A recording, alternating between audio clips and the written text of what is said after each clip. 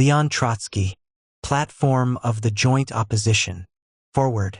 This document was the end product of a process of analysis and struggle in a constantly changing and living movement, the Bolshevik Party. It sums up a period which spans roughly 4 years, commencing sometime before the death of Lenin in 1923 and concluding with attempts to publish this program in 1927. Before these 4 years, the First World War had wreaked its destruction on the Russian economy.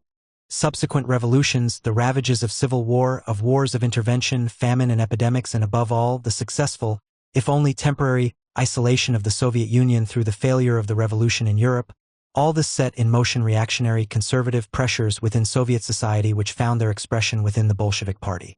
This was essentially a complex and relatively long drawn-out process, the mechanics of which were not apparent at that time to any but the most far-sighted participants in the struggles within the Bolshevik Party.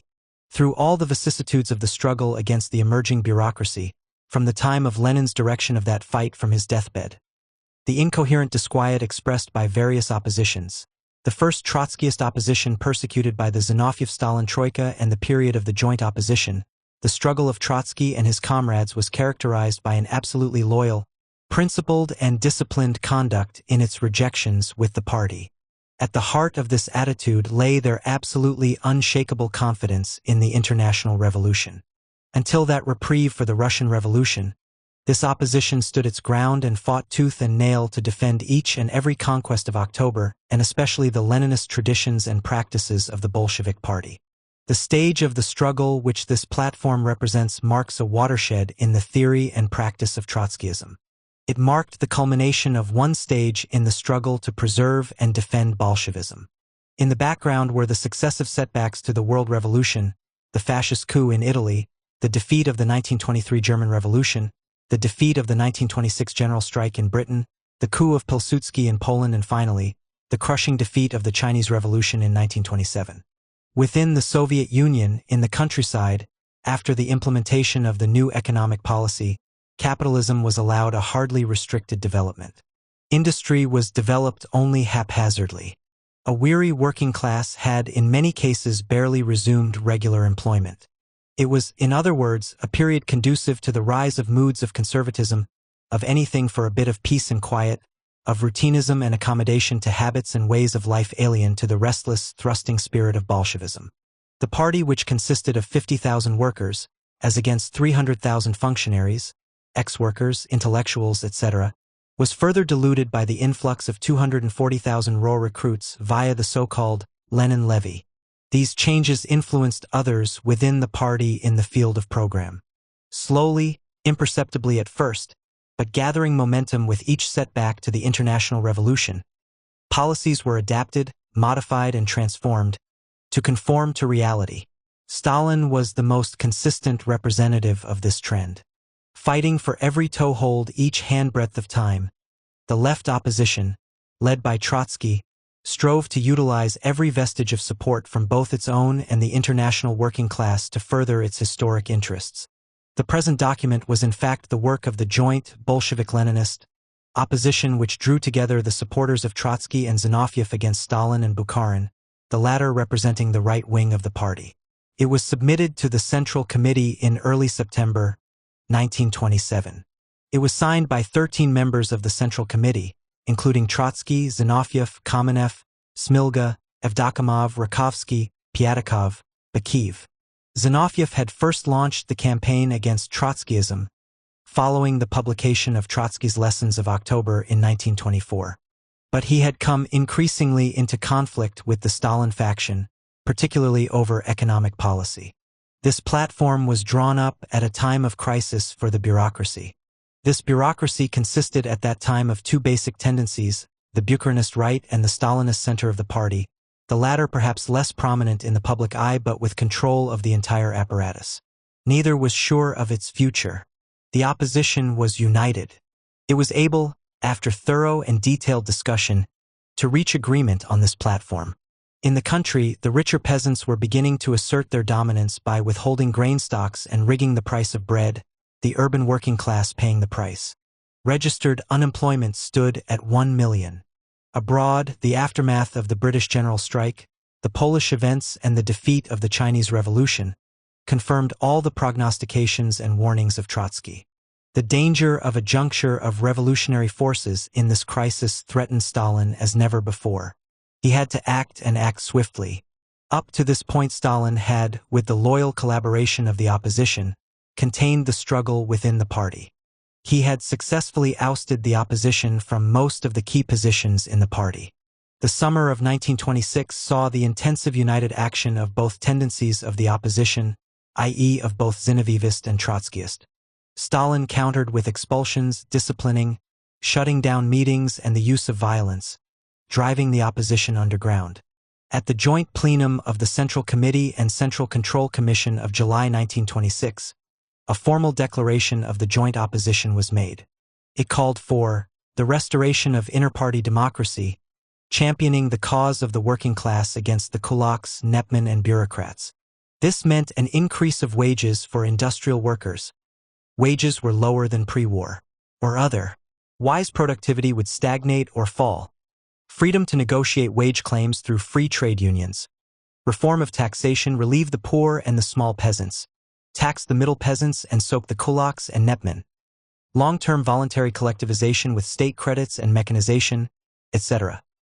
Compulsory grain loans and a 50% tax on profits of the kulaks in order to subsidize industry. This revenue alone would more than cover losses by tax relief and increased wage costs. Accelerate industrialization, already output exceeded plans, by implementing the decisions of the 14th Congress of December 1925, and institute a real 5-year plan.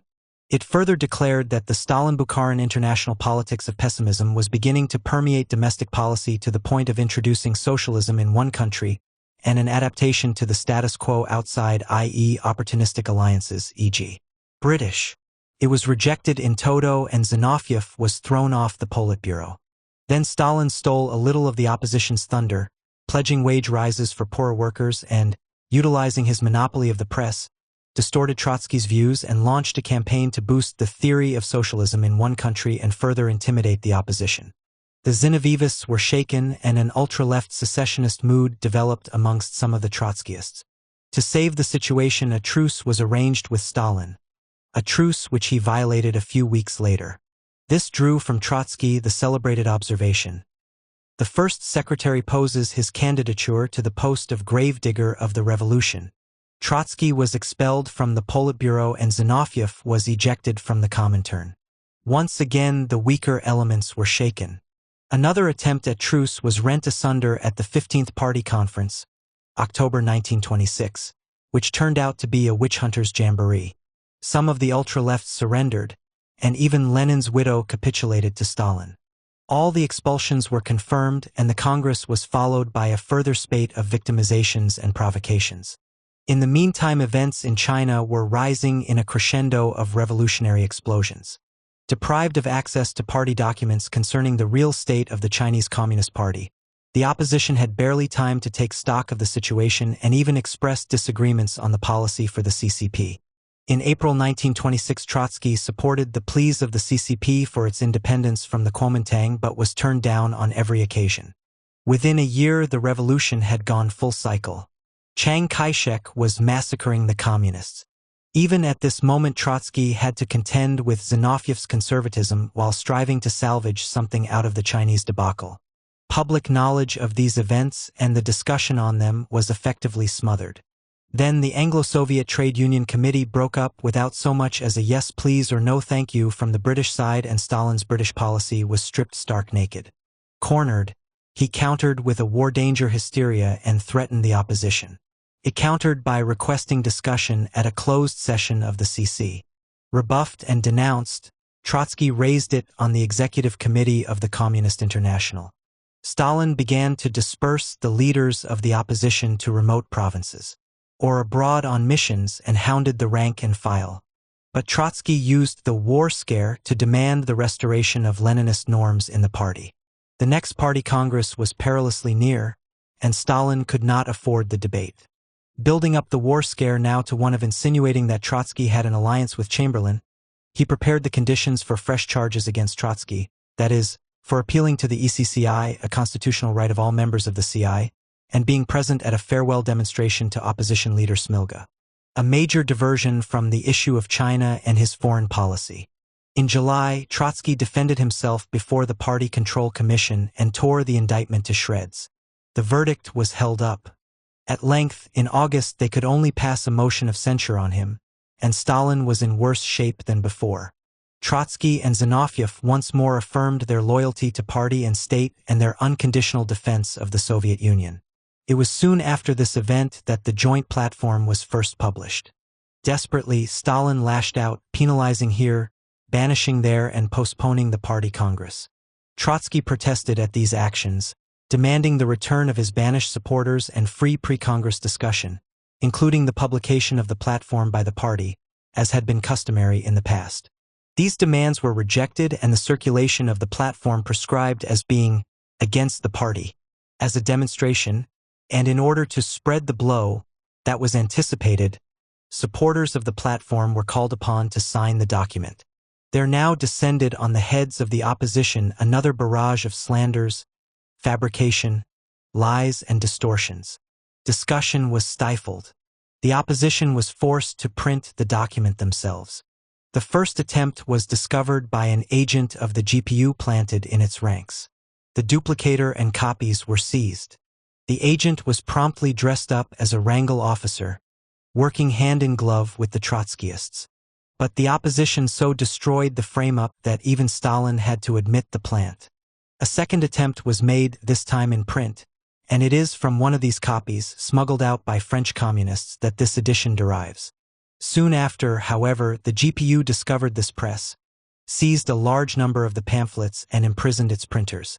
Immediately, Preobrazhensky, Serebryakov, and Mrachovsky volunteered responsibility for this work. They were promptly expelled from the party and later imprisoned. On September 27, Trotsky, after a scathing statement in his defense, was expelled from the ECCI. Stalin feared the possible consequences of the policies of the platform, and utilizing the gag imposed on the opposition and his monopoly of the press and state apparatus, stole a march, and indeed one better, on the opposition. Without consulting the State Planning Commission, the trade unions, or even his own Central Committee, he decreed with a fanfare of trumpets, a 7-hour day, a 5-day week, same wages as before. Hurrah for the 10th anniversary of the October Revolution. Part of the 10th anniversary celebration was the convening of the Central Executive Committee of the Soviets in Leningrad on October 15. At this meeting, Trotsky denounced Stalin's decree as a demagogic trick and totally unattainable in terms of what was possible in the Soviet Union of the day. Better give the workers something less but real. Sensitive to what he had to say in relation to the conditions of the working class, and fearful of the consequences. Stalin seized on this phrase and sent his whippersnappers scurrying to the factory gates crying, "Trotsky doesn't want to give you anything." Despite their efforts, on the same day, by a coincidence, the special 7-hour day celebration demonstration turned into one in favor of Trotsky and Zinoviev. A week later, Stalin was insisting on expulsions again. The hysteria at this session of the joint plenum of the CC and Control Commission reached incredible depths. Books, inkpots, and even a glass were hurled at Trotsky as he defended himself. But underlying these symptoms was the graver malady of the final disintegration of men who had trained themselves to be Bolsheviks all their political lives. Their efforts increased in vehemence and violence as the Congress drew nearer. Came November 7th, the 10th anniversary of the October Revolution, and the joint opposition made a desperate intervention. Their banners cried their cause.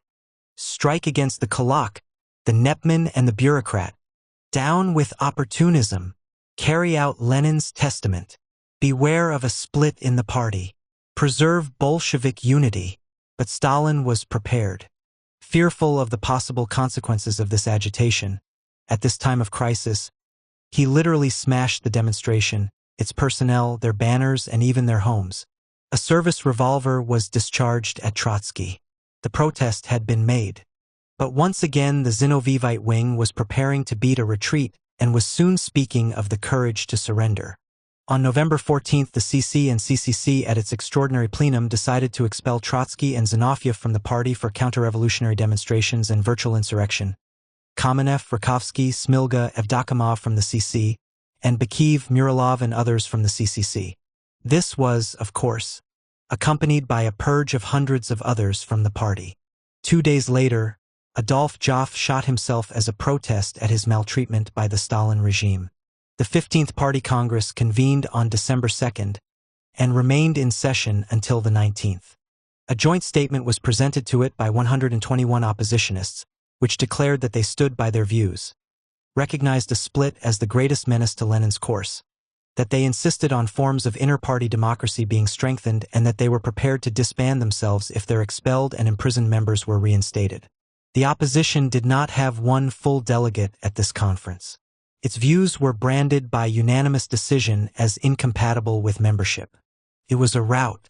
Before the Congress was over, the Zinovivists deserted.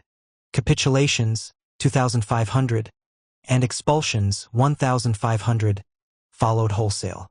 Zinoviev and Kamenev surrendered and were put on 6 months' probation. Antonov, Ovchinko, and Pyatakov followed suit. But the Trotskyists, while still supporting the single-party system, refused to submit to the decisions of this Congress within the party. Stalin went to work immediately, exiling oppositionists to the most inhospitable corners of the socialist sixth of the world. 3,000 to 4,000 arrests were made, and just in time. For all the signs of trouble began to manifest themselves: grain shortages and price increases of bread and other foodstuffs. In fact, only 6 days before Trotsky's banishment to Alma-Ata, the first measures against the kulaks were discussed. By February, the party press declared, "The kulak has raised his head. The peasants are withholding their surplus grain." By April, the CC confessed to a grave crisis and instituted compulsory loans on the kulaks, requisitioning of grain and fixing of bread prices. All that the opposition prophesied, all that the platform warned against, was being confirmed. Cautiously, and steering clear of the least sectarianism towards the Stalinist wing and the slightest opportunism towards the Bucharinists, the opposition delineated a course of critical support for the Stalin group and against the restorationist trend, but insisting on a return to internal democracy in the party. This attitude characterized the struggle in the next period. But in this phase of the struggle, the opposition suffered the disadvantage of being scattered in remote places of exile, able to correspond with each other and with its leader Trotsky only with great difficulty and delay. Valuable time had been gained, in that the previous struggle had at least served to heighten the awareness of the crisis in the country and suggested the measures with which to combat it. Indeed, had the Zinovivite wing stood firm, a different state of affairs might have prevailed. But here again experience underlined the necessity for intransigent loyalty to principles. The Stalinists, now falling out with the right Bucharinists, were on the horns of dilemma, losing their erstwhile friends and fearful at the prospect of having a block with Trotsky. So they spread dissension and discord in the ranks of the opposition, seducing the weaker and hammering the irreconcilables. The siren cries of the new shifts in Stalin's policies began to achieve precisely that, dividing and then deepening the rift among the exiles into conciliators and irreconcilables. Preobrazhensky, the theoretician par excellence of primitive accumulation, was attracted by the new policies, but like others, failed to observe the thoroughgoing persecution, intolerance, and falsification of party history which accompanied these measures. His proposal for a rapprochement with Stalin was rejected by the opposition. Then Radek caught the fever, beginning to find fault with the theory of the permanent revolution, which he had hitherto endorsed. During the summer of 1928, Trotsky made preparations for the 6th Congress of the Communist International and drew up a detailed and devastating critique of the new draft program of the CI. The 6th Congress of the CI and its new left turn tended to further reinforce these trends while simultaneously generating a mood of lack of confidence and skepticism among the foreign representatives in the International. In the meantime, the Bucharinists made a temporary comeback on the CC, curbing the measures against the kulaks, who now withheld their stocks to such an extent as to halt grain exports and force the bread prices up by 20%, endangering even army supplies. These developments in turn strengthened the left in the opposition, the Sosnovsky, Dingelstedt, Eltsin wing. On the other hand, Rakovsky, Trotsky's chief comrade-in-arms, began to succumb to what he described as the deadly apathy of the proletariat and the laws of history. On the CC, feverish maneuvering went on. Bukharin made semi-hysterical advances to the opposition, while Stalin sent out feelers and misleading rumors of a possible pact with Trotsky. Trotsky used this opportunity to make his position clearer. No horse trading in principles, discussion only on the basis of proletarian democracy. He disowned Stalin's methods of force and violence in implementing his policies. Rather, tax the wealthy, support the poor, and give the middle peasant a square deal. No capitulation to Stalinism, only critical support. As regards relations with the Bucharinists, an agreement was only possible on the single point of enforcing strict and proper rules of conduct for a really democratic party congress. Towards the end of 1928, Smilga, Serebryakov, and Smirnov drifted over to Radek-Preobrazhensky. Radek resumed his attack on the permanent revolution. In October, all Trotsky's communications with his comrades were cut except for those with defectors. And for good reason too. The October Revolution celebrations revealed why. The slogans in the press read, "The danger is on the right. Strike against the kulak. Curb the Netmen. Speed up industrialization." The previous year's November Day slogans of the opposition were confirmed to the day, with the all-important exception of the question of party democracy. The aggravation of the crisis only served to strengthen Stalin's attitude to the opposition, entice the waverers, crush the irreconcilables. In the party there were heart-searchings. Perhaps Trotsky was right. The opposition experienced an accession of strength, followed by a fresh wave of arrests. But for each of these there were many more silent doubters still in the party. Trotskyism threatened to outflank Stalin. Its leader had to be removed. The Politburo debated his deportation, and despite Bukharin's desperate pleas and Tomsky and Rykov's opposition, Stalin won. On January 22, 1929, Trotsky and his family were moved from Alma-Ata and later deported to Turkey. He resided on the island of Principe while negotiating a visa to enter any one country in the world. None, not even Britain under a so-called Labour government, would have him. Finally, in 1933, he was granted asylum in France, which was later commuted to residence under surveillance. From France, he emigrated to Norway in 1935 and thence to Mexico, where he lived up to the day of his assassination in August 1940.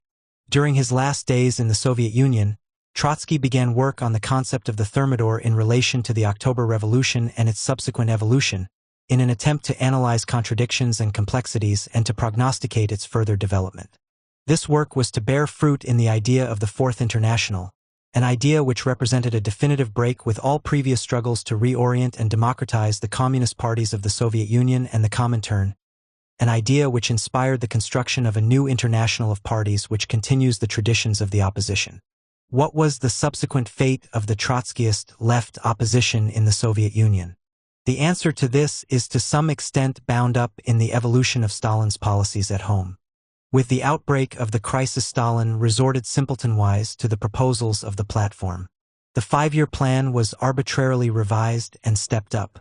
In the country, the Stalinists moved from grain requisition to voluntary collectivization and finally in 1929 to 1930 to forced collectivization, all without any coordination with the development in agricultural technique, blindly, empirically, violently. Disaster in food crops, livestock and commercial industrial crops, impoverishment and mass deportations of refractory peasantry, and famine to the point of cannibalism resulted. The effects of this collapse on the urban worker were harrowing.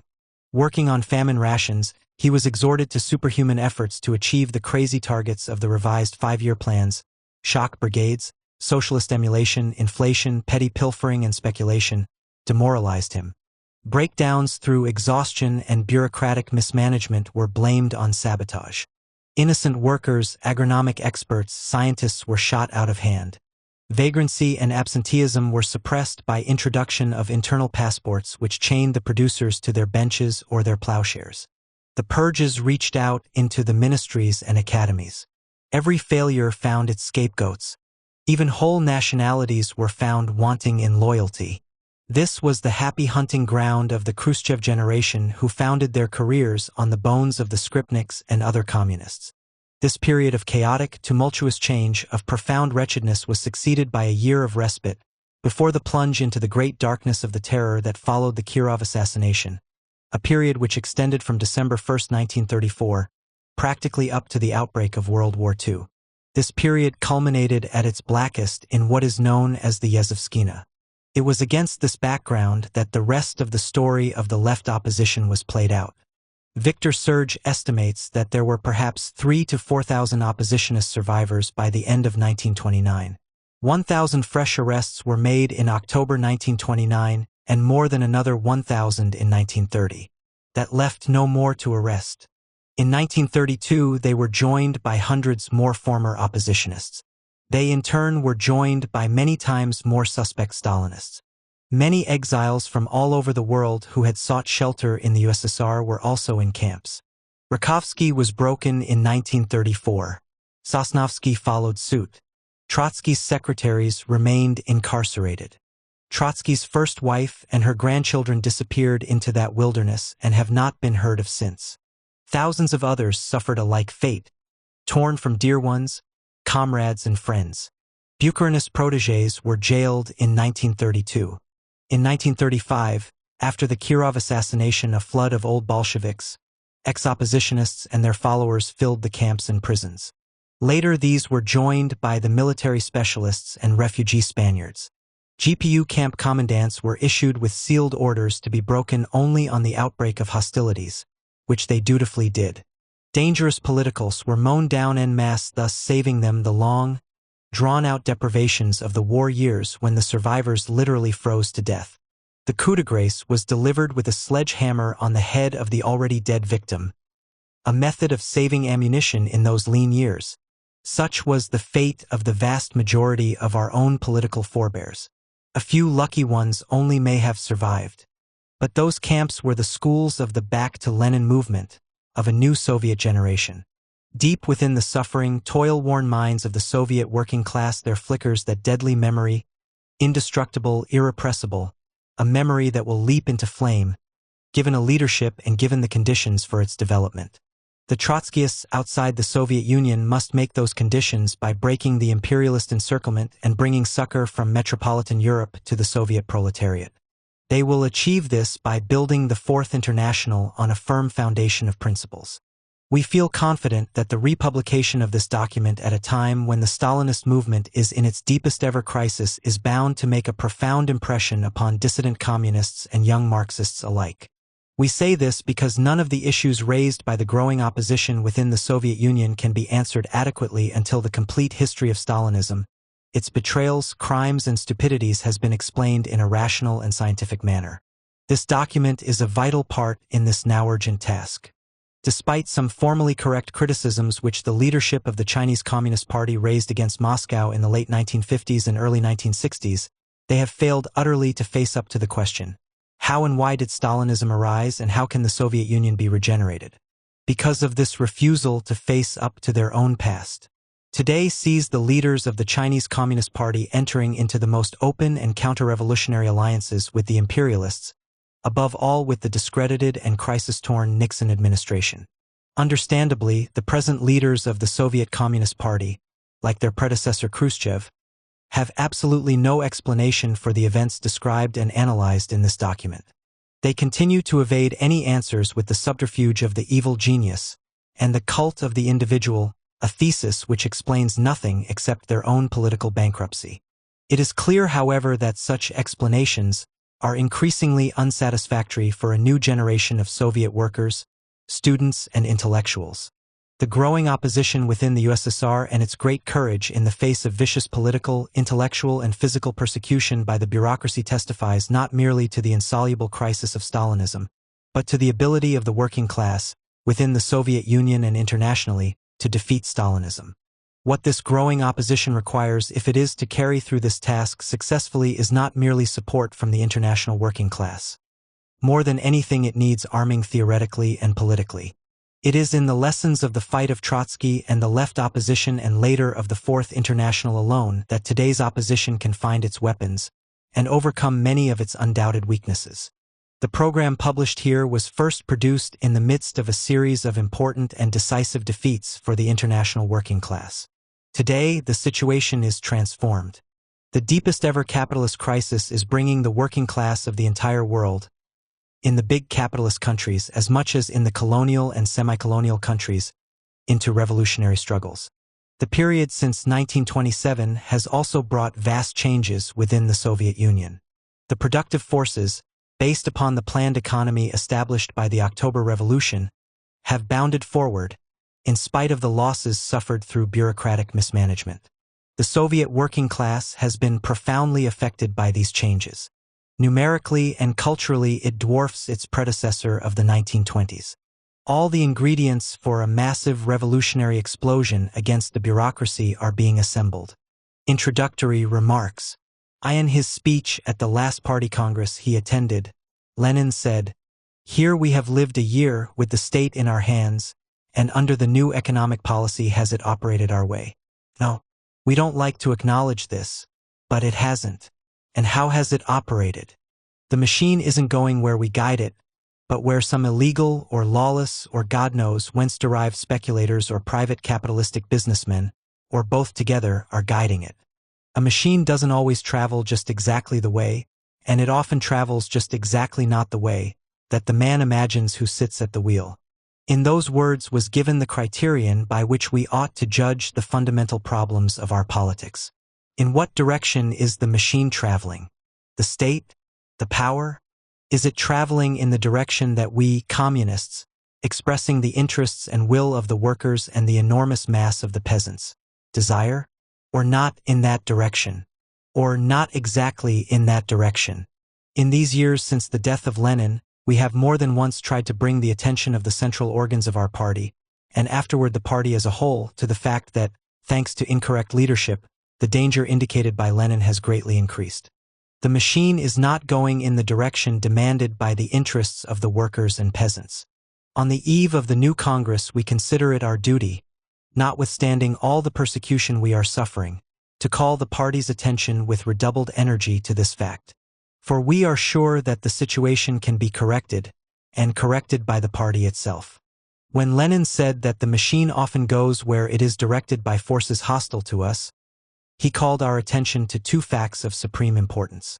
First, that there exist in our society these forces hostile to our cause the kulak, the nepman, the bureaucrat, availing themselves of our backwardness and our political mistakes, and relying upon the support of international capitalism.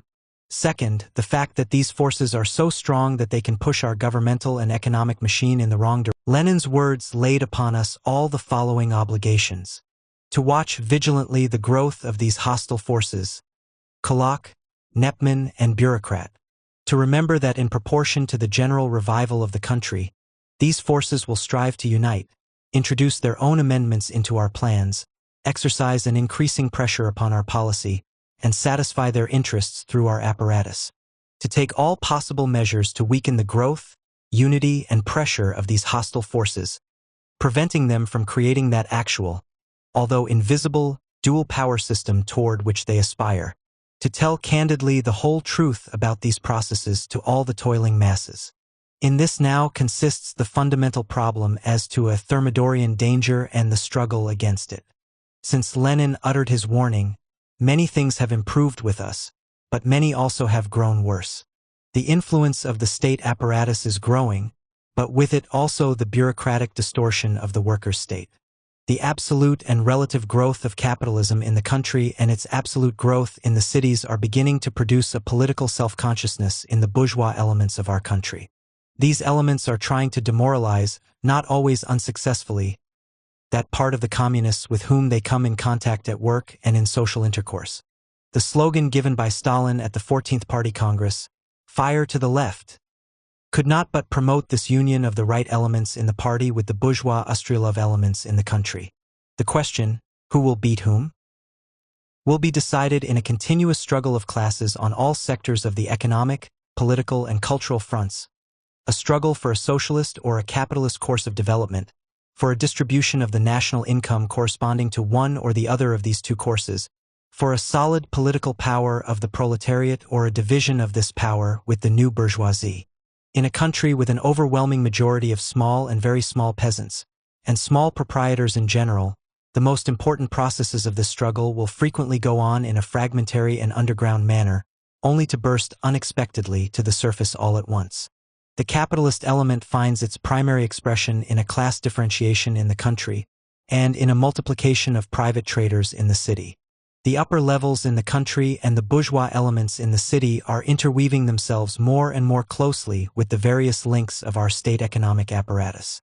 And this apparatus not infrequently helps the new bourgeoisie to wrap up in a statistical fog its successful effort to increase its share in the national income. The trade apparatus, state, cooperative, and private, devours an enormous share of our national income, more than 1/10 of the gross production. Furthermore, private capital, in its capacity as commercial middleman, has handled in recent years considerably more than 1/5 of all trade in absolute figures, more than 5 milliards a year. Up to now, the general consumer has received more than 50% of the products he needs from the hands of the private capitalists. For the private capitalist, this is the fundamental source of profit and accumulation. The disparity scissors between agricultural and industrial prices, between wholesale and retail prices, the rupture between prices in the different branches of agriculture in the different regions and seasons, and finally the difference between domestic and world prices, contraband, are a constant source of private gain. Private capital is collecting usurious interest on loans and is making money on government bonds. The role of the private capitalist in industry is also very considerable. Even though it has decreased relatively in the recent period, still it has grown absolutely. Registered private capitalistic industry shows a gross production of 400 millions a year. Small, home, and handicraft industries show more than 1,800 millions. Altogether, the production of the non-state industries constitutes more than 1/5 of the whole production of goods, and about 40% of the commodities in the general market. The overwhelming bulk of this industry is bound up one way or another with private capital. The various open or concealed forms of exploitation of the mass of handicraft workers by commercial and home enterprise capital are an extremely important and, moreover, a growing source of accumulation for the new bourgeoisie. Taxes, wages, prices, and credit are the chief instruments of distribution of the national income, strengthening certain classes and weakening others. The agricultural tax in the country is imposed, as a general rule, in an inverse progression, heavily upon the poor, more lightly upon the economically strong and upon the kulaks. According to approximate calculations, 34% of the poor peasant proprietors of the Soviet Union, even omitting provinces with a highly developed class differentiation, such as the Ukraine, Northern Caucasus, and Siberia, receive 18% of the net income. Exactly the same total income, 18%, is received by the highest group, constituting only 7.5% of the proprietors. Yet both these groups pay approximately the same amount, 20% each of the total tax. It is evident from this that on each individual poor farm the tax lays a much heavier burden than on the kulak, or the well-to-do proprietor in general. Contrary to the fears of the leaders of the 14th Congress, our tax policy by no means strips the kulak. It does not hinder him in the least from concentrating in his hands a continually greater accumulation in money and kind. The role of the indirect taxes in our budget is growing alarmingly at the expense of the direct. By that alone, the tax burden automatically shifts from the wealthier to the poorer levels. The taxation of the workers in 1925 to 1926 was twice as high as in the preceding year, while the taxation of the rest of the urban population diminished by 6%. The liquor tax falls, with more and more unbearable heaviness, precisely upon the industrial regions. The growth of income per person for 1926 as compared with 1925, according to certain approximate calculations, constituted, for the peasants, 19%, for the workers, 26%, for the merchants and the industrialists, 46%. If you divide the peasants into three fundamental groups, it will appear beyond a doubt that the income of the kulak increased incomparably more than that of the worker. The income of the merchants and industrialists, calculated on the basis of the tax data, is undoubtedly represented as less than it is. However, even these somewhat colored figures clearly testify to a growth of class differences. The scissors, representing the disparity of agricultural and industrial prices, have drawn still farther apart during the last year and a half. The peasant received for his produce not more than 1.25 times the pre-war price, and he paid for industrial products not less than 2 1/5 times as much as before the war. This overpayment by the peasants, and again predominantly by the lower level of the peasants, constituting in the past year a sum of about 1 milliard rubles, not only increases the conflict between agriculture and industry, but greatly sharpens the differentiation in the country. On the disparity between wholesale and retail prices, the state industry loses, and also the consumer, which means that there is a third party who gains. It is the private capitalist who gains, and consequently capitalism. Real wages in 1927 stand, at the best, at the same level as in the autumn of 1925. Yet it is indubitable that during the 2 years intervening the country has grown richer, the total national income has increased, the colloc levels in the country have increased their reserves with enormous rapidity, and the accumulations of the private capitalist, the merchant, the speculator have grown by leaps and bounds. It is clear that the share of the working class in the total income of the country has fallen, while the share of other classes has grown. This fact is of supreme importance in appraising our whole situation. Only a person who believes at the bottom of his heart that our working class and our party are not able to cope with the difficulties and dangers can affirm that a frank indication of these contradictions in our development, and of the growth of these hostile forces, is panic or pessimism. We do not accept this view. It is necessary to see the dangers clearly. We point them out accurately, precisely in order to struggle with them more effectively and to overcome them. A certain growth of the hostile forces, the kulak, the nepman, and the bureaucrat, is unavoidable under the new economic policy. You cannot destroy these forces by mere administrative order or by simple economic pressure. In introducing the NEP and carrying it through, we ourselves created a certain place for capitalistic relations in our country, and for a considerable time to come we still have to recognize them as inevitable. Lenin merely reminded us of a naked truth which the workers have to know, when he said, "While we continue to be a small peasant country, there is a more solid basis for capitalism in Russia than for communism. That we must remember, we have not torn out capitalism by the roots, and we have not undermined the foundation and basis of the internal enemy." The supremely important social fact here indicated by Lenin cannot, as we said, be simply destroyed, but we can overcome it by way of a correct, planned, and systematic working-class policy, relying upon the peasant poor and an alliance with the middle peasant. This policy basically consists in an all-round strengthening of all the social positions of the proletariat, in the swiftest possible elevation of the commanding centers of socialism, in closest possible connection with the preparation and development of the world proletarian revolution. A correct Leninist policy also includes maneuvering.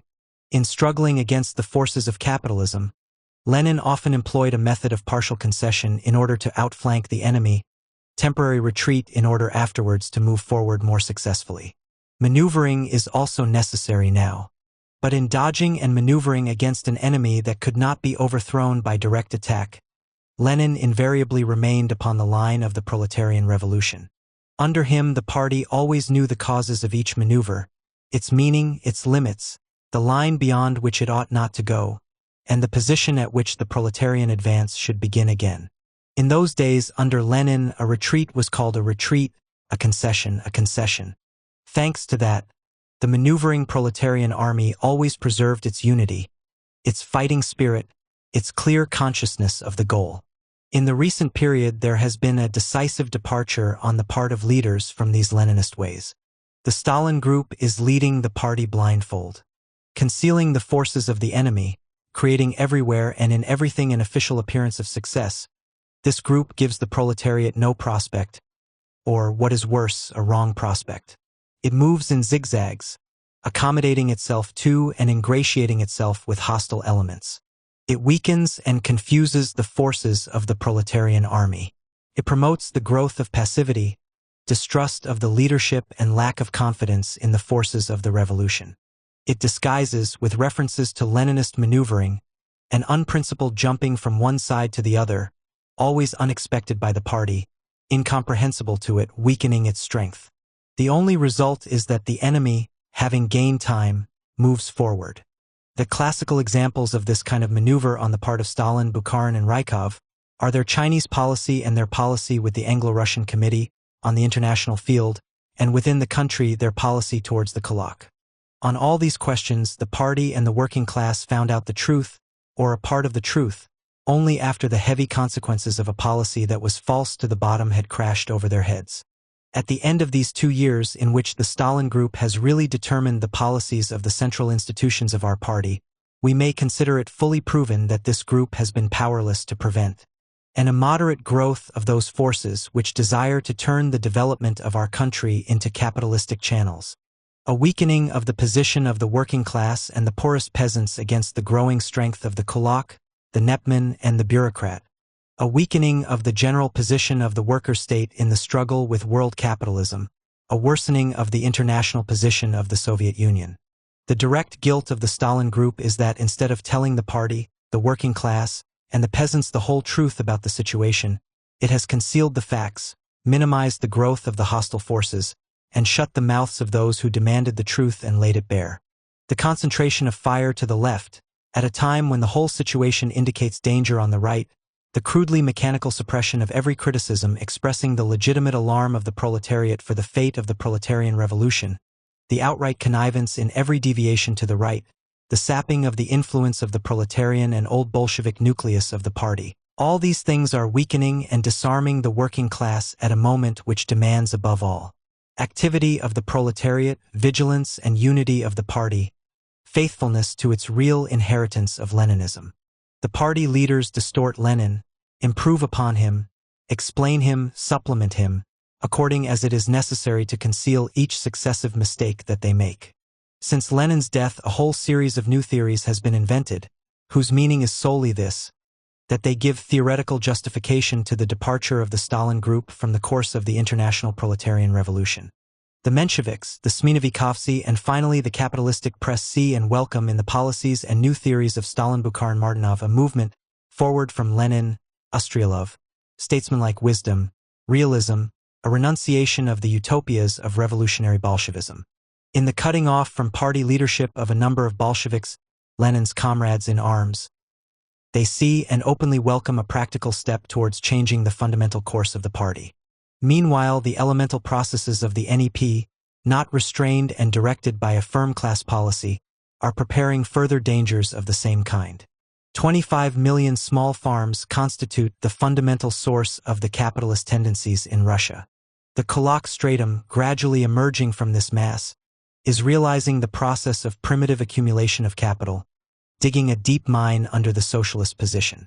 The further destiny of this process depends ultimately upon the relation between the growth of the state economy and the private.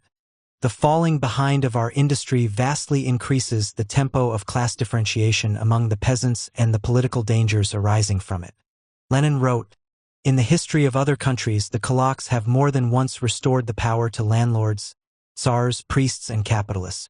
It has been so in all previous European revolutions, where, in consequence of the weakness of the workers, the kulaks have succeeded in reverting from a republic to monarchy, from the rulership of the toiling masses to the omnipotence of the exploiters, the rich, the parasites. You can reconcile the kulak with the landlord, the czar, and the priest easily enough, even though they've had a quarrel, but with the working class, never.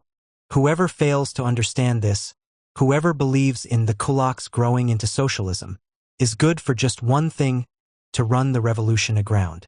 There exist in this country two mutually exclusive fundamental positions.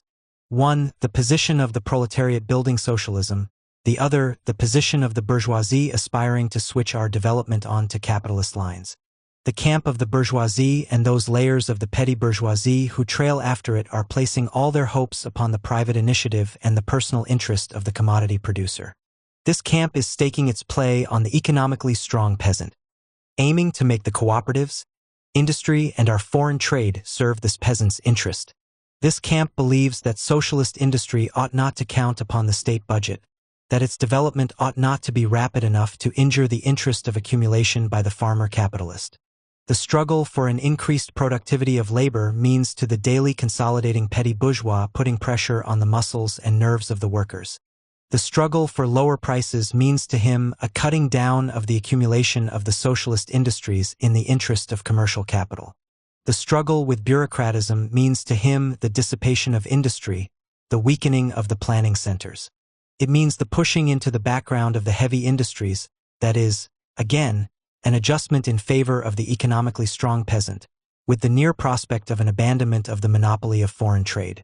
This is the course of the Austrialovs. The name of this course is capitalism on the installment plan. It is a strong tendency in our country, and exercises an influence upon certain circles of our party.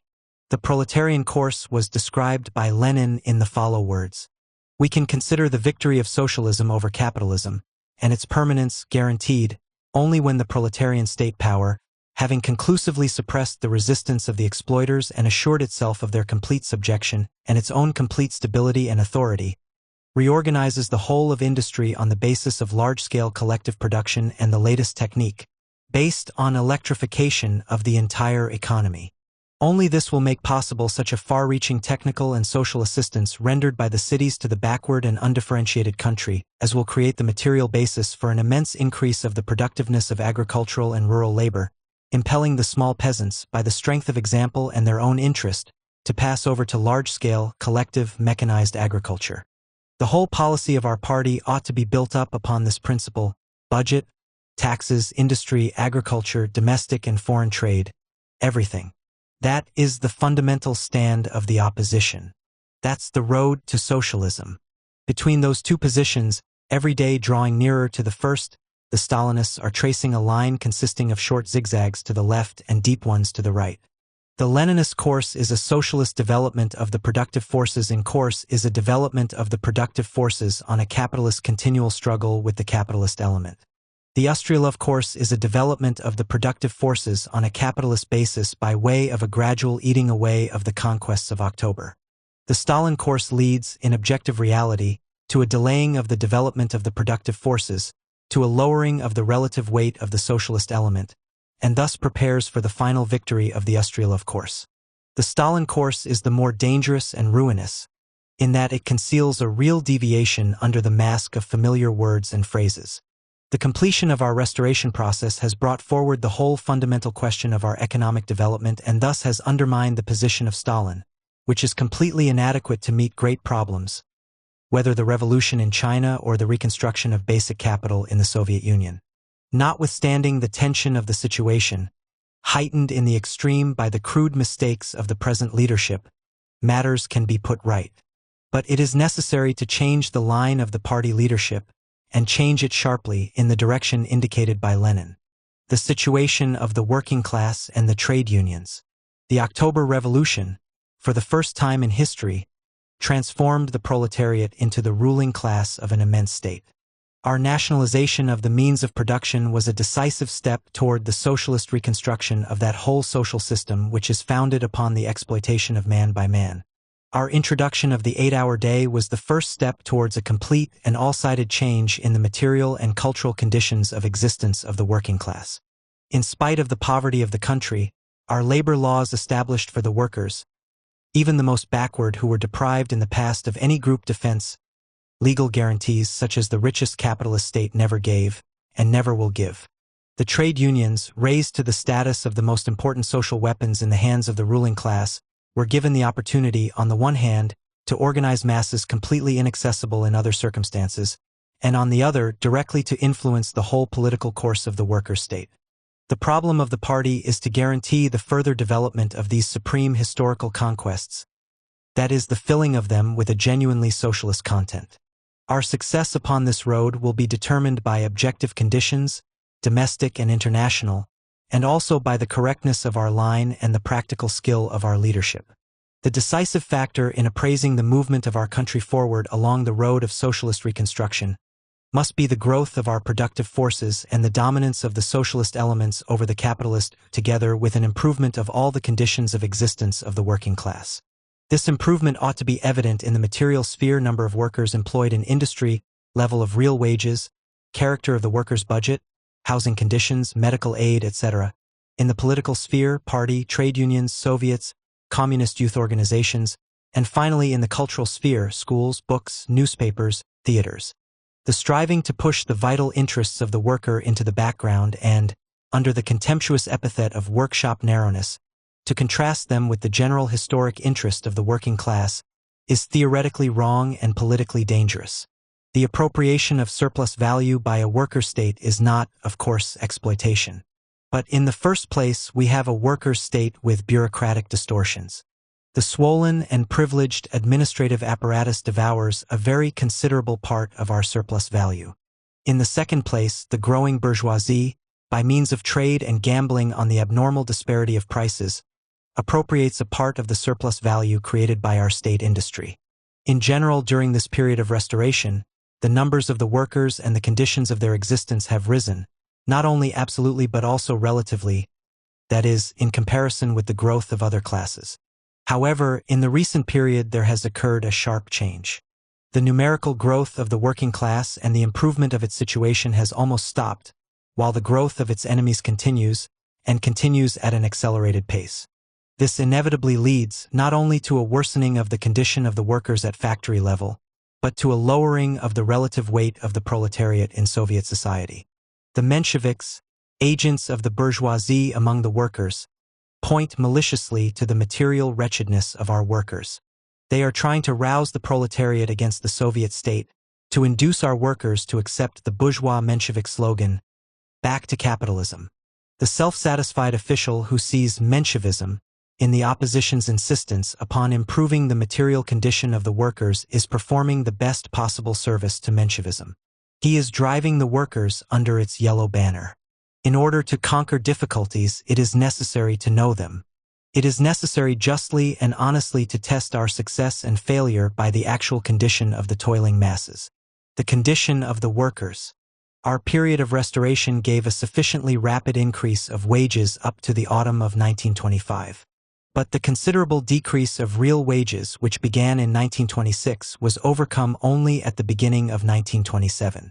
Monthly wages in the first 2 quarters of the fiscal year 1926 to 1927 amounted on the average in large-scale industry, in Moscow rubles, to 30 rubles 67 kopecks and 30 rubles 33 kopecks, as against 29 rubles 68 kopecks in the autumn of 1925. In the third quarter, according to preliminary calculations, the wages amounted to 31 rubles 62 kopecks. Thus, real wages for the present year have stood still, approximately at the level of the autumn of 1925. Of course, the wages and the general material level of particular categories of workers and particular regions, above all Moscow and Leningrad, are undoubtedly higher than this average level. But on the other hand, the material level of other very broad working-class strata is considerably below these average figures. Moreover, all the data testify that the growth of wages is lagging behind the growth of the productivity of labor. The intensity of labor increases. The bad conditions of labor remain the same. The raising of wages is being more and more conditioned upon a demand for an increased intensity of labor. This new tendency, inconsistent with a socialist course of development, was reinforced by the Central Committee in its famous resolution on rationalization. The Fourth Congress of the Soviets adopted this same resolution. Such a policy would mean that the increase of social wealth due to a developing technique, increased productivity of labor, does not in itself lead to an increase of wages. The small numerical growth of the workers means a lowering of the number of working members in each family. In real rubles, the expense budget of the worker's family has decreased since 1924 to 1925. The increase in the cost of living quarters has compelled the worker to rent out a part of his space. The unemployed, directly or indirectly, burden the budget of the worker. The swiftly growing consumption of alcoholic liquors burdens his budget. In the sum total, we have an obvious lowering of his standard of life. The rationalization of production now being introduced will inevitably lower still more the condition of the working class, unless it is accompanied by an expansion of industry and transport sufficient to take in the discharged workers. In practice, rationalization often comes down to throwing out some workers and lowering the material conditions of others. This inevitably fills the mass of the workers with a distrust of rationalization itself. When the conditions of labor are lowered, it is always the weakest group who suffer the most. Unskilled workers, seasonal workers, women, and adolescents. In 1926, there was an obvious lowering of the wages of women as compared with those of men, in almost all branches of industry. Among the unskilled in 3 different branches of industry, the earnings of women in March 1926 were 51.8%, 61.7%, and 83% of the earnings of men. Necessary measures have not been taken for improving the conditions of women's work in such branches as the peat industry, loading and unloading, etc. The average earnings of adolescents, in comparison with the earnings of all the workers, are steadily declining. In 1923, they were 47.1%. In 1924, 45%. In 1925, 43.4%. In 1926, 40.5%. In 1927, 39.5%. In March 1925, 49.5% of the adolescents received less than 20 rubles. The abolition of the regulation providing for the employment of a certain number of adolescents to every given number of workers in an industrial establishment has been a heavy blow to the working youth and to the worker's family. The number of unemployed adolescents is greatly increasing. Farm labor. Of the approximately 3.5 million wage workers in the country, 1,600,000 are farmhands, men and women. Only 20% of these farmhands are organized in unions. The registration of wage contracts, often so bad as to mean practical slavery, is barely beginning. The wages of farmhands are customarily below the legal minimum, and this often even on the state farms. Real wages on the average are not over 63% of the pre-war level. The working day is rarely less than 10 hours. In the majority of cases it is, as a matter of fact, unlimited. Wages are irregularly paid, and paid after intolerable delays. This miserable situation of the hired laborer is not only a result of the difficulties of socialist construction in a backward, peasant country. It is also, and indubitably, a result of the false course which in practice, in the reality of life, gives predominant attention to the upper levels and not the lower levels of the village. We must have an all-sided, systematic defense of the hired laborer, not only against the kulak, but also against the so-called economically strong middle peasant. The housing question. The normal dwelling space for the workers is, as a rule, considerably smaller than the average space for the whole urban population. The workers of the great industrial cities are in this respect the least favored part of the population. The distribution of dwelling space according to social groups, in a series of investigated cities, was as follows. Per industrial worker, 5.6 square meters. Per clerical worker, 6.9. Per handicraftsman, 7.6. Per professional, 10.9. And for the non-working element, 7.1. The workers occupy the last place. Moreover, the dimension of the workers' living space is narrowing from year to year. That of the non-proletarian elements is widening. The general situation in the matter of dwelling house construction threatens the further development of industry. In spite of this fact, the 5-year plan of the Commission on State Planning offers a prospect in dwelling house construction according to which the housing situation at the end of 5 years will be worse than it is now. This, according to the admission of the Commission itself. From 11.3 square arshins at the end of 1926, the average norm will be lowered by the end of 1931, according to the 5-year plan, to 10.6. Unemployment. The slow growth of industrialization nowhere reveals itself so morbidly as in the unemployment which has attacked the fundamental ranks of the industrial proletariat. The official number of registered unemployed in April 1927 was L. 478,000. The actual number of unemployed is about 2 million. The number of unemployed is growing incomparably faster than the total number of employed workers. The number of industrial workers is growing incomparably faster than the total number of employed workers. The number of industrial workers unemployed is growing rapidly. According to the 5-year plan of the State Planning Commission, our industries will absorb during the whole 5 years a little more than 400,000 steadily employed workers. This means, with the continual influx of workers from the country, that the number of unemployed by the end of 1931 will have grown to no less than 3 million men and women. The consequence of that state of affairs will be a growth of the number of homeless children, beggars and prostitutes. The small unemployment insurance paid to those out of work is causing justifiable resentment. The average benefit is 11.9 rubles, that is, about 5 pre-war rubles. The trade union benefits average 6.5 to 7 rubles. And these benefits are paid, approximately, to only 20% of the unemployed members of the union. The Code of Labor Laws has undergone so many interpretations that these exceed by many times the number of articles in the code.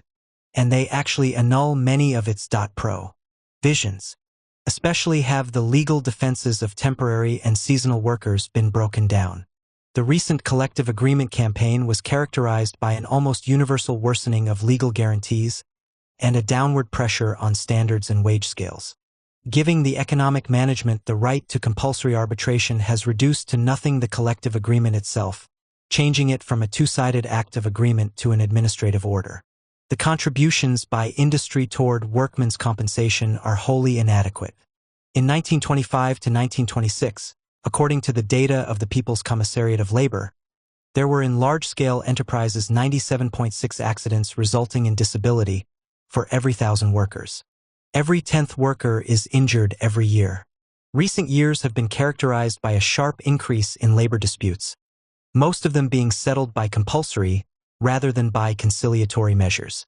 The regime in the factories has deteriorated. The administrative organs are striving more and more to establish their unlimited authority. The hiring and discharge of workers is actually in the hands of the administration alone. Pre-revolutionary relations between foremen and workmen are frequently found. The production conferences are gradually being reduced to nothing. The majority of the practical proposals adopted by the workers are never carried out. Among many of the workers, a distaste for these production conferences is nourished by the fact that the improvements they do succeed in introducing often result in a reduction in the number of workers. As a result, the production conferences are scantily attended. In the cultural sphere, it is necessary to emphasize the problem of the schools. It is becoming harder and harder for the worker to give his children even an elementary education, to say nothing of vocational training. In almost all the working class districts, there is a continually increasing shortage of schools. The fees demanded of parents for school supplies are practically destroying the freedom of education. The shortage of schools and the inadequate provision of kindergartens are driving a considerable number of the workers' children into the streets. The trade unions and the workers, that conflict of interests on the question of conditions of labor in the factory, noted in a resolution of the 11th Congress of the party, has grown very considerably of late years.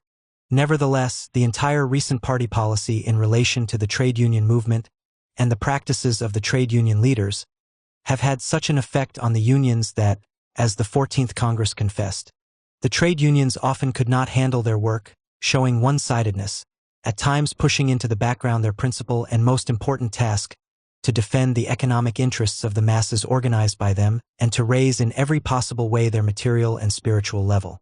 The situation after the 14th Congress did not become better, but worse. The bureaucratization of the trade unions took a further forward step. In the staff of the elective executive organs of 10 industrial unions, the percentage of workers from the bench and non-party militant workers is extremely small, 12 to 13%. The immense majority of the delegates to the trade union conferences are people entirely dissociated from industry. Never before have the trade unions and the working mass stood so far from the management of socialist industry as now. The self-activity of the mass of workers organized in the trade unions is being replaced by agreements between the secretary of the party group, the factory director, and the chairman of the factory committee, the triangle. The attitude of the workers to the factory and shop committees is one of distrust. Attendance at the general meetings is low. The dissatisfaction of the worker, finding no outlet in the trade union, is driven inwards. We mustn't be too active.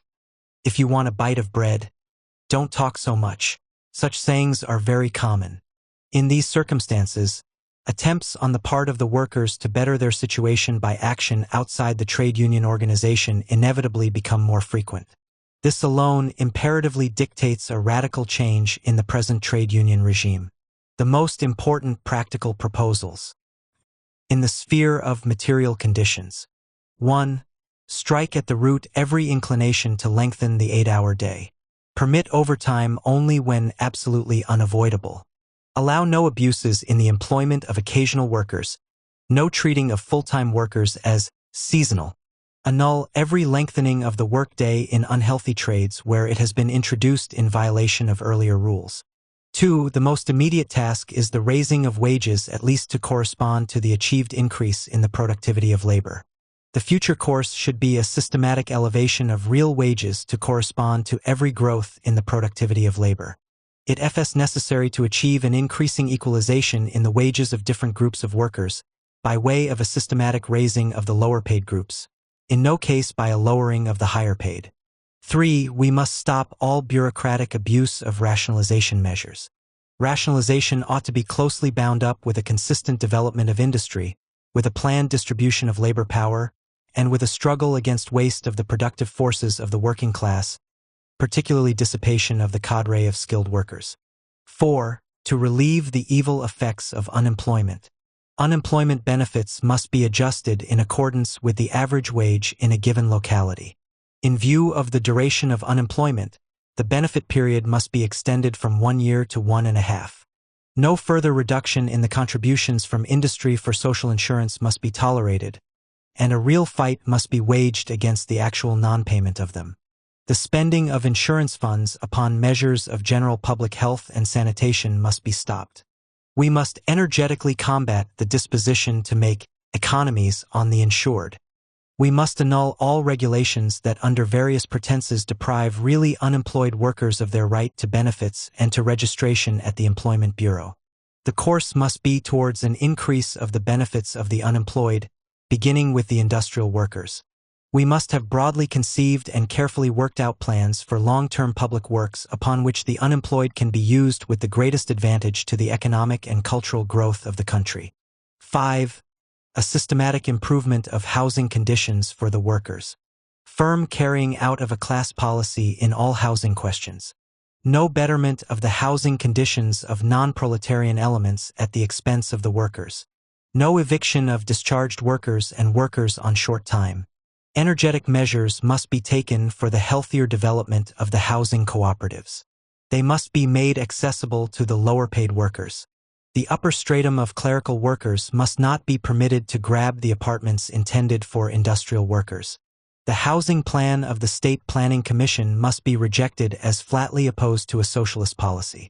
Business enterprises must be obliged to increase their housing expenditures and their budget allotments and credits for this purpose sufficiently, so that the next 5 years will see a definite improvement in workmen's homes.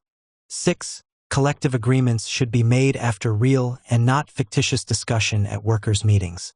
The coming Party Congress would annul the decision of the 14th Congress, giving factory managements the right to compulsory arbitration. The labor code must be looked upon as the minimum and not the maximum of what labor has a right to demand. Collective agreements must contain guarantees against cutting down the number of workers and clerks throughout the duration of the agreements, permissible exceptions to be expressly provided for. Standards of production must be calculated on the basis of the average, not the exceptional worker, and for the whole duration of the wage contract. In any case, all changes in the collective agreements which lower the conditions of the workers in comparison with previous agreements should be declared impermissible. 7. The Bureau of Wages and Standards must be brought under more effective control by the workers and the trade unions, and the constant changing of wages and standards of work must be stopped. 8. Appropriations for safety appliances and better factory conditions must be increased. Greater penalties must be imposed for failure to carry out regulations for the protection of labor. 9. All interpretations of the labor code must be re-examined and those which resulted in a lowering of the conditions of labor annulled. 10. For the women workers, equal pay for equal work, raising of the skill of female labor. 11. Unpaid apprentice work shall be forbidden. Likewise, the attempt to reduce the wages of adolescents. Measures must be taken to improve the conditions of their work. 12. The regime of economy must in no case be carried out at the expense of the standard of living of the worker. We must restore to the workers the trifles which have been taken away from them: day nurseries, tram tickets, longer holidays, etc. 13. The trade unions must pay increased attention to the problems of seasonal workers. 14. Medical aid for the worker in the factory must be increased. Dispensaries, first aid departments, hospitals, etc. 15. In working-class districts, the number of schools for workers' children must be increased. 16. A series of state measures must be adopted to strengthen the workers' cooperatives. B. In the trade unions. 1. The work of the trade unions should be judged primarily by the degree in which it defends the economic and cultural interests of the workers within the existing economic limitations. 2. The party organizations, in deciding about measures touching the economic and cultural interests of the working mass, must take into serious consideration the findings of the communist fractions in the trade unions. 3. Real elections, publicity, accountability, and responsibility to the membership at all levels must be the foundation of the trade union work. 4. All the administrative organs in industry should be formed in real and not fictitious agreement with the corresponding trade union organs. 5. At every trade union congress, including the All-Union Congress, and in all the elective organs of the trade unions, including the All-Russian Council of Trade Unions, there must be a majority of workers directly engaged in industry. The percentage of non-party workers in these organs must be raised to at least 1/3. At regular intervals, a certain number of the officials of the trade union apparatus must be returned to industrial work. More utilization of voluntary work in trade union activities, a broader application of the principle of voluntary work, NTHRE encouragement to the workers in the factories to engage in it. 6. The removal of elected communist members of trade union bodies because of inter-party disagreements shall not be permitted. 7. The absolute independence of the shop committees and local trade union committees from the organs of management must be guaranteed. The employment and discharge of workers and the transfer of workers from one kind of work to another, for periods exceeding 2 weeks. All this must be carried out only after the factory committee has been informed. The factory committee, in struggling against abuses in this sphere, shall employ its right of appeal from the decisions of the management to the corresponding trade union and to the grievance commissions. 8. Definite rights must be guaranteed to workers' press correspondents, and those who persecute the correspondents for making exposures must be strictly punished. An article should be introduced into the criminal code punishing as a serious crime against the state every direct or indirect, overt or concealed persecution of a worker for criticizing, for making independent proposals, and for voting. 9. The functions of the control commissions of the production councils must be extended to include supervising the execution of their decisions and investigating their success in protecting the workers' interests. 10. On the question of strikes in the state industries, the decision of the 11th Party Congress, proposed by Lenin, remains in force. As regards strikes in the concession industries, the latter shall be regarded as private industries. 11. A re-examination of the whole system of labor statistics, which in its present form gives a false and obviously colored view of the economic and cultural situation of the working class, and thus greatly hinders any work in defense of its economic and cultural interests.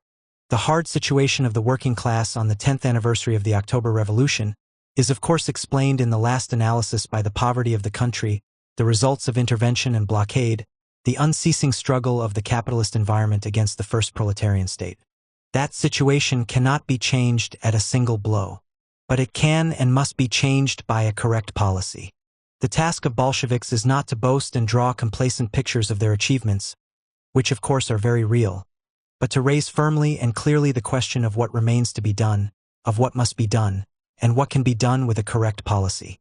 The agrarian question and socialist construction. Small production gives birth to capitalism and the bourgeoisie constantly, daily, hourly, elementally, and on a vast scale. Either the proletarian state, relying upon the high development and electrification of industry, will be able to overcome the technical backwardness of millions of small and very small farms, organizing them on the basis of large units and collectivism, or capitalism, recruiting its strength in the country, will undermine the foundations of socialism in the towns. From the point of view of Leninism, the peasantry, that is, the fundamental peasant mass which does not exploit labor, is that ally upon correct relations with whom depends the security of the proletarian dictatorship, and so the fate of the socialist revolution. For the stage we are living through, Lenin most accurately formulated our task with regard to the peasants in the following words: to succeed in achieving an alliance with the middle peasants, without for 1 minute renouncing the struggle against the kulak, and always firmly relying only on the poor peasant. The revision of Lenin on the peasant question being carried through by the Stalin-Bukharin group may be summed up in the following 8 principal points.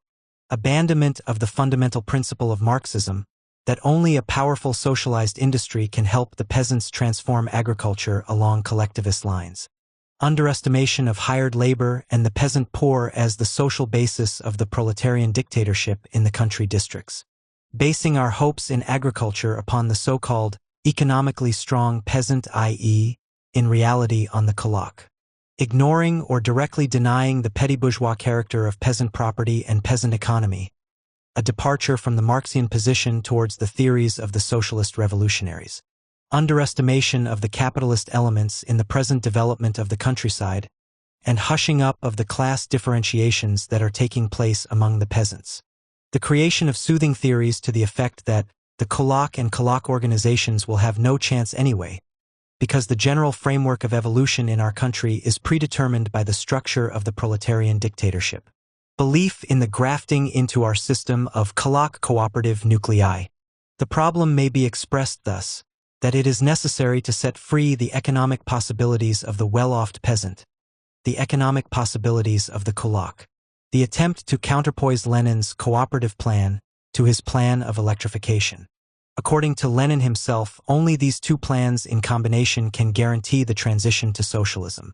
Relying on these revisionist tendencies of the official course, the representatives of the new bourgeoisie, having got into association with certain links of our state apparatus, are openly aspiring to switch our whole policy in the countryside onto the capitalist path. At the same time, the kulaks and their ideological defenders hide all their ambitions under a pretense of worrying about the development the productive forces, about increasing the volume of commodity production in general, etc. As a matter of fact, a kulak development on the productive forces, a kulak increase of commodity production, represses and checks the development of the productive forces of the entire remaining mass of the peasant farms. In spite of the comparatively swift reconstruction process in agriculture, the commodity production of peasant economy is very low.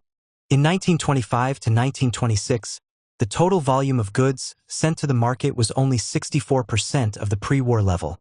The volume exported only 24% of the export in 1913. The cause of this, aside from the increasing total consumption in the village itself, lies in the disparity between agricultural and industrial prices and in the rapid accumulation of foodstuffs by the kulaks. Even the 5-year plan is compelled to recognize that the lack of industrial products in general places a definite limit to the equivalent exchange of goods between town and country, lowering the possible volume of agricultural products brought to the market. Thus, the lagging of industry retards the growth of agriculture, and in particular the growth of agricultural commodity production. It undermines the alliance of town and country and leads to a swift class differentiation among the peasants. The views of the opposition on disputed questions of peasant policy have been confirmed wholly and absolutely. The partial corrections introduced into our general line, under pressure of sharp criticism from the opposition, have not checked the continuing deviation of the official policy to the side of the economically strong peasant. To prove this, it is sufficient to recall that the 14th Congress of the Soviets, in the resolution on Kalinin's report, had not one single word to say about class differentiation in the countryside or the growth of the kulak. There can be but one result of such a policy. We shall lose the poor peasants and fail to win the middle ones. Class differentiation among the peasants. In recent years, the rural districts have gone far in the direction of capitalist differentiation. The groups which sowed little or no land have diminished during the last 4 years to 30 to 45%. The group which sowed from 6 to 10 desiatines, 17 to 28 acres, increased at the same time 100 to 120%.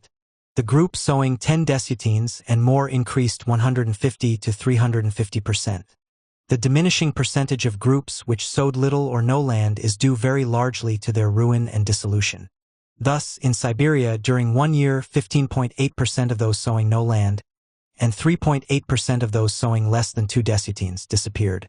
In the Northern Caucasus, 14.1% of those sowing no land disappeared, and 3.8% of those sowing less than 2 desiatines. The advancement of horseless and toolless farm properties into the lower stratum of the middle peasantry is going on extremely slowly. At the present date, there remain in the entire Union 30 to 40% of horseless and toolless properties, and the bulk of these fall into the group of the peasants who sow very little land. The distribution of the essential means of production in the Northern Caucasus is as follows. To 50% of the weakest proprietors belong 15% of the means of production. To the middle group, constituting 35% of the proprietors, belong 35% of the essential means of production. And to the highest group, constituting 15% of the proprietors, belong 50% of the means of production. The same picture of the distribution of the means of production is to be observed in other regions, Siberia, the Ukraine, etc. This record of inequality in the distribution of land sown and of means of production is confirmed by an unequal distribution of the reserves of grain among the different groups of peasant proprietors. On April 1, 1926, 58% of all the surplus grain in the country was in the hands of 6% of the peasant proprietors. The renting of land assumes larger and larger proportions every year. The renting proprietors are, in the majority of cases, the peasants who sow a lot of land and who own means of production. In the immense majority of cases, the fact that the land is rented is concealed in order to avoid payment of tax. The peasants who sow little land, lacking tools and animals, work the land for the most part with hired tools and hired animals. The conditions both of renting land and of hiring tools and animals amount almost to slavery. Side by side with extortion in kind, money usury is growing. The continuous splitting up of peasant properties does not weaken but strengthens the process of class differentiation. The machines and credits, instead of serving as levers for the socialization of agriculture, generally fall into the hands of the kulaks and the well-off and thus help in the exploitation of the farm hands, the poor peasants, and the weaker middle peasants. Besides this concentration of land and means of production in the hands of the highest groups, the latter are employing hired labor to a steadily increasing degree. On the other hand, the lower and, in part, the middle group of peasant proprietors are losing either by way of complete ruin and dissolution, or by way of the pushing out of individual members of the family, a continually increasing number of farmhands. These surplus hands fall into servitude to the kulak or to the strong middle peasant, or go away to the towns, where, in considerable numbers, they find no employment whatever.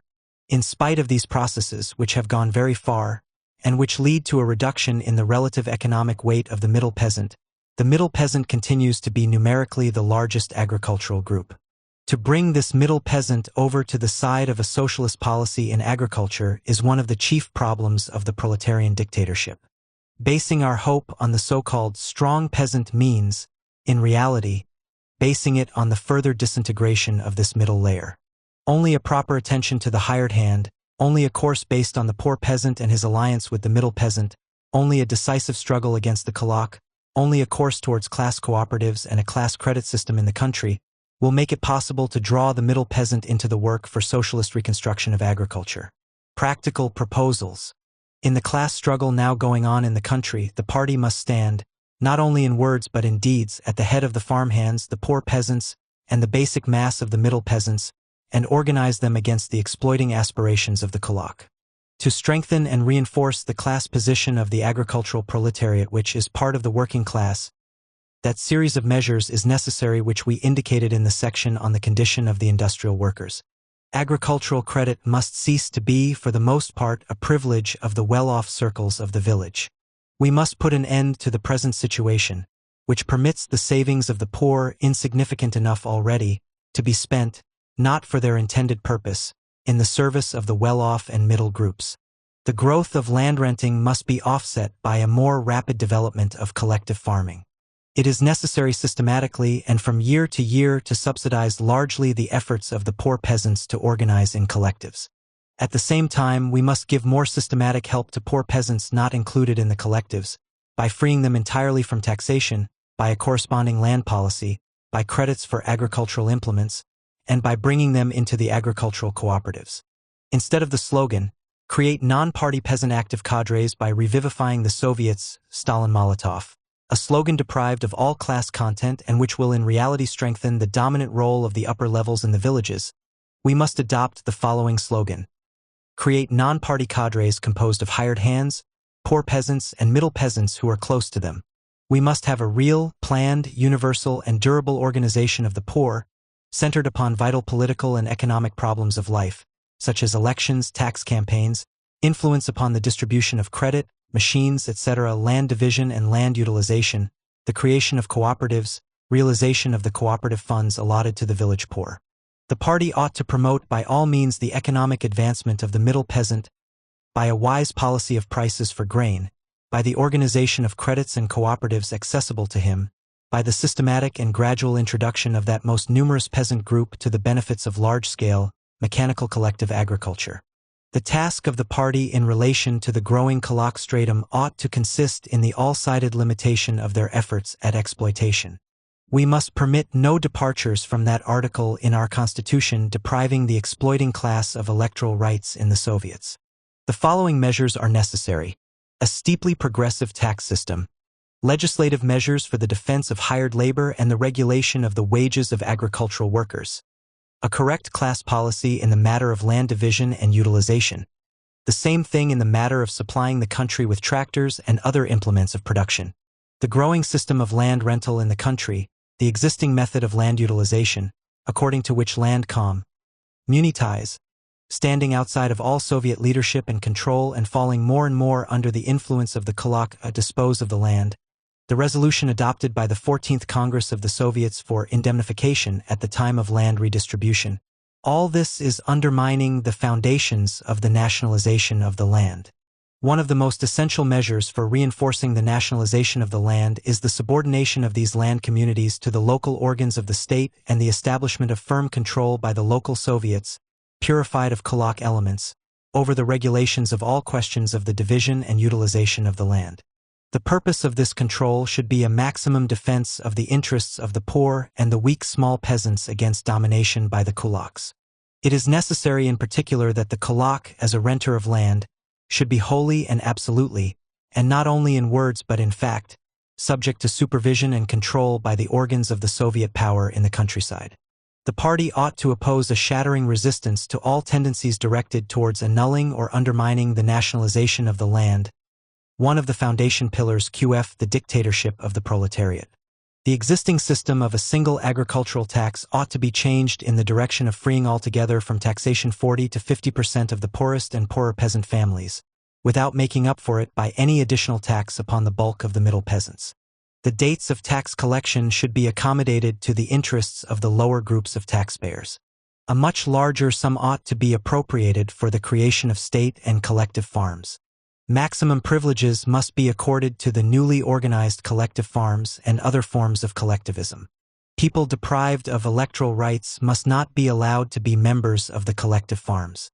The whole work of the cooperatives ought to be permeated with a sense of the task of transforming a small-scale production into large-scale collective production. A firm class policy must be pursued in the sphere of machine supply and a special struggle waged against the fake machine societies. The work of land distribution must be carried on wholly at the expense of the state, and the first thing to be taken care of must be the collective farms and the poor peasant farms, with a maximum protection of their interests.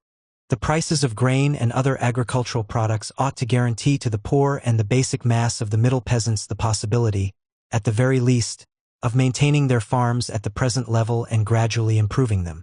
Measures should be taken to abolish the parity between autumn and spring grain prices, for this disparity counts heavily against the rural poor and gives all the advantage to the upper levels. It is necessary not only to increase considerably the appropriation to the Poor Peasants Fund, but also radically to change the whole direction of agricultural credit towards assuring to the poor and the weak middle peasant cheap and long-term credits, and towards abolishing the existing system of guarantees and references. Cooperation. The task of socialist construction in the country is to reform agriculture on the basis of large-scale, mechanized, collective agriculture. For the bulk of the peasants, the simplest road to this end is cooperation, as Lenin described it in his work on cooperation. This is the enormous advantage which the proletarian dictatorship and the Soviet system as a whole gives to the peasant. Only a process of growing industrialization of agriculture can create the broad basis for this socialist cooperation or collectivism. Without a technical revolution in the very means of production, that is to say, without agricultural machinery, without the rotation of crops, without artificial fertilizers, etc., no successful and broad work in the direction of a real collectivization of agriculture is possible. Cooperative producing and selling will be a road to socialism only in the event that this process takes place under the immediate economic and political influence of the socialist elements, especially of large-scale industry and the trade unions, and this process of making the trade functions of agriculture cooperative gradually leads to the collectivization of agriculture itself.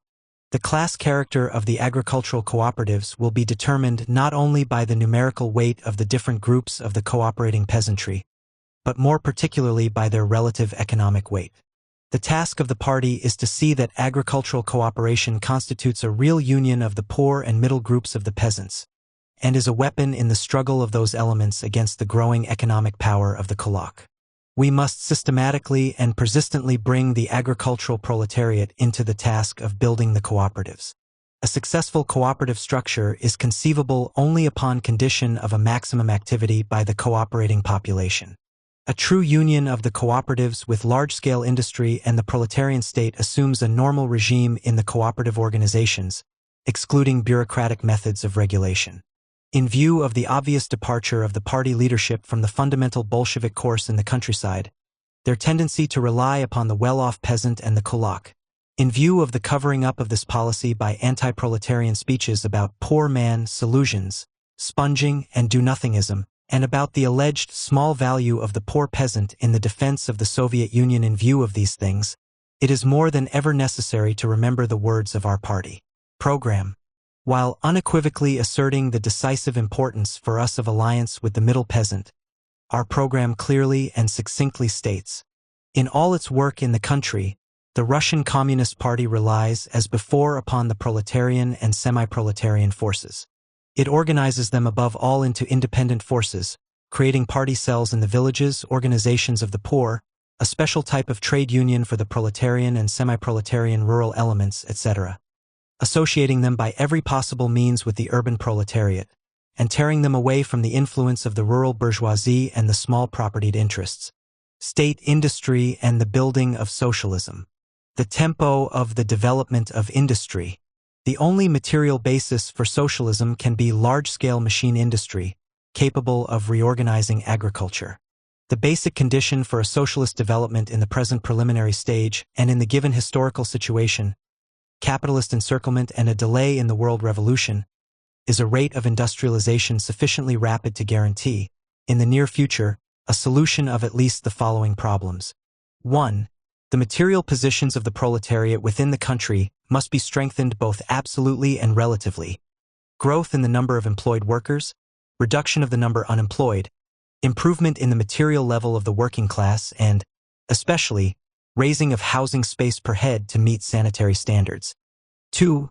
The output of industry, transport, and the power stations must grow at least at an equal pace with the growing demands and resources of the country as a whole.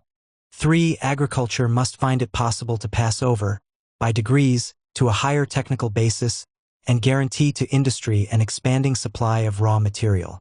4. In the matter of developing the productive forces, in the matter of technique, and in the matter of improving the material conditions of the working class and the toiling masses, the Soviet Union must not fall further behind the capitalist countries, but in the near future must overtake them. 5. Industrialization must be sufficient to guarantee the defense of the country, and in particular an adequate growth of the war industries. 6. The socialist state and cooperative elements must increase systematically, crowding out some and subordinating and transforming others of the pre-socialist economic elements, capitalist and pre-capitalist. In spite of our considerable successes in the sphere of industry, electrification, and transport, industrialization is far from having attained that development which is necessary and possible. The present tempo of industrialization and the tempo indicated for the coming years are obviously inadequate. There is not, and of course cannot be, a policy which would permit us to solve all our difficulties at a stroke, or leap over a prolonged period of systematic promotion of our economy and culture. But our very backwardness in economy and means, a rational and timely mobilization of all our reserves, a correct utilization of the country. The chronic lagging of industry and also of transport, electrification, and building, behind the demands and needs of the population, of public economy and the social system as a whole, holds as in a vice the entire economic turnover of the country. It narrows the realization of the marketable part of agricultural production and its export. It confines imports within extremely narrow limits, drives prices and costs of production upward, causes the instability of the chervonets, and retards the development of the productive forces. It delays all improvement of the material condition of the proletariat and the peasant masses, produces an alarming growth of unemployment and a deterioration of housing conditions. It undermines the link between industry and agriculture and weakens the capacity of the country for self-defense. The inadequate tempo of industrial development leads in turn to a retardation of the growth of agriculture. At the same time, no industrialization is possible without a decisive increase of the productive forces of agriculture and its production for the market. Prices. The necessary acceleration of industrialization is impossible without a systematic and determined lowering of the costs of production and of wholesale and retail prices of industrial goods, and their approximation to world prices. In that lies real progress, both in the sense of advancing our production to a higher technical basis and in the sense of better satisfying the demands of the toiling masses. It is time to put an end to the meaningless and indecent hullabaloo to the effect that the opposition wants to raise prices. The party is absolutely unanimous in the desire to lower prices. But the desire alone is not enough. Policies should be judged not by intention, but by result. The results of the present struggle to lower prices have more than once compelled even important members of the leadership to raise the question. Aren't we losing by this policy some large sums of money? Where did the milliard go? Bukharin was inquiring in January of this year. What becomes of the difference between wholesale and retail prices? Asked Rudzatak, speaking after him on the same theme. With the chronic lack of goods, the sweeping and clumsy bureaucratic lowering of wholesale prices, since it does not in the majority of cases reach down to the worker and the peasant, entails a loss to state industry of hundreds of millions of rubles. The resulting disparity between wholesale and retail prices, especially in the hands of the private trader, is so monstrous that it fully admits, were a correct policy followed, to the possibility of retaining a part of this trade profit in the hands of state industry. The irrefutable conclusion from the whole economic experience of the last few years is the need for a most rapid overcoming of disproportions, an increase of the mass of industrial commodities, an acceleration of the rate of development of industry. That is the main road to a real lowering of wholesale and retail prices, and above all to a lowering of the cost of production, which has revealed during the last year an upward rather than a downward tendency. The question of a 5-year plan of development of the national economy, on the agenda of the coming 15th Party Congress, ought properly to occupy the center of the party's attention. The 5-year plan is not yet officially adopted and will hardly be adopted in its present form. Nevertheless, it shows the fundamental outlook of the present economic leadership in its most systematized and finished aspect. Capital investments in industry will hardly grow at all from year to year. According to this plan, 1,142 million next year, 1,205 million in 1931, and in proportion to the total sum invested in the national economy, they will fall from 36.4% to 27.8%. The net investments in industry from the state budget, according to this program, will fall during the same years approximately from 200 million to 90 million. The annual increase in production is fixed at from 4 to 9% each year over the year preceding, the rate of growth in capitalist countries during periods of rapid progress. The gigantic advantages involved in the nationalization of the land, the means of production and the banks, and centralized in management, that is, the advantage deriving from the socialist revolution, find almost no expression in the 5-year plan. The individual consumption of industrial goods, beggarly at the present time, is to grow during the 5 years only 12% in all.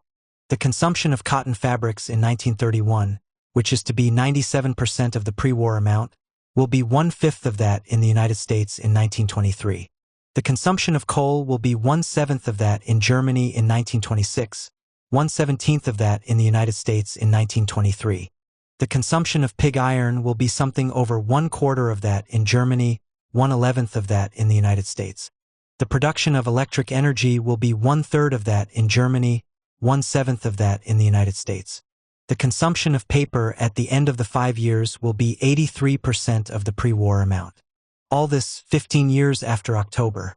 To bring forward on the anniversary of the October Revolution such a parsimonious, thoroughly pessimistic plan really means that you are working against socialism. The lowering of retail prices by 17%, as projected by the 5-year plan, even if it is realized, will hardly have any effect upon the relation between our prices and world prices, which are 2.5 to 3 times as low as ours.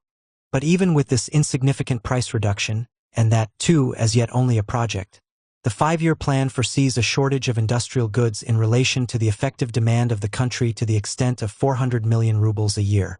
If one assumes that the present monstrous wholesale prices are to be lowered by 22% in the course of 5 years, a more than modest reduction, that alone would result in a shortage of goods amounting to a whole milliard. The disproportion is thus preserved inviolate, a perpetual source of increase if retail prices.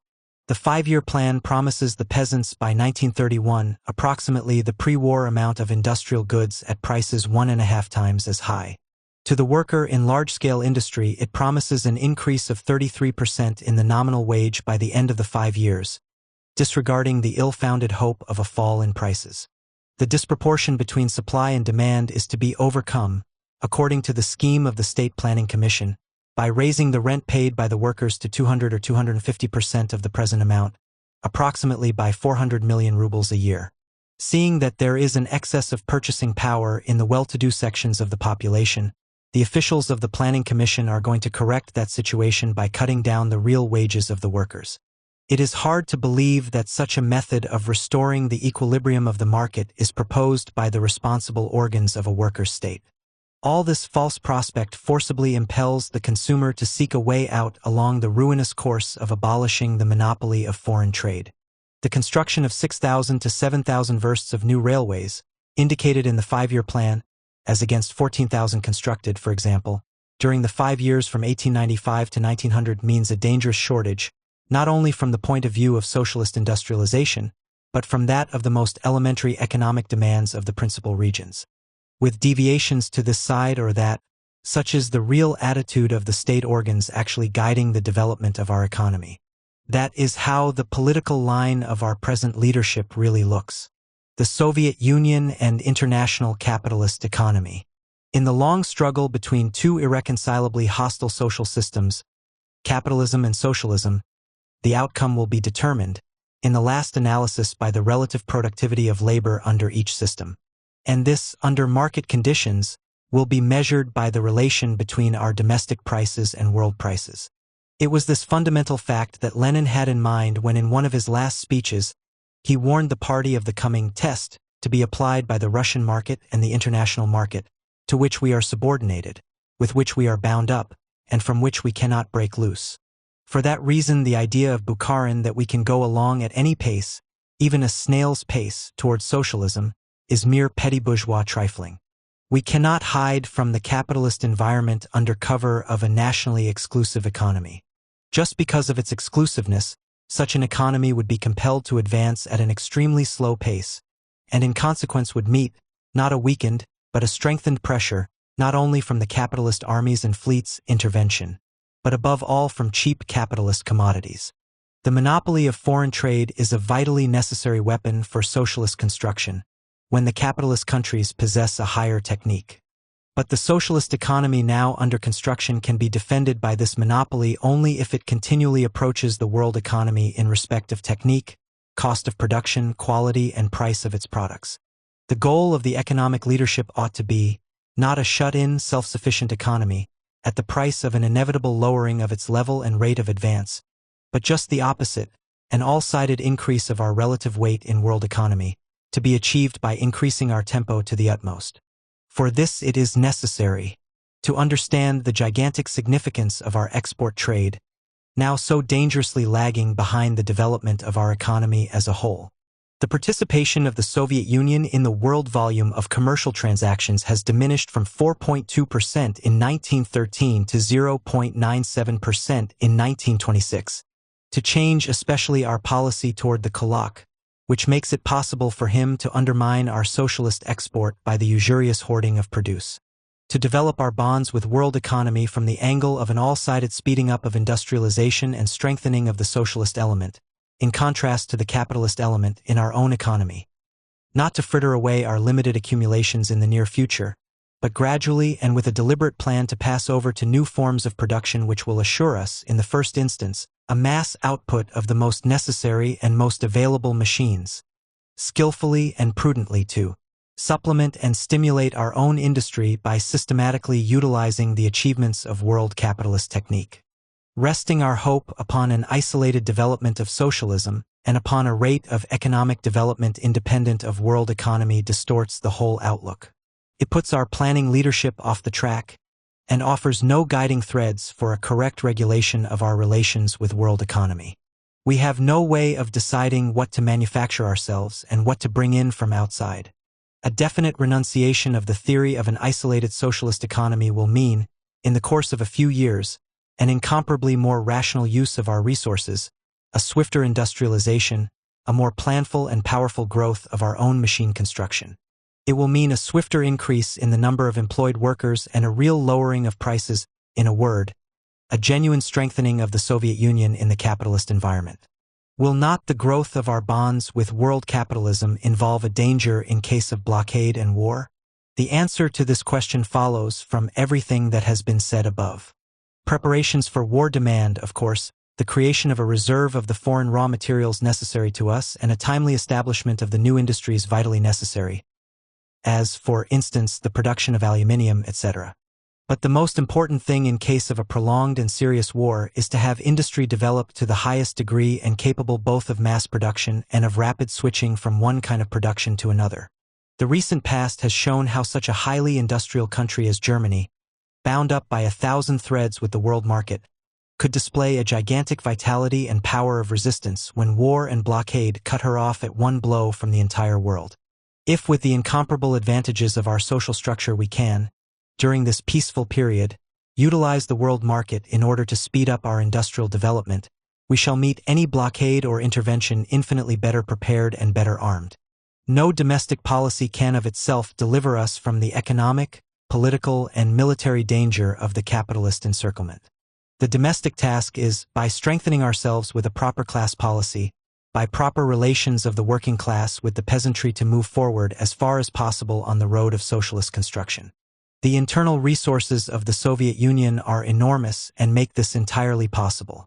In using at the same time the world capitalist market for this same purpose, we bind up our fundamental historic calculations with the further development of the world proletarian revolution. Its victory in certain leading countries will break the ring of capitalist encirclement and deliver us from our heavy military burden.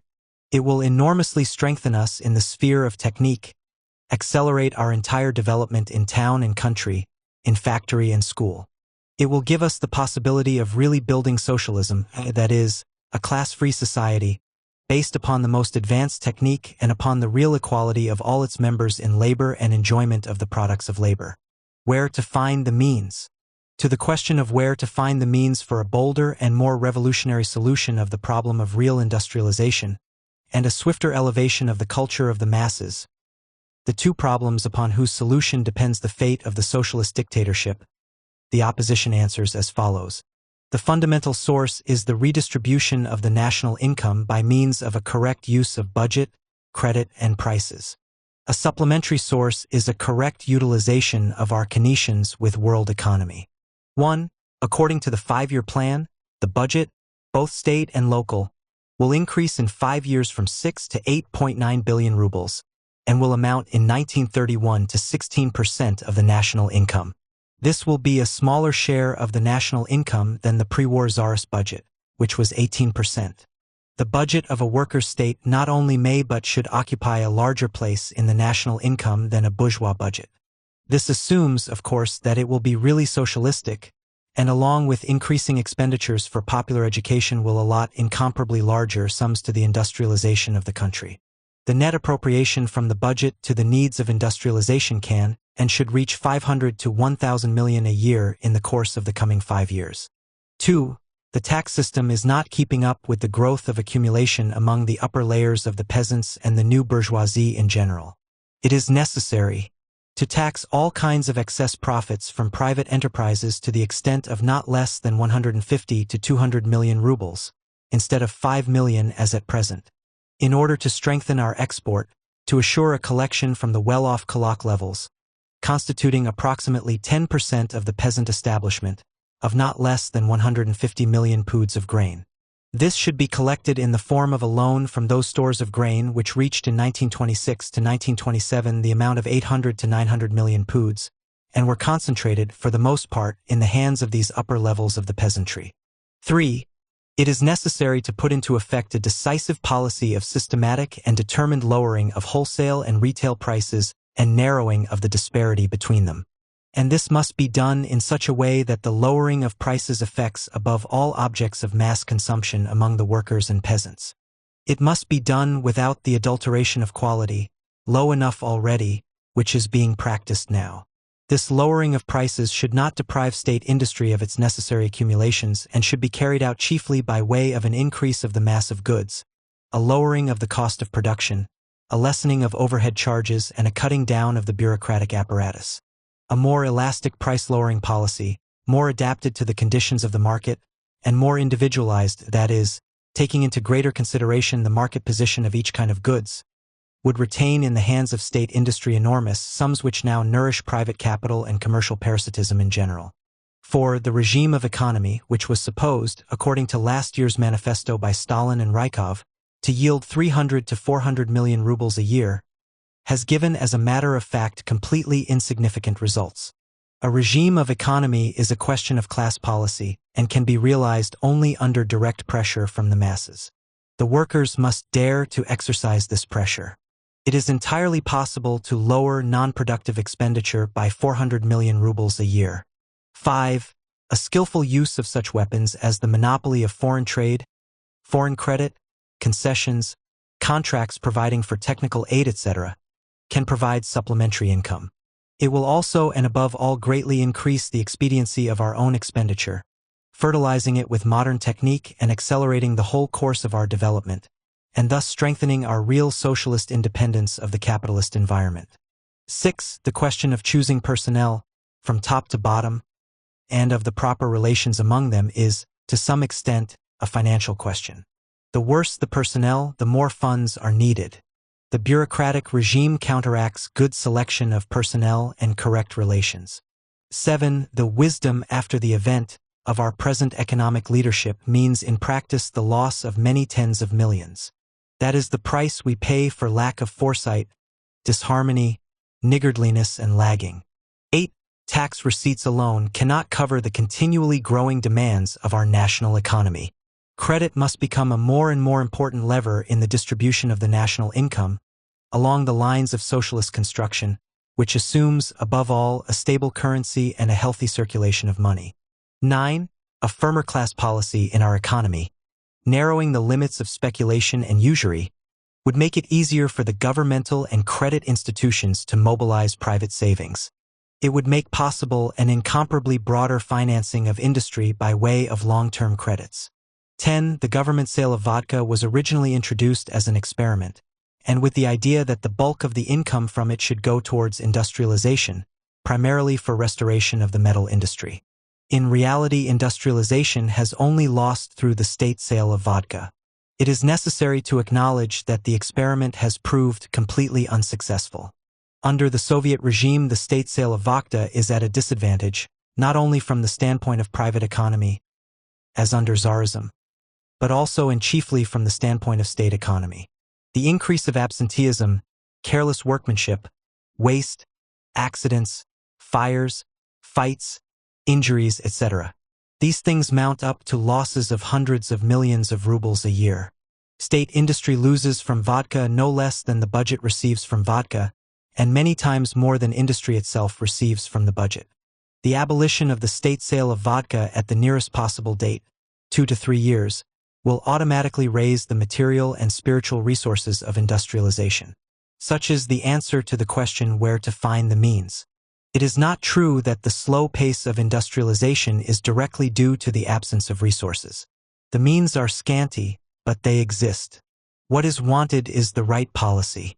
The 5-year plan of the State Planning Commission should be categorically rejected and condemned as basically incompatible with the task of transforming the Russia of the NEP into socialist Russia. We must carry out in deeds a redistribution of the tax burden among the classes, loading more heavily the kulak and the nepman, relieving the workers and the poor. We must reduce the relative importance of the indirect taxes. We must abolish in the near future the state sale of vodka. We must put in order the finances of the railway transport service. We must put in order the finances of industry. We must restore to health neglected forestry, which can and must become the source of an immense income. We must guarantee the unconditional stability of the currency unit. The stabilization of the Chervonets demands a lowering of prices on the one hand, and a balanced budget on the other. The issuing of paper currency to cover a budget deficit must not be permitted. We must have a strictly rationalized budget, without deficits, harsh, intolerant of everything superfluous or accidental. In the budget of 1927 to 1928, we must considerably increase the appropriation for defense, primarily for the war industries, for industry in general, for electrification, for transport, for house building, for measures leading to the collectivization of agriculture. We must resist with determination all attempts to tamper with the monopoly of foreign trade. We must steer a firm course towards industrialization, electrification, and rationalization, based upon increasing the technical power of the economy and improving the material conditions of the masses. The Soviets, the bureaucratic apparatus of every bourgeois state, no matter what its form, elevates itself above the population, solidifying its rule by cultivating a mutual loyalty among the ruling class and systematically propagating among the masses fear of and subservience to the rulers. The October Revolution, replacing the old state machine by the workers, peasants, and soldier Soviets, dealt the heaviest blow in history to the old idol of the bureaucratic state. Our party program says upon this question, waging the most bitter struggle against bureaucratism, the Russian Communist Party applies for the complete conquering of this evil the following measures. 1. The obligatory drawing of every member of a Soviet into some definite work in the administration of the state. 2. A continual rotation of these tasks, so that every member is gradually familiarized with all branches of the administration. 3. The gradual attraction of the entire laboring population, to the last man, into the work of state administration. A full and all-sided carrying out of these measures, which are a further step along the road taken by the Paris Commune, means a simplification of the functions of administration, and together with a rise in the cultural level of the workers will lead to the abolition of the state power. The question of Soviet bureaucratism is not only a question of red tape and swollen staffs. At bottom it is a question of the class role played by the bureaucracy, of its social ties and sympathies, of its power and privileged position, its relations to the netman and the unskilled worker, to the intellectual and the illiterate, to the wife of a Soviet grandee and the most ignorant peasant woman, etc., etc. Whose hand does the official grasp? That is the fundamental question which is daily being tested in life's experience by millions of working people. On the eve of the October Revolution, Lenin, referring to Marx's analysis of the Paris Commune, strongly emphasized the idea that, under socialism, officials will cease to be bureaucrats, to be chinovniks. They will cease insofar as we introduce not only the elective principle but also the principle of payment on the average wage level of the worker, and also the replacement of parliamentary institutions by working institutions, that is, by institutions which both pass laws and carry them into effect. In what direction has the apparatus of the Soviet state been developing of late years? In the direction of simplification and lowering of costs, of proletarianization, drawing near to the toilers of the city and the village, diminishing the gulf between the rulers and the ruled? How do things stand as to the introduction of greater equality in the conditions of life, in rights and obligations? Are we making progress in this sphere? It is quite obvious that you cannot give an affirmative answer to any single one of these questions. It goes without saying, of course, that actual and full equality can be achieved only with the abolition of classes. In the epoch of the NEP, the task of equalization is hindered and delayed, but it is not annulled. For us, the NEP is not a road to capitalism but a road to socialism. Therefore, the gradual drawing of the whole toiling population, to the last man, into the work of state administration, the systematic struggle for greater equality, remains under the NEP one of the most important tasks of the party. That struggle can be successful only on the basis of a growing industrialization of the country and an increase in the leading role of the proletariat in all branches of material and cultural construction. This struggle for greater equality does not exclude in the transition period higher payment of skilled workers, increased remuneration for experts, of better payment of teachers than in bourgeois countries, etc. It is necessary to be clearly aware that the army of officials has been growing in number these last years. It is consolidating itself, raising itself above the general population, and interweaving itself with the wealthier elements of town and country. The instructions of 1925, which gave electoral rights to numerous exploiting elements, were only one very clear expression of the fact that the bureaucratic apparatus, to its very top, has become responsive to the importunities of the wealthy, accumulating elements of the community. The annulment of these instructions, which were, as a matter of fact, in violation of the Soviet Constitution, was a result of criticism from the opposition. But the first election under the new instructions had already revealed, in a number of localities, the striving encouraged from above to reduce as much as possible the circle of those well-off groups who are disfranchised. The center of the question, however, is no longer there. With the continual relative growth of the new bourgeoisie and the kulaks, and their drawing together with the bureaucracy, with the incorrect policy of our leadership in general, the kulak and the nepman, even when deprived of electoral rights, remain able to influence the composition and the policy of at least the lower Soviet organs, although remaining behind the scenes. The penetration of the Soviets by the lower kulak and semi-kulak elements and the town bourgeoisie, which began in 1925 and was partially stopped by the attacks of the opposition, is a very deep political process, to ignore or conceal which would threaten the proletarian dictatorship with very dire consequences. The town Soviets, the fundamental instrument for introducing the workers and the working people in general, to the last man into the task of state administration, have been losing in these recent years all real significance. This is the expression of an indubitable change in the relation of class forces to the disadvantage of the proletariat. Resisting these phenomena by means of a mere administrative revival of the Soviets is unthinkable. They can be resisted only by a firm class policy, a decisive rebuff to the new exploiters, an increased activity and weight of the proletariat in all the institutions and organs of the Soviet state without exception. The theory of Molotov to the effect that we cannot demand a drawing closer together of the workers with the state and the state with the workers, because our state is already in and of itself a worker state, is the most malignant imaginable formula of bureaucratism. It sanctions in advance every conceivable bureaucratic perversion.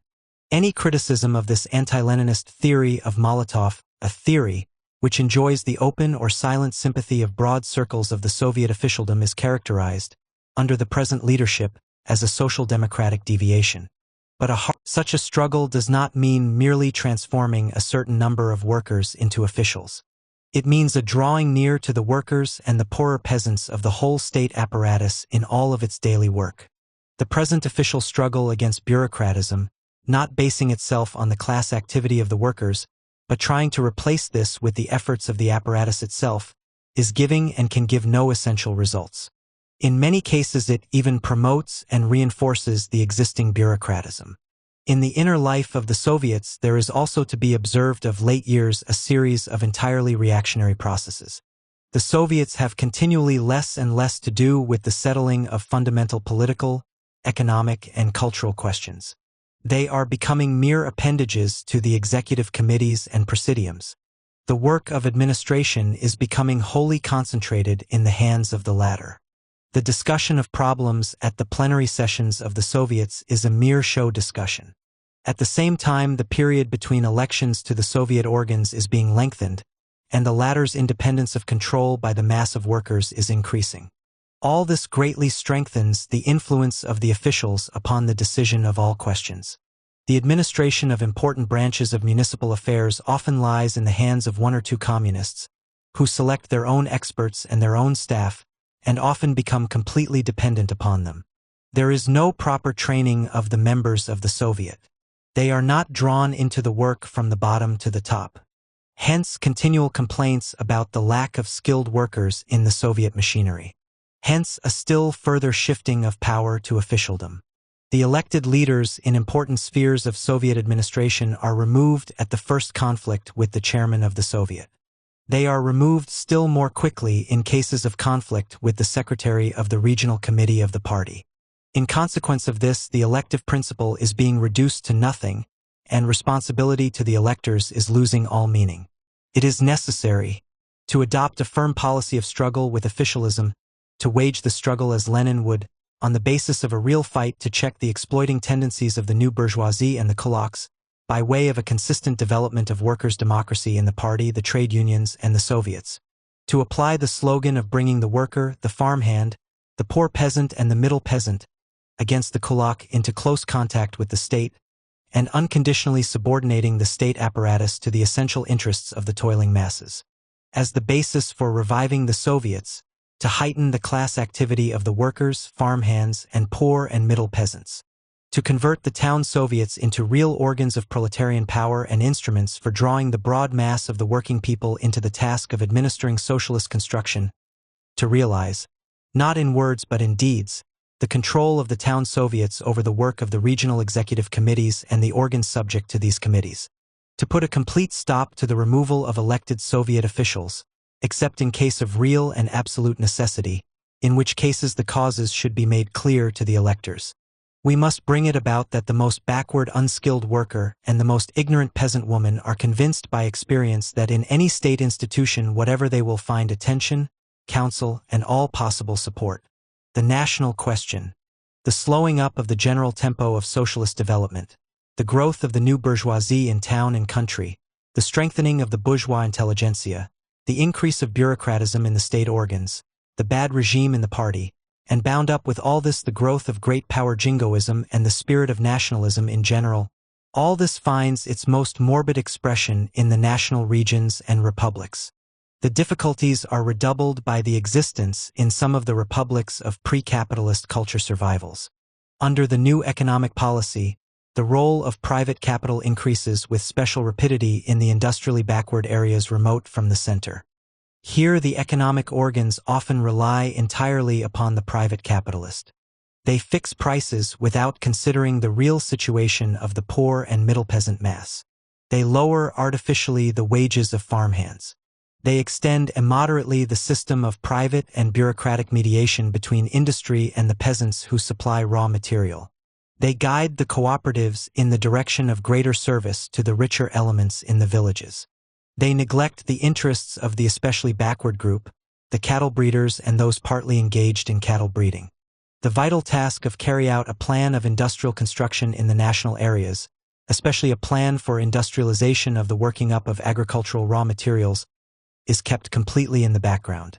Bureaucratism, sustained by the spirit of great power jingoism, has succeeded in transforming Soviet centralization into a source of quarrels as to the allotment of official positions among the nationalities, the Transcaucasian Federation. It has spoiled the relations between the center and the outlying areas. It has reduced to nothing, as a matter of actual fact, the significance of the Society of Nationalities. It has carried bureaucratic guardianship over the autonomous republics to the point of depriving the latter of the right to settle land disputes between the local and the Russian population. To the present day, this great power jingoism, especially as it expresses itself through the state machinery, remains the chief enemy to the drawing together and unity of the workers of different nationalities. A real support to the rural poor, a drawing together of the bulk of the middle peasantry with the poor and the farmhands, an organization of the latter into an independent class force.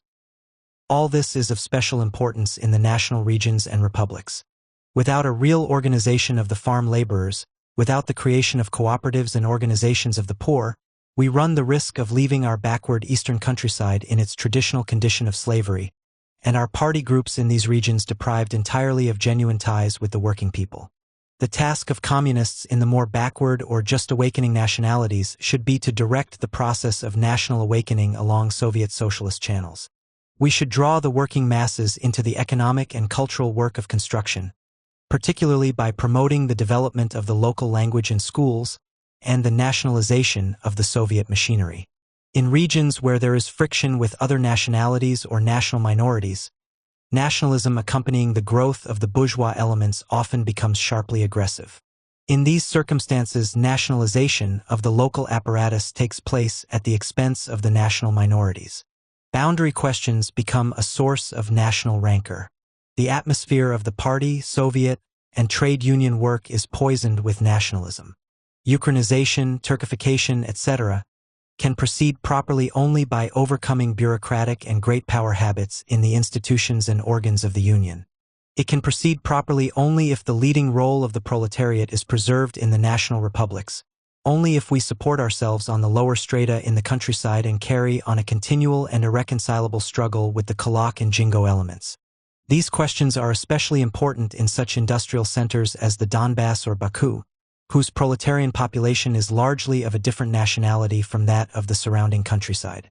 In these cases, correct cultural and political relation between town and country demand an especially attentive and genuinely fraternal attitude on the part of the town toward the material and spiritual requirements of the countryside where the nationality is different.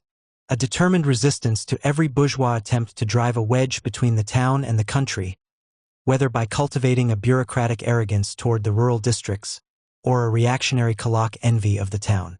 Our bureaucratic regime hands over the actual enactment of its superficial show of nationalization into the hands of officials, specialists, and petty bourgeois teachers who are connected by countless social ties with the upper strata of the city and the country.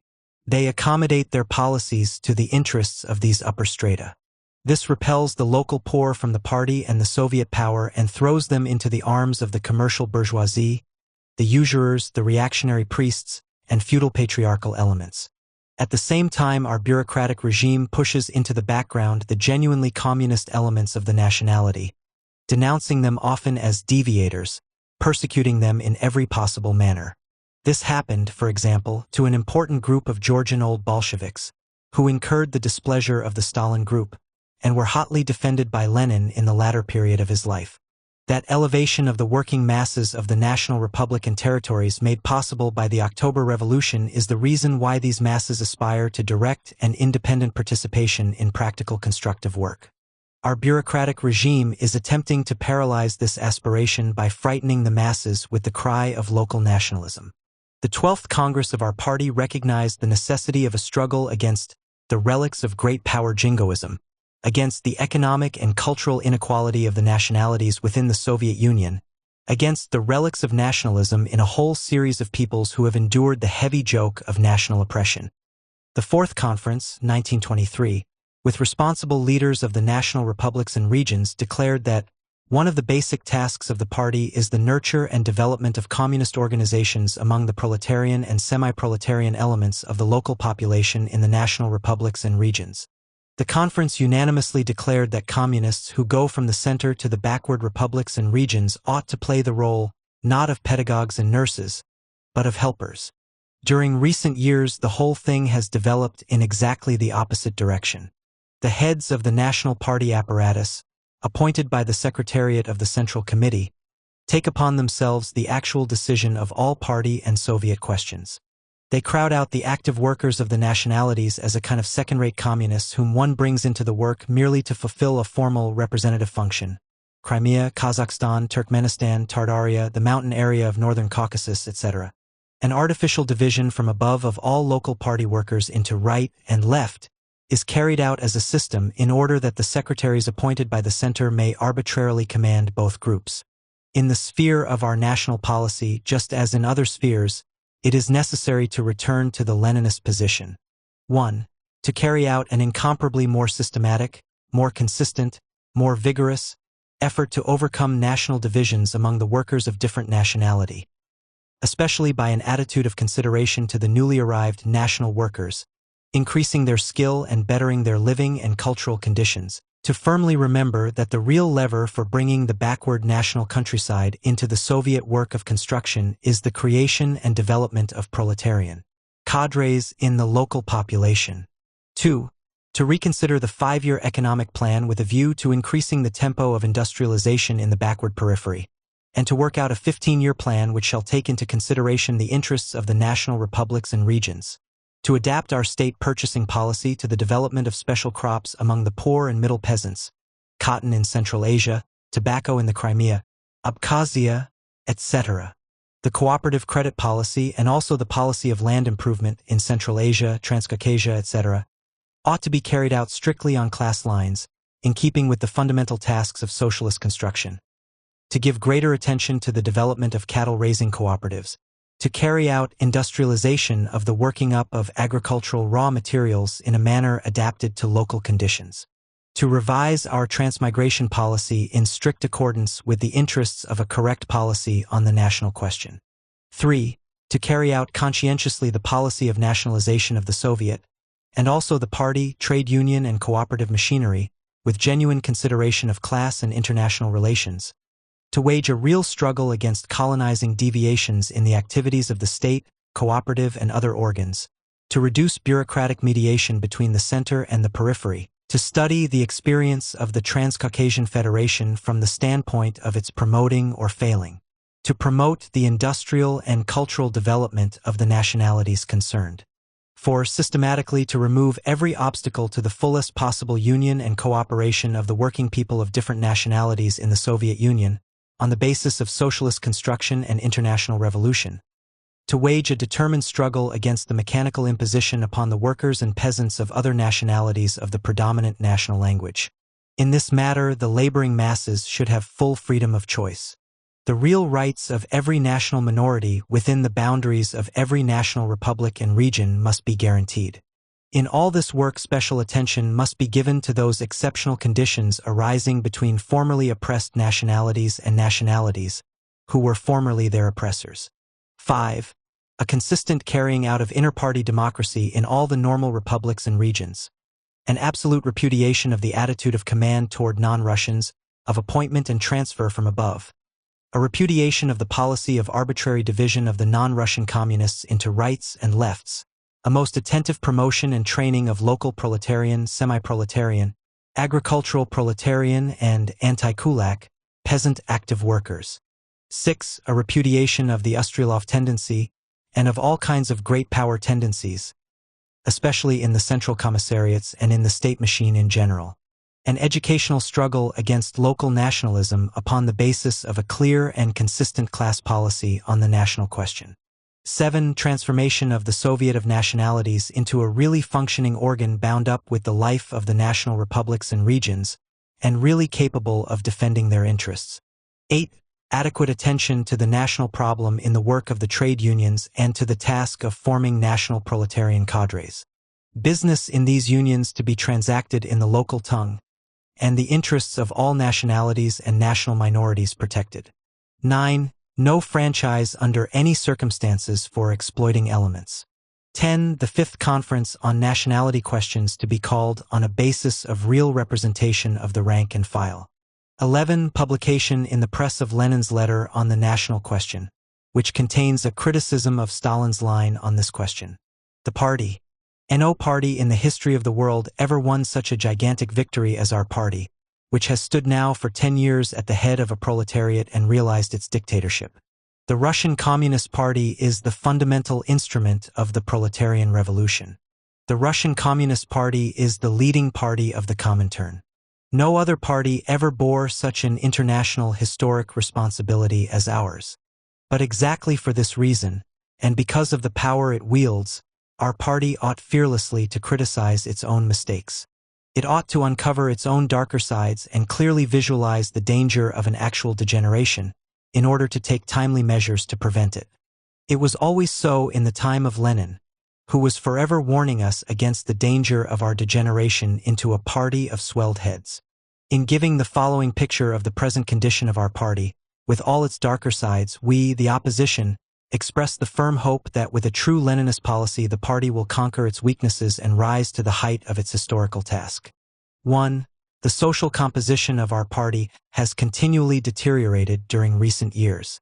On January 1, 1927, we had in the party, in round numbers, workers actually occupied in industry and transport 430,000. Agricultural workers 15,700. Peasants, more than half of them now government officials, 303,000. Officials, more than half of whom were formerly workers, 462,000.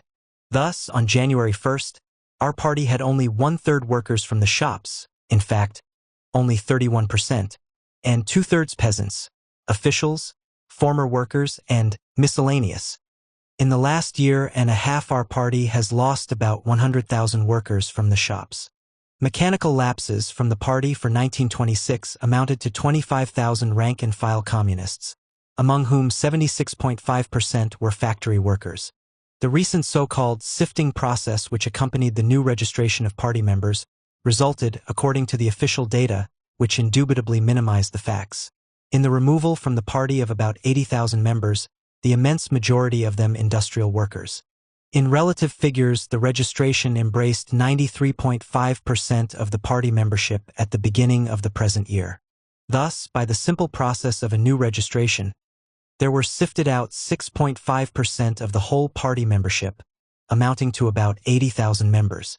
Among those sifted out, about 50% were skilled, and more than a third semi-skilled workers. The attempt of the apparatus of the Central Committee to minimize these already sufficiently minimized data is obviously unsuccessful. To counterbalance our Lenin enrollment, we have a Stalinist sifting. On the other hand, 100,000 peasants have been admitted to the party since the 14th Congress, the majority of them middle peasants. The percentage of farm laborers is wholly insignificant. 2. The social composition of the directing organs of the party has deteriorated still more. In the UEASD county committees, 29.5% are peasants in origin, 24.4% are clerical workers, etc. 81.6% of the members of these committees are state officials. The number of workers from the shops in the leading bodies of the parties next to nothing. In the regional committees, it is 13.2%. In the UEASD committees, from 9.8% to 16.1%. In the party itself, about one-third of the members are workers in industry, and in those organs of the party which take decisions, only 1/10 are workers in industry. This constitutes a grave danger to the party. The trade unions have traveled the same road. This shows what an enormous slice of the power the administrators, coming from petty bourgeois circles, have taken away from us, and also the labor bureaucrats. This is the surest road to the deproletarization of the party. 3. The role of the ex-heirs, socialist revolutionaries and Mensheviks, in the party apparatus and the leading posts in general has increased. At the time of the 14th Congress, 38% of those occupying responsible and directing positions in our press were persons who had come to us from other parties. At present, the situation is still worse. The actual direction of the Bolshevik press of the party is either in the hands of the revisionist school of the young, Slepkov, Stetsky, Maritsky, and others, or of former socialist revolutionaries and Mensheviks. About a quarter of the higher cadres of the active element in the party is composed of former socialist revolutionaries and Mensheviks. For bureaucratism is growing in all spheres, but its growth is especially ruinous in the party. Today's leading party bureaucrat looks at things in the following manner. We have members of the party who still inadequately understand the party itself, just what it is. They think that the party starts from the local branch is the first brick, then comes the district committee and so on higher and higher until you arrive at the central committee. That is not right. Our party must be looked at from the top down. And this view must be adhered to in all practical relationships and in the entire work of the party. The definitions of inter-party democracy given us by more responsible comrades, such as Uglanov, Molotov, Kaganovich, etc., come essentially to the same thing. This new conception is dangerous in the extreme. If we really acknowledge that our party must be looked at from the top down, that would mean that the Leninist party, the party of the mass of the workers, no longer exists. 5. The last few years have seen a systematic abolition of inter-party democracy, in violation of the whole tradition of the Bolshevik Party, in violation of the direct decisions of a series of party congresses. The genuine election of officials is in actual practice dying out. The organizational principles of Bolshevism are being perverted at every step. The party constitution is being systematically changed to increase the volume of rights at the top and diminish the rights of the branches at the bottom. The mandates of the UEASD, district and regional committees have been extended by the Central Committee to a year, to 2 years, and more. The leadership of the regional committees, the regional executive committees, the regional trade union councils, etc., are, in actual fact, irremovable for periods from 3 to 5 years and longer. The right of each member of the party, of each group of party members, to appeal its radical differences to the court of the whole party, is in actual fact annulled. Congresses and conferences are called without a preliminary free discussion, such as was always held under Lenin, of all questions by the whole party. The demand for such a discussion is treated as a violation of party discipline. The saying of Lenin is completely forgotten that the Bolshevik staff must rely in practice on the honest and conscious will of the army, which follows its staff, but at the same time directs its staff. Within the party there is taking place, as a natural accompaniment of the general course, an extremely significant process of pushing out the old party men, who lived through the underground period, or at least through the Civil War, and are independent and capable of defending their views. They are being replaced by new elements, distinguished chiefly by their unquestioning obedience. This obedience, cultivated from above under the name of revolutionary discipline, has really nothing whatever to do with revolutionary discipline. Not infrequently new communists, selected from the number of those workers who were always distinguished by their subservience to the old pre-revolutionary authorities, are now advanced into dominant positions in the working-class branches and in the administration. They curry favor by demonstrating their sharply hostile attitude to the old worker members, the leaders of the working class in the hardest moments of its revolution. The same phenomenon appears in a far uglier form in the state machine, where one often meets the perfected figure of the party Soviet official. On solemn occasions he swears by October. He distinguishes himself by a complete indifference to his task. He lives with all his roots in a bourgeois milieu, abuses the leadership in private life, and in party meetings gives it to the opposition. The real rights of one member of the party at the top, above all of the secretary, are many times greater than the real rights of 100 members at the bottom. This growing replacement of the party by its own apparatus is promoted by a theory of Stalin's which denies the Leninist principle, inviolable for every Bolshevik, that the dictatorship of the proletariat is and can be realized only through the dictatorship of the party. The dying out of inter-party democracy leads to a dying out of workers' democracy in general, in the trade unions, and in all other non-party mass organizations. Inter-party disagreements are distorted. A vicious polemic is carried on for months and years at a time against the views of Bolsheviks who are denounced as the opposition, while these Bolsheviks are not permitted to expound their real views in the pages of the party press. Yesterday's Mensheviks, socialist revolutionaries, cadets, Bundists, Zionists, attack and denounce in the pages of Pravda documents which have been introduced into the Central Committee by its members. They tear out and distort separate phrases from these documents. But the documents themselves are never printed. Party groups are compelled to vote denunciations of documents totally unknown to them. The party is compelled to judge our disagreements on the basis of official interpretations and cribs, often illiterate as well as false, and nauseating to everybody. The saying of Lenin, "Whoever believes things on a mere say-so is a hopeless idiot," has been replaced by a new formula. Who does not believe the official say-so is an oppositionist. Factory workers who incline toward the opposition are compelled to pay for their opinions with unemployment. The rank-and-file member of the party cannot speak his opinion aloud. Old party workers are deprived of the right to express themselves either in the press or at meetings. Bolsheviks defending the ideas of Lenin are slanderously accused of desiring to create two parties. This accusation was deliberately invented in order to array against the opposition the workers, who naturally defend with passion the unity of their party. Every word of criticism against the crude Menshevik mistakes of Stalin, on the problems of the Chinese Revolution, the Anglo-Russian Committee, etc., is described as a struggle against the party.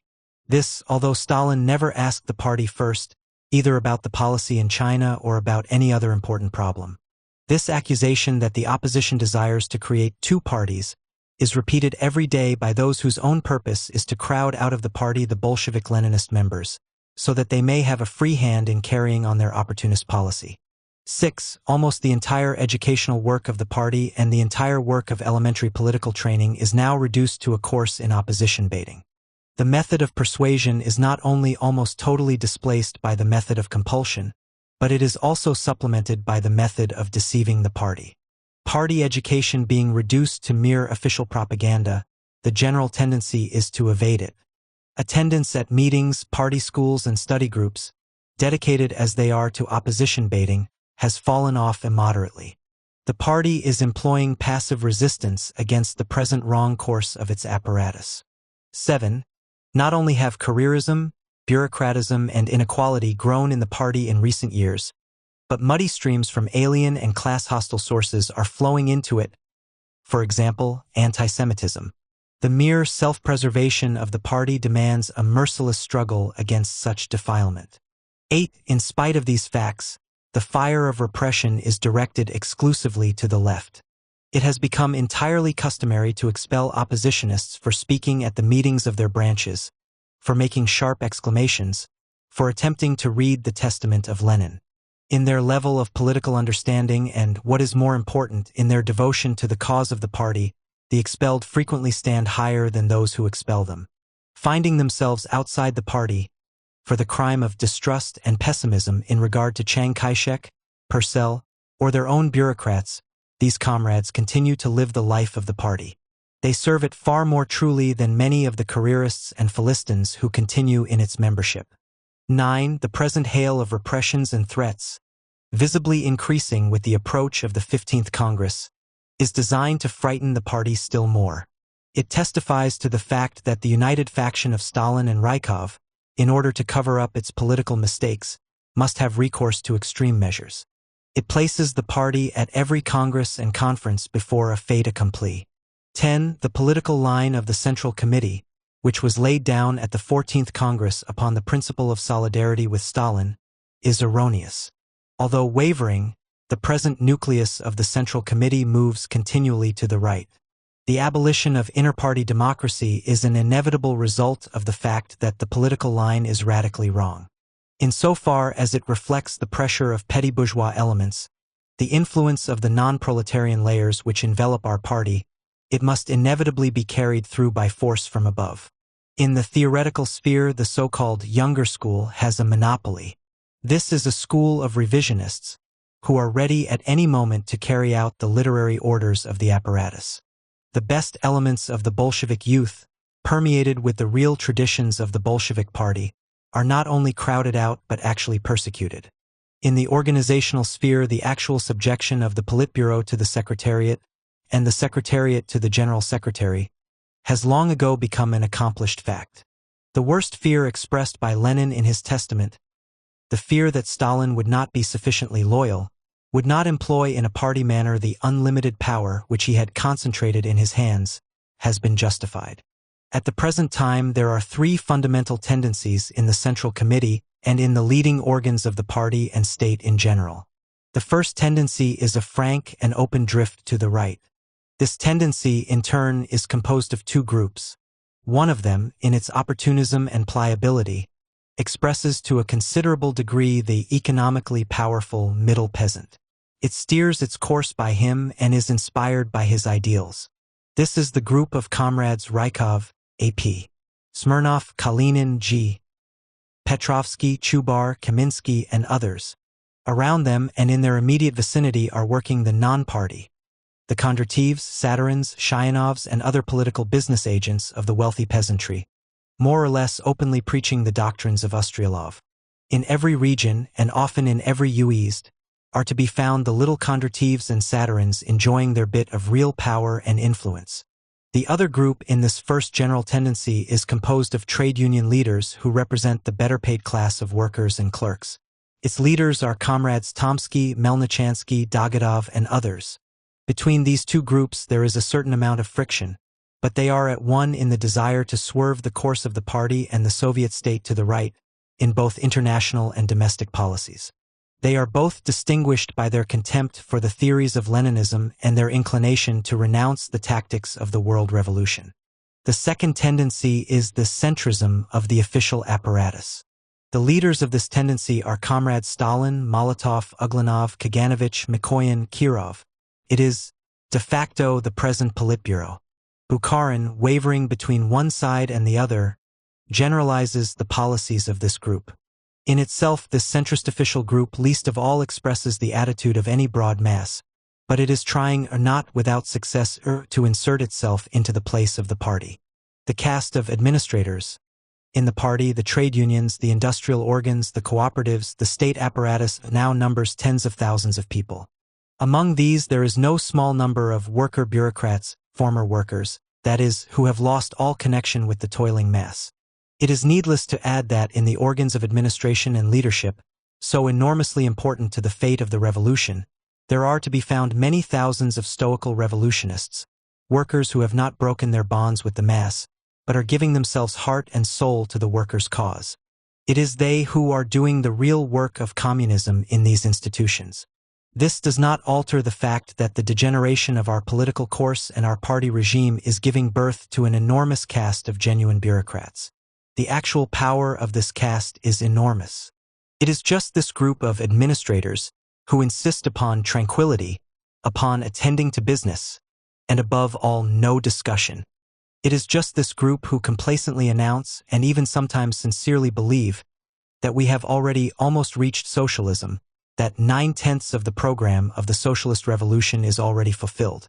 It is this group who look from the top down upon the whole party, and still more from the top down upon the unskilled workers, the unemployed, the hired farmhands.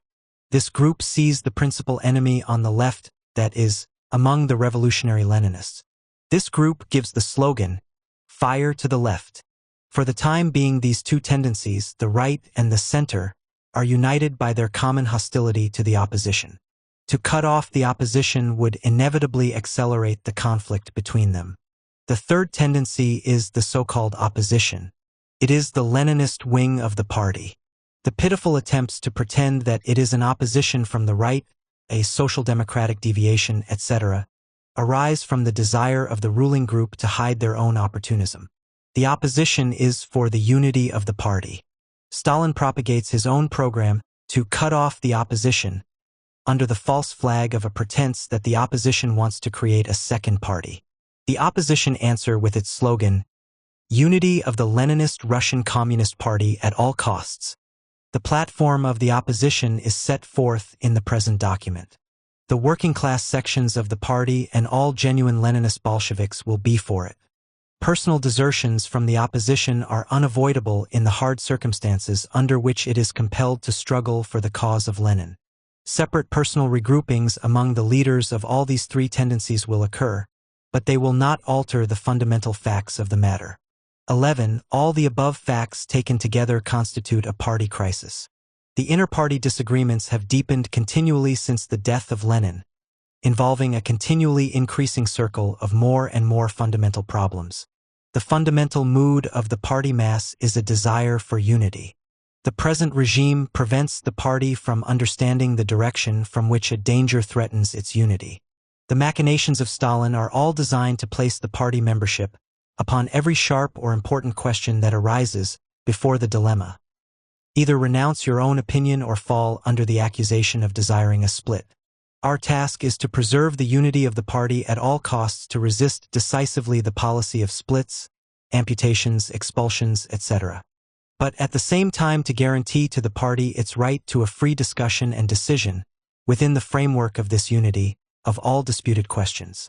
In exposing the mistakes and abnormalities of the present situation in the party, the opposition is deeply convinced that the fundamental mass of the working class section of the party will prove able in spite of everything to bring the party back to the Leninist road. To help in that process is the essential task of the opposition. Practical proposals. It is necessary: 1. To prepare for the 15th Congress upon a basis of real inter-party democracy, as we did in Lenin's time. Every member of the party, wrote Lenin, should begin to study dispassionately and with the utmost honesty. First, the essence of disagreements, and secondly, the course of development of the conflict in the party. It is necessary to study both the one thing and the other, unconditionally demanding that absolutely accurate documents should be printed and should be available for checking from all points of view. Every comrade and every group of comrades ought to have an opportunity to defend their point of view before the party and the press, at meetings, etc. The draft theses, the platform of the Central Committee, of local organizations, of individual members of the party and groups of members, ought to be published in Pravda or in supplements to Pravda, and also in the local party papers at least 2 months before the 15th Congress. The debate ought to be carried on in a businesslike and strictly comradely manner, without personalities and exaggerations. The chief slogan for the whole preparation of the 15th Congress ought to be unity, not a pretended, but a genuine Leninist unity of the Russian Communist Party and the whole Communist International. 2. It is necessary to adopt immediately a series of measures for the improvement of the social composition of the party and of its leading organs. To that end, we must reaffirm the decision of the 13th Congress, that the vast majority of the party members in the near future ought to consist of workers directly employed in industry. In the next 2 or 3 years we ought to receive into the party, as a general rule, only and exclusively working men and women from the factories and hired men and women working on the farms. From other social groups, we should accept members only upon a basis of strict personal selection. Red soldiers and sailors only if they are of working class or rural proletarian or poor peasant origin.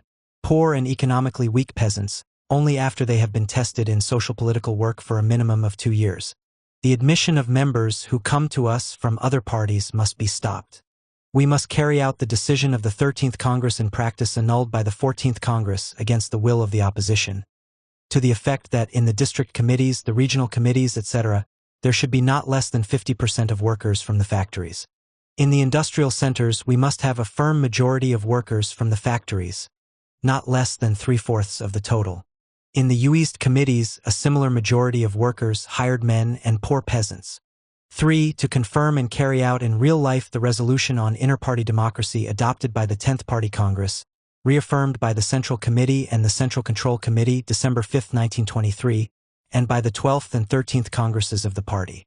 We must confirm in the name of the whole party that, contrary to the new anti-Leninist definitions of inter-party democracy devised and circulated by Uglanov, Molotov, Kaganovich, Zivov, and others, workers' democracy means freedom of open discussion by all party members of the important questions of party life, free discussion upon them, and also election of the responsible leading personnel and of the collegiums from bottom to top. We must take punitive measures against everyone who violates in practice this fundamental right of every member of the party. As a rule, the point of view of the party minority upon any question of principle ought to be brought to the attention of all the members through the party papers, etc. Exceptions should be permitted only when the matters under discussion are secret. It goes without saying that after the adoption of a decision, it is to be carried out with iron Bolshevik discipline.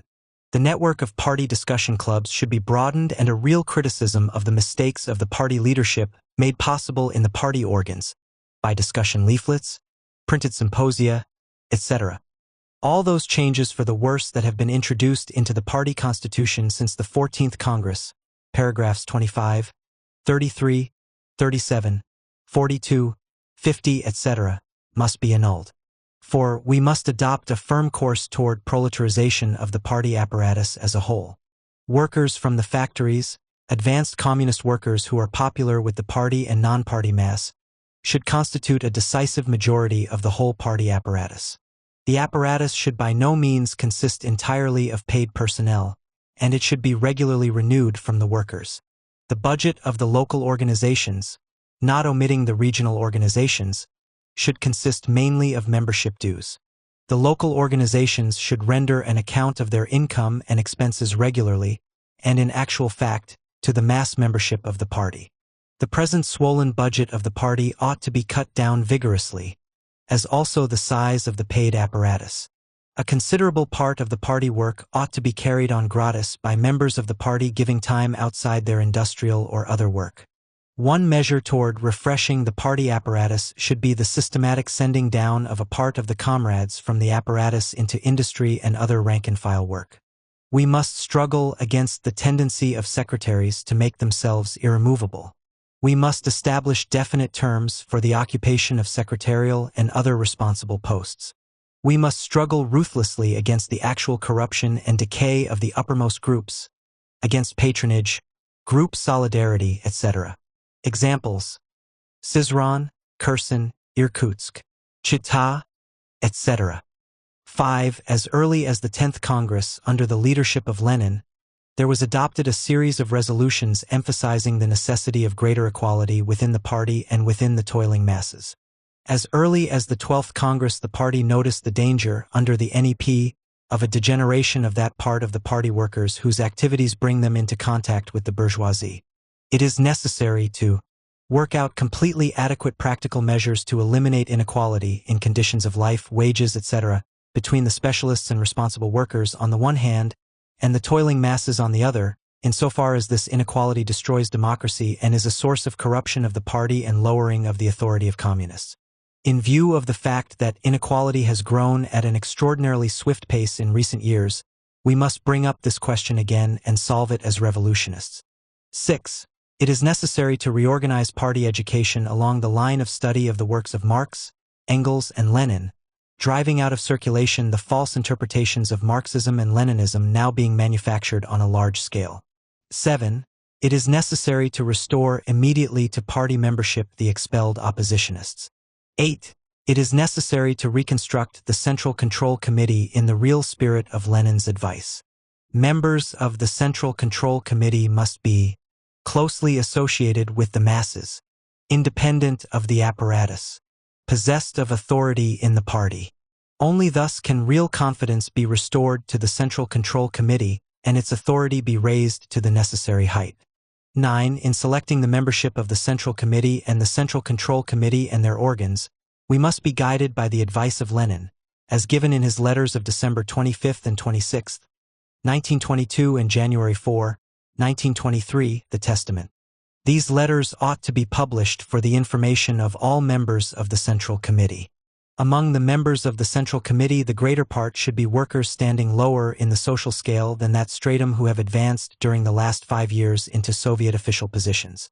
So Lenin wrote in his letter of December 26, 1922, and they should be associated more closely with the rank-and-file workers and peasants, while not, however, belonging either directly or indirectly to the class of exploiters.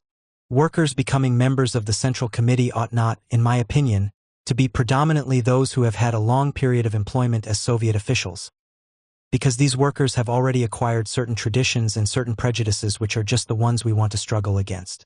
Those letters were written by Lenin in the period when he gave the party his last and most carefully weighed advice upon the fundamental questions of the revolution. The 15th Congress of our party ought to select its Central Committee from the exact point of view of the above-quoted advice of Lenin. The League of Communist Youth. The wrong political line and the organizational repression have been carried over with full force, and often indeed with increased force, into the League of Communist Youth. The international education of the young workers is being more and more pushed into the background. All critical thinking is being suppressed and persecuted.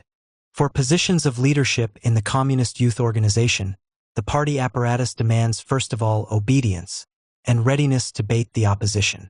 The proletarian part of the lower organizations, the fundamentally healthy part, is deprived of all life by this regime.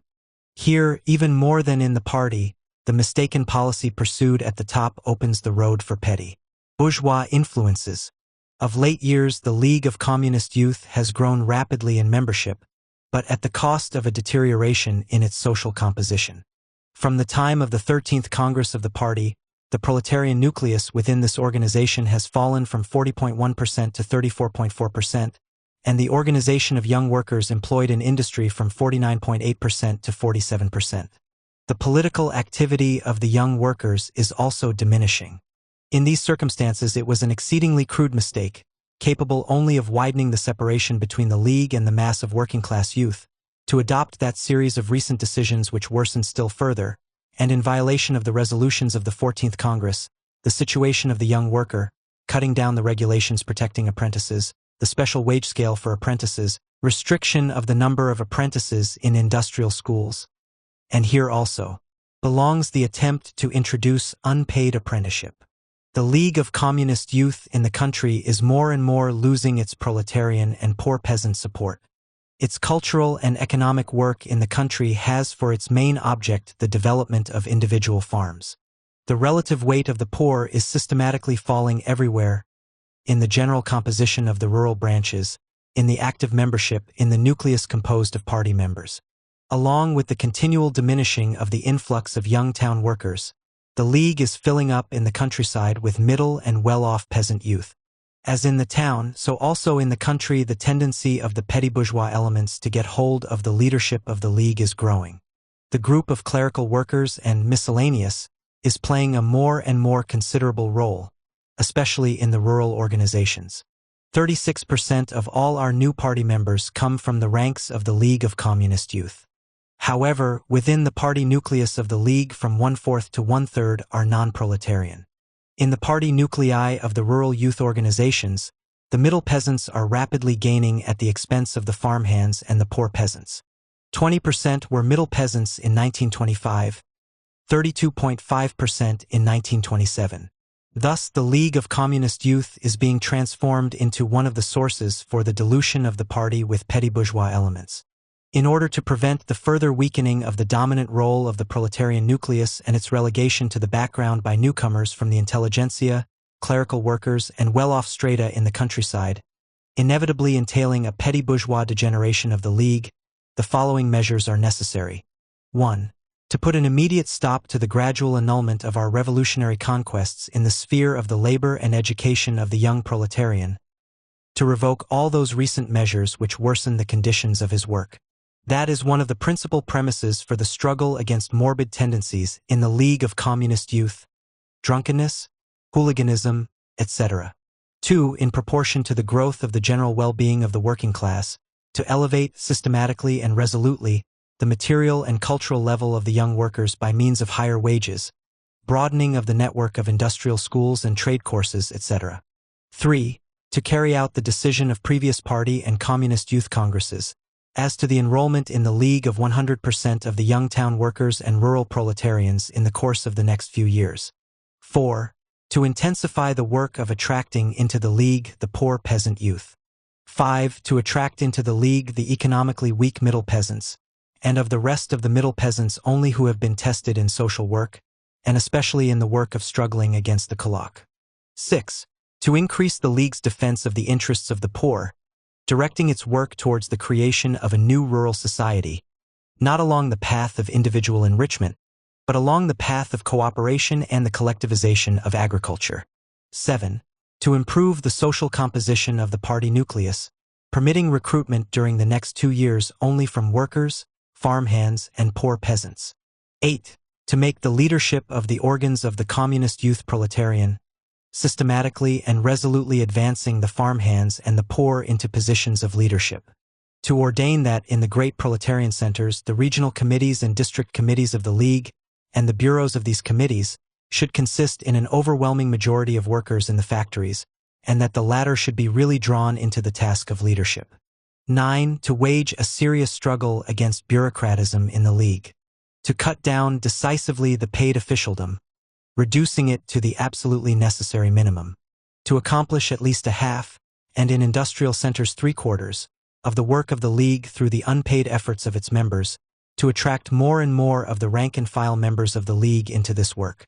10. The cultural and educational work of the League should be closely bound up with an active daily participation in the general political life of the party, the Soviets, the trade unions, and the cooperatives. 11. Put an end to the rubber stamp regime, the deadening regime of orders from above, the lying and ignorant regime of cribs and institutions for opposition baiting. Introduce in its place the serious study of Marxism and Leninism, upon the basis of live discussion, comradely exchange of opinions, and a real, not a sham, acquisition of knowledge. 12. Introduce, in deeds and not words, a democratic regime. Do away with persecution and expulsion of those who hold independent opinions about party questions and League questions. Adhere strictly to the periods provided in the Constitution for calling district, ueased, regional, etc. conferences and congresses. Our international situation and the war danger. The situation of the Soviet Union in the world arena. A war of the imperialists against the Soviet Union is not only probable, but inevitable. To postpone this danger, to gain as much time as possible for strengthening the Soviet Union and consolidating the international revolutionary proletariat, should be one of our chief practical concerns. Only a victorious proletarian revolution in the dominant countries can finally remove this danger. The danger of a world war is increasing for the following reasons. These years of struggle of the part of capitalism to strengthen itself, and the partial success obtained in that struggle, have made the question of markets a burning question for all the leading countries. The imperialist bourgeoisie, convinced of the indubitable growth of the economic power of the Soviet Union, sees also that the proletarian dictatorship, protected by the monopoly of foreign trade, will never give the capitalists a free market in Russia. The imperialist bourgeoisie is speculating on domestic difficulties in the Soviet Union. The defeat of the revolution in China, following the defeat of the English general strike, has filled the imperialists with the hope that they may succeed in crushing the Soviet Union. The rupture of diplomatic relations between Britain and the Soviet Union was prepared long ago, but the defeat of the Chinese Revolution hastened it. In this sense, it was a reward for the Central Committee's refusal to adopt a real Bolshevik policy in China. It would be a great mistake to imagine that this matter reduces itself to a mere change in the form of trade between Britain and us. We will trade as we trade with America. It is perfectly clear now that Imperial Britain has a broader plan of action. She is preparing a war against the Soviet Union, having a moral mandate from the bourgeoisie of several other countries, and intending by one means or another to drag into the war against us Poland, Romania, and the Baltic states, and perhaps also Yugoslavia, Italy, and Hungary. Poland, it appears, would prefer to have a longer period of preparation for war against us. But it is not impossible that Britain will compel her to fight sooner than she likes. In France, the British pressure for a united front against the Soviet Union is finding support from an influential part of the bourgeoisie. They are becoming more and more irreconcilable in their demands, and, of course, at a favorable moment they will not hesitate to make a diplomatic rupture. The more Germany's diplomacy wriggles in recent times, the clearer it becomes that its general orientation is towards the West. The German bourgeoisie is already openly saying that, in a war against the Soviet Union, Germany would perhaps at the beginning remain neutral, in the manner of America in 1914. This, with a view to gain as much as possible from the war, and afterward openly sell its neutrality to the Western imperialists at a good price. Nothing could be worse for the fundamental interests of the Soviet Union than to conceal from itself this passing over of the German bourgeoisie to a Western orientation. An unexpected blow from the German bourgeoisie might well have a decisive significance for us. Only a perfectly open statement of things as they are, only an awakening of the vigilance of the workers of the Soviet Union and the workers of Germany, can ensure us against this blow, or at least make it difficult for the German bourgeoisie to deliver it. The Japanese bourgeoisie is maneuvering no less skillfully than the Germans in relation to the Soviet Union. It is very cleverly covering up its tracks, and pretending to be friendly. It has even checked, for a time, the seizure of the Chinese Eastern Railroad by Chang Tso-lin. But it is secretly holding the reins in China and may soon throw off the mask in relation to us. In the Near East, Turkey and Persia, we have not, to say the least, achieved a situation which would guarantee a firm neutrality in case the imperialists attack us. It would be wiser to assume that in such a case the governments of these states would incline, under pressure, to do the bidding of the imperialists against the Soviet Union. In the case of an attack on us, America, having preserved her wholly irreconcilable attitude to the Soviet Union, would play the role of the imperialist rear. The significance of this role would be the greater because she is just the one to guarantee the financing of a war against the Soviet Union.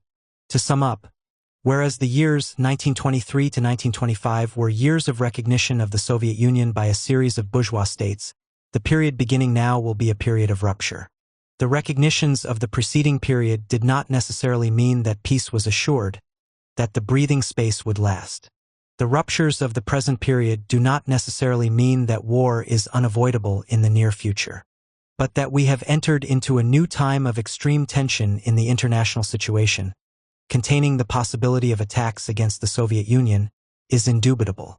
The contradictions within the capitalist world are very great. To realize, throughout a long period, a united front against us will be extremely difficult for the world bourgeoisie. But a partial union of several bourgeois states against us, for a certain period of time, is entirely possible. All this taken together ought to impel our party to recognize that the international situation is dangerous, to bring again into the foreground before the broad masses of the population the problems of international politics, to carry on a most intense and all-sided preparation of the Soviet Union for defense in case of war. The bourgeois parties, including official social democracy, will try in every way to deceive their people as to the real character of the war which imperialism is preparing against the Soviet Union. Our task is to explain now to the broadest masses of the peoples of the whole world that this will be a war of imperialists and slave owners against the first proletarian state and dictatorship, a war of capitalism against socialism. In this war, the imperialist bourgeoisie will be fighting essentially to preserve the whole system of capitalist wage slavery. The Soviet Union will be fighting for the interests of the international proletariat, the colonial and semi-colonial and enslaved countries, for the international revolution and socialism. Our whole work ought already to be carried on under these slogans. Down with the war of the imperialists against the state of the proletarian dictatorship. Transformation of the imperialist war into a civil war in all states attacking the Soviet Union. Defeat of all the bourgeois states making war on the Soviet Union. Every honest proletarian of the capitalist countries ought actively to work for the defeat of his government. Coming over to the side of the Red Army of every foreign soldier who does not want to help the slave owners of his country. The Soviet Union is the fatherland of all workers. The slogan, Defense of the Fatherland, will be a false disguise of the interests of imperialism in all bourgeois countries, except the colonial and semi-colonial countries who are carrying on a national revolutionary war against the imperialists. In the Soviet Union, the slogan, Defense of the Fatherland, will be a true one because we are defending the socialist fatherland and the base of the world labor movement. We are defenders of the fatherland since October 25, 1917. Our patriotic war will be a war for the Soviet Republic as one of the advanced units of the International Army of Socialism. Our patriotic war is not a step towards a bourgeois state, but a step to an international socialist revolution, Lenin. Our defense of the fatherland is the defense of the proletarian dictatorship. Our war will be waged by the workers and farmhands with the support of the poor peasants, and with the alliance of the middle peasants against our own kulaks, new bourgeoisie, bureaucrats, specialists of the Ostrelov school, and white émigrés. Our war will be a really just war. Whoever is not a defender of the Soviet Union is unquestionably a traitor to the international proletariat. The defeat of the Chinese Revolution and its causes. The defeat of the Chinese Revolution has changed the real relation of forces to the advantage of imperialism. Of course, only temporarily. New revolutionary conflicts, a new revolution in China, are inevitable. That is guaranteed by the whole situation. The opportunist leaders are trying, after the event, to explain their own failure by the so-called objective relation of forces. They forget that only yesterday they were predicting a speedy socialist revolution in China upon the basis of this same relation of forces. The deciding cause of the unfortunate outcome of the Chinese Revolution at the present stage was the fundamentally mistaken policy of the leadership of the Russian Communist Party and the whole International. The net result was that at the decisive period there existed in China, in actual fact, no real Bolshevik party. To lay the blame now upon the Chinese Communists alone is superficial and contemptible. We had in China a classic experiment in the application of the Menshevik tactic in the bourgeois democratic revolution. That is why the Chinese proletariat not only did not attain to its victorious 1905, Lenin, but has played, so far, essentially the same role that the European proletariat played in the revolutions of 1848. The peculiarity of the Chinese Revolution in the present international situation is not that there exists in China a so-called revolutionary liberal bourgeoisie, upon which Stalin Martinov Bukharin rested the hopes of their entire policy. Its peculiarities are as follows. 1. The Chinese peasantry, more oppressed than the Russian under Tsarism, groaning under the yoke not only of their own but also of foreign oppressors, could rise, and did rise, more powerfully than the Russian peasantry in the revolution of 1905. 2. The slogan of Soviets, proposed by Lenin for China as early as 1920, had every possible justification in the conditions existing in 1926 to 1927. Soviets in China would have offered forms of consolidation for the peasant power under the leadership of the proletariat. They would have been real organs of the revolutionary democratic dictatorship of the proletariat and the peasantry, and that means organs of real resistance to the bourgeois Kuomintang and to the Chinese Cavagnacs emerging from it. The doctrine of Lenin that a bourgeois democratic revolution can be carried through only by a union of the working class and the peasants under the leadership of the former against the bourgeoisie is not only applicable to China and to similar colonial and semi-colonial countries, but in fact indicates the sole road to victory in those countries. 3. It follows from all this that a revolutionary democratic dictatorship of the proletariat and the peasants, had it crystallized in the form of Soviets in China, in the present period of imperialist wars and proletarian revolutions, modified as it is by the existence of the Soviet Union, would have had every possible chance of a comparatively swift transformation into a socialist revolution. Apart from this policy, there remained only the Menshevik road of alliances with the liberal bourgeoisie, which leads unavoidably to the defeat of the working class. That is what had actually happened in 1927 in China. All the decisions made during Lenin's life by the Second and Fourth Congresses of the Communist International, the decision on Soviets in the Orient, on the full independence of workers' communist parties in countries having a national revolutionary movement, and on the union of the working class with the peasants against their bourgeoisie and the foreign imperialists, all these decisions were completely forgotten. The resolution of the 7th Enlarged Plenum of the Executive Committee of the Communist International, November L. 926, not only did not give a true Leninist evaluation of the already powerfully developing events in China, but it wholly and absolutely went over to the Menshevik course advocated by Martinov. In the resolution, incredible as it may seem, not one word was said about the first counter-revolutionary coup d'état of Chiang Kai-shek in March 1926. Not one word about the shootings of workers and peasants and other repressive measures carried out by the Canton government in a whole series of provinces during the summer and autumn of 1926. Not one word about the measures of compulsory arbitration directed against the working class. Not one word about the putting down of working-class strikes by the Canton government, about the protection given by the Canton government to the yellow company unions of the employers. In the resolution of the 7th Plenum, there is no demand for the arming of the workers, no summons to struggle against the counter-revolutionary general staff.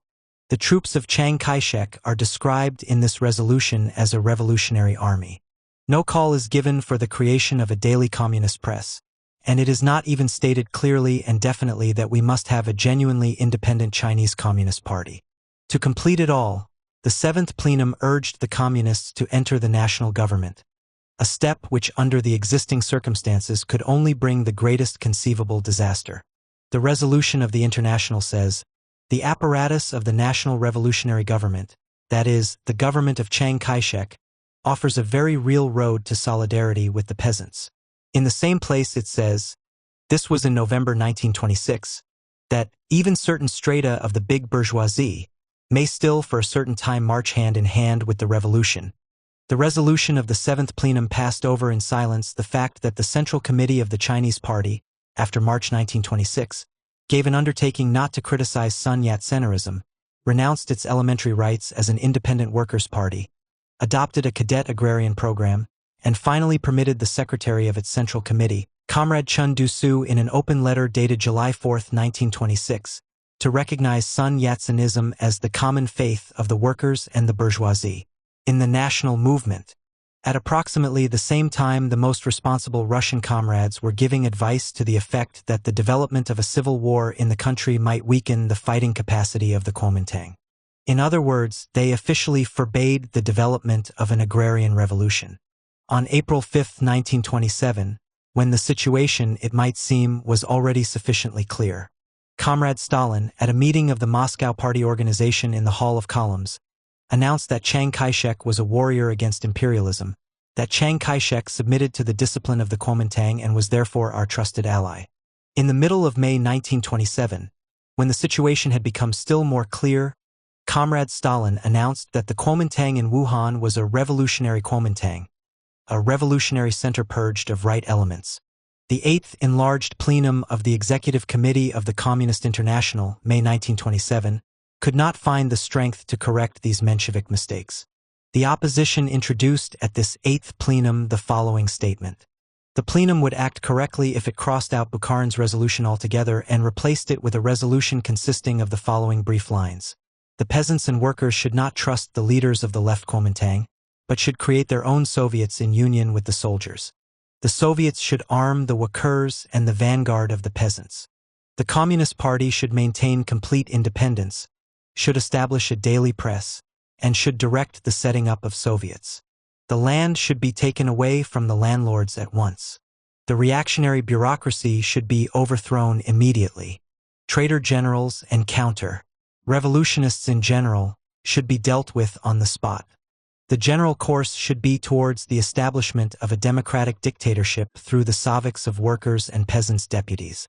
The attempt of the opposition to warn the party that the Kuomintang in Wuhan was not by any means a revolutionary Kuomintang was denounced by Stalin and Bukharin as a struggle against the party, an attack upon the Chinese Revolution, etc. Dispatches stating the facts as to the real course of the revolution and the counter-revolution in China were concealed and falsified. Things went so far that the central organ of our party announced the disarmament of the workers by the Chinese generals, under the headline Fraternization of the Soldiers with the Workers. In mockery of Lenin's teaching, Stalin asserted that the slogan of Soviets in China would mean the demand for an immediate formation of the proletarian dictatorship. As a matter of fact, Lenin, as long ago as in the Revolution of 1905, advanced the slogan of Soviets as organs of the democratic dictatorship of the proletariat and the peasants. The slogan of Soviets for China, proposed at the proper time by the opposition, was met by Stalin and Bukharin with an accusation of aiding and abetting the counter-revolution, etc. When the centers of the revolt of the workers and peasants were smashed by our generals, the revolutionary generals Stalin and Bukharin, in order to cover up their own bankruptcy, suddenly advanced the slogan of Soviets for China, and then forgot it again the next morning. At first, the Chinese Communist Party was declared to be a model section of the International, and the slightest criticism of it from the opposition, at a time when its mistakes might still have been corrected, was suppressed and denounced as a spiteful attack upon the Chinese Party. Afterward, when the dismal failure of Martin of Stalin-Bukharin became perfectly clear, they attempted to throw all the blame upon the young Chinese Communist Party. At first they staked everything upon Chiang Kai-shek, then upon Tang Xingqi, then upon Feng Yuxiang, then the tried and true Wang Qingwei. One after the other, every one of these hangmen of the workers and peasants was hailed as a warrior against imperialism and our ally. This Menshevik policy is now being completed by the frank and open castration of the revolutionary teaching of Lenin. Stalin-Bukharin and the younger school are now occupied with proving that the teachings of Lenin on the national revolutionary movement amount in effect to a gospel of union with the bourgeoisie. In 1920, at the Second Congress of the Communist International, Lenin said, "There has occurred a certain drawing together of the bourgeois classes of the imperialist and colonial countries, such that very often, and indeed in the majority of cases, the bourgeoisie of the oppressed country, although it supports the national movement, at the same time fights in union with the imperialist bourgeoisie against all revolutionary movements and revolutionary classes." How Lenin would denounce these people who dare refer to him today for justification of their Menshevik policy of union with Chiang Kai-shek and Wang Qingwei.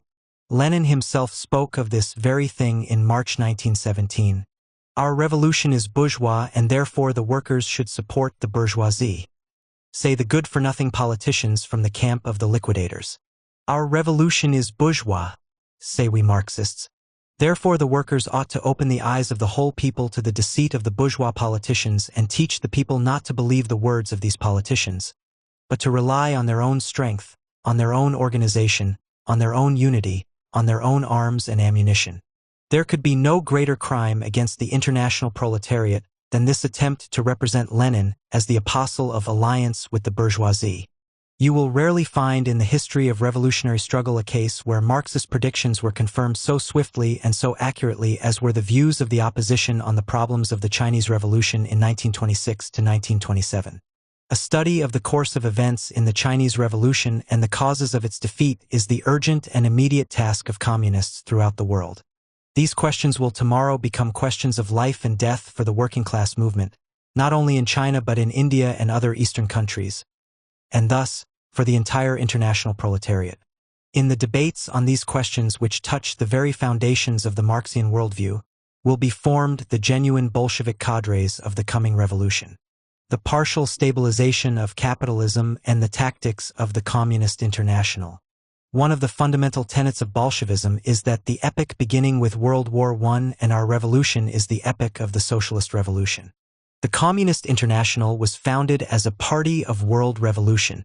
A recognition of this fact was recorded in the 21 points, and it was primarily along this line that the communists split with the Social Democrats, independents, and Mensheviks of all sorts and kinds. A recognition of the fact that the war in October opened an epoch of world revolution does not mean, of course, that at every given moment we have on hand an immediately revolutionary situation. In certain periods, in individual countries, and in individual branches of production, dying capitalism, Lenin, is capable of a partial reestablishment of its economy and even a further development of its productive forces. The epoch of world revolution will have its periods of rise and fall. so much the greater will be the importance of the preparedness of the working class and its party, the degree of influence exercised by counter-revolutionary social democracy, the correct leadership of the Comintern. But this ebb and flow of the revolution will not change the fundamental Leninist evaluation of the present historical epoch taken as a whole. Only this evaluation can form the basis of the revolutionary strategy of the Communist International. Nevertheless, as a result of a series of defeats of the international revolutionary movement and the pessimistic moods growing out of them, the Stalin Group, unnoticeably even to itself, has arrived at a completely new and essentially social democratic appraisal of the present epoch. The whole theory of socialism in one country derives fundamentally from the assumption that the stabilization of capitalism will endure for a series of decades. This whole theory is essentially a product of the degenerate mood of the apostles of stabilization. It is no accident that the theory of socialism in one country has been welcomed by the socialist revolutionaries, both right and left. Chernov himself has written on this theme about the communist populism of Stalin and Bukharin. The organ of the left socialist revolutionaries wrote, "Stalin and Bukharin affirm, exactly like Narodniks, that socialism can win in one country. The socialist revolutionaries support this theory because they see in it a renunciation of the tactics of world revolution." In the resolution of the 14th Party Congress, adopted on the report of Stalin, the following obviously incorrect statement is made. In the sphere of international relations we have a reinforcement and lengthening of the breathing spell, which is transforming itself into a whole period.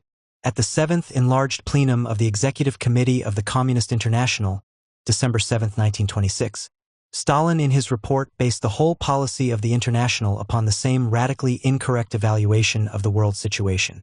This evaluation has already proved quite obviously incorrect. The resolution of the Joint Plenum of the Central Committee and the Central Control Committee, July-August 1927, speaks without the slightest qualification of the technical, economic, and political stabilization of capitalism. This brings the Stalinist evaluation of the world situation very much nearer to that of the leaders of the Second International, Otto Bauer, Hilferding, Trotsky, and others. Since the 14th Congress, something over a year and a half has passed. During that time, taking only the most important events, we have had the general strike in Britain, the gigantic events of the Chinese Revolution, the workers' uprising in Vienna. These events, irresistibly springing from the very conditions of the present stabilization, show us how much disruptive material has been accumulated by capitalism, how unstable its stabilization is. These events run straight against the theory of socialism in one country.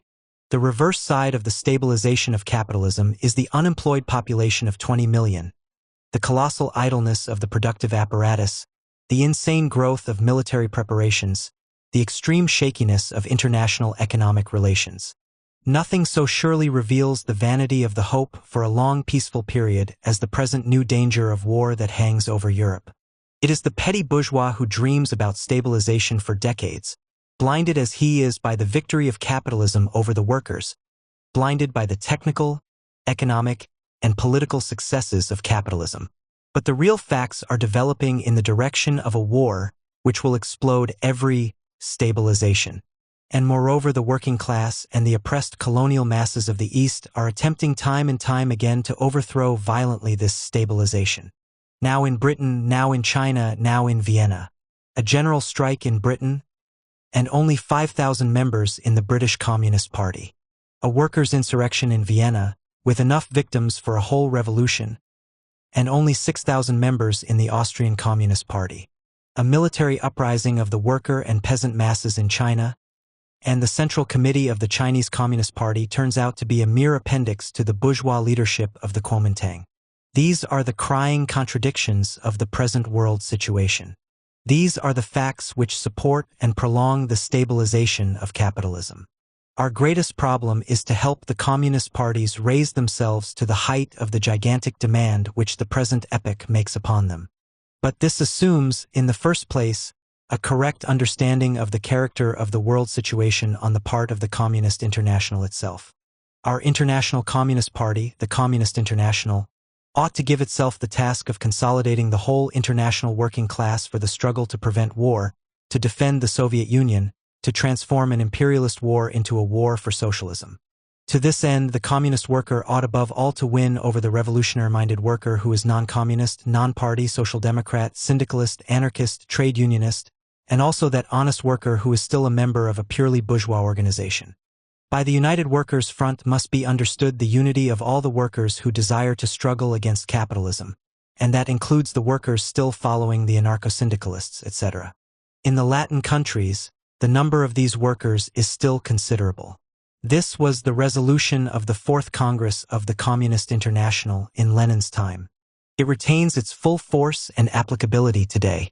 The present activities of the leaders of the Second International and the Amsterdam Trade Union International make it perfectly clear that their conduct in a future war will exceed, in scoundrelism and unscrupulous betrayal, the role they played in 1914 to 1918. Paul Boncourt, France, has introduced a law betraying the workers in advance into the hands of a bourgeois dictator in wartime. The General Council of the Trades Union Congress, Britain, is defending the murderers of Volkov and giving its benediction to the shipping of troops to China. Trotsky, Germany, is advocating an armed insurrection against the Soviet power in Russia, and the Central Committee of German Social Democracy is organizing the Grenade campaign.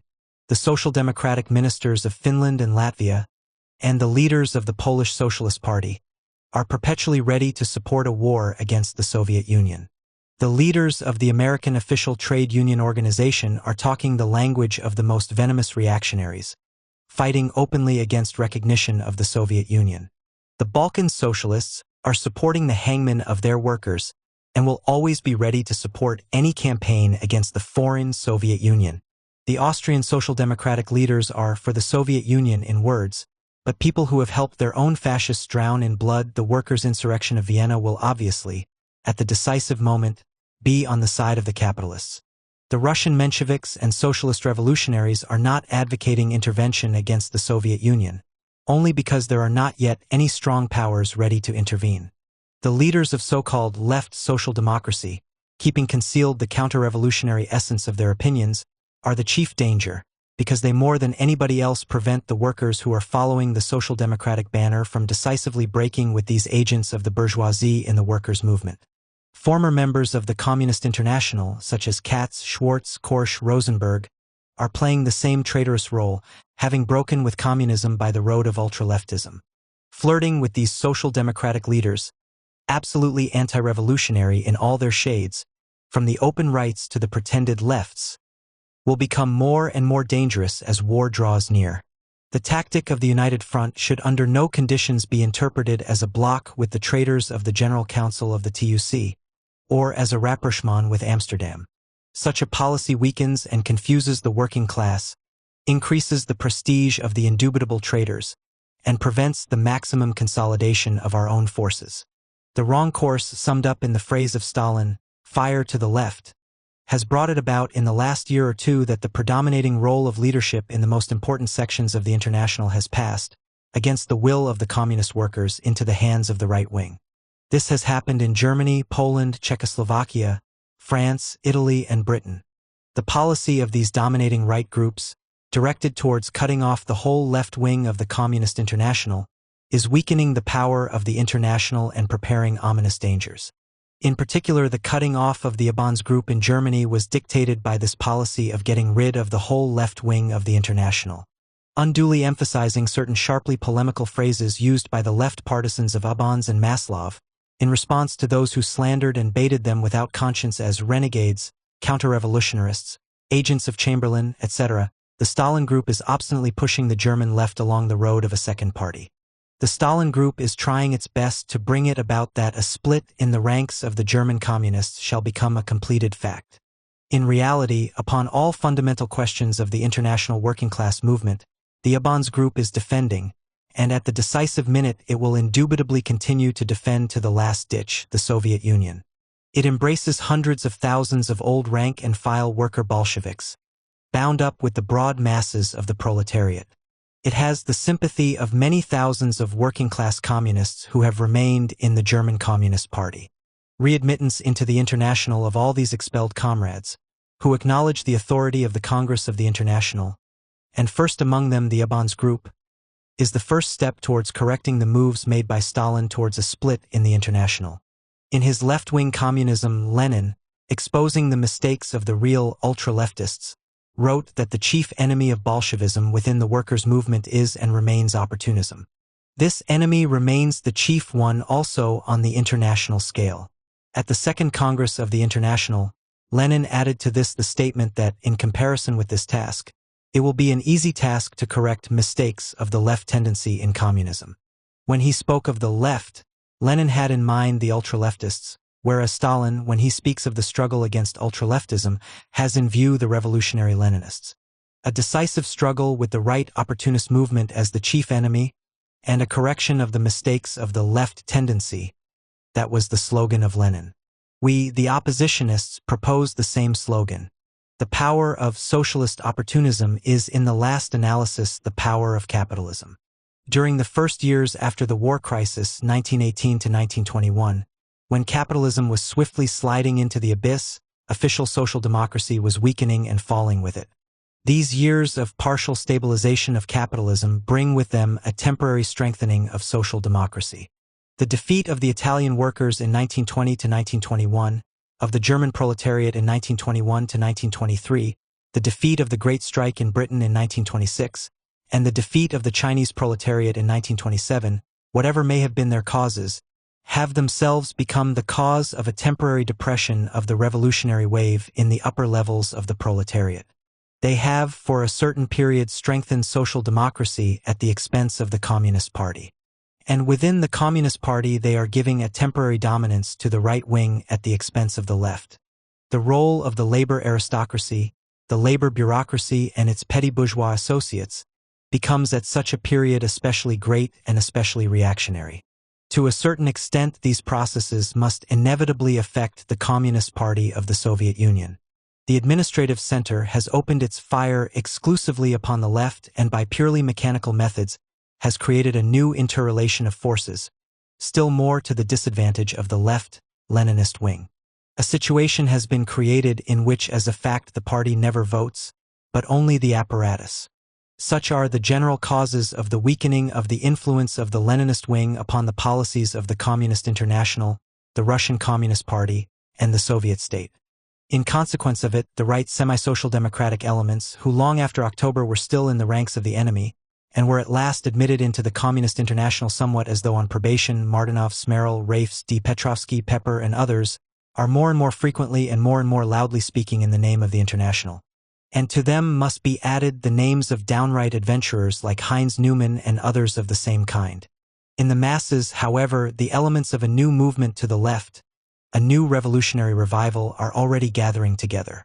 The opposition is engaged in preparing for that new day, both theoretically and politically. The principal conclusion: 1. In the dominant circles of the majority, under the influence of our break with Britain and other difficulties, both foreign and domestic, such plans are being prepared as the following: to recognize the debts, to annul more or less the monopoly of foreign trade, to withdraw from China, that is, withdraw for a time our support of the Chinese Revolution and of the national revolutionary movement in general, to execute within the country a right maneuver, that is, expand the NEP a little. At this price it is hoped to ward off the danger of war, improve the international situation of the Soviet Union, and get rid of, or at least reduce, the international difficulties. The whole plan is based upon the one assumption that capitalism is assured for decades. In reality, this would not be a maneuver, but in the present situation a full capitulation on the part of the Soviet power, through the political NEP, the neo-NEP, back to capitalism. The imperialists would accept all our concessions and proceed so much the more swiftly to the new attack and even to war. The kulaks, the nepmen, and the bureaucrats, taking cognizance of our concessions, would the more insistently organize all the anti-Soviet forces against our party. Such a tactic upon our part would result in the closest possible union of our new bourgeoisie with the foreign bourgeoisie. The economic development of the Soviet Union would fall under the complete control of international capital.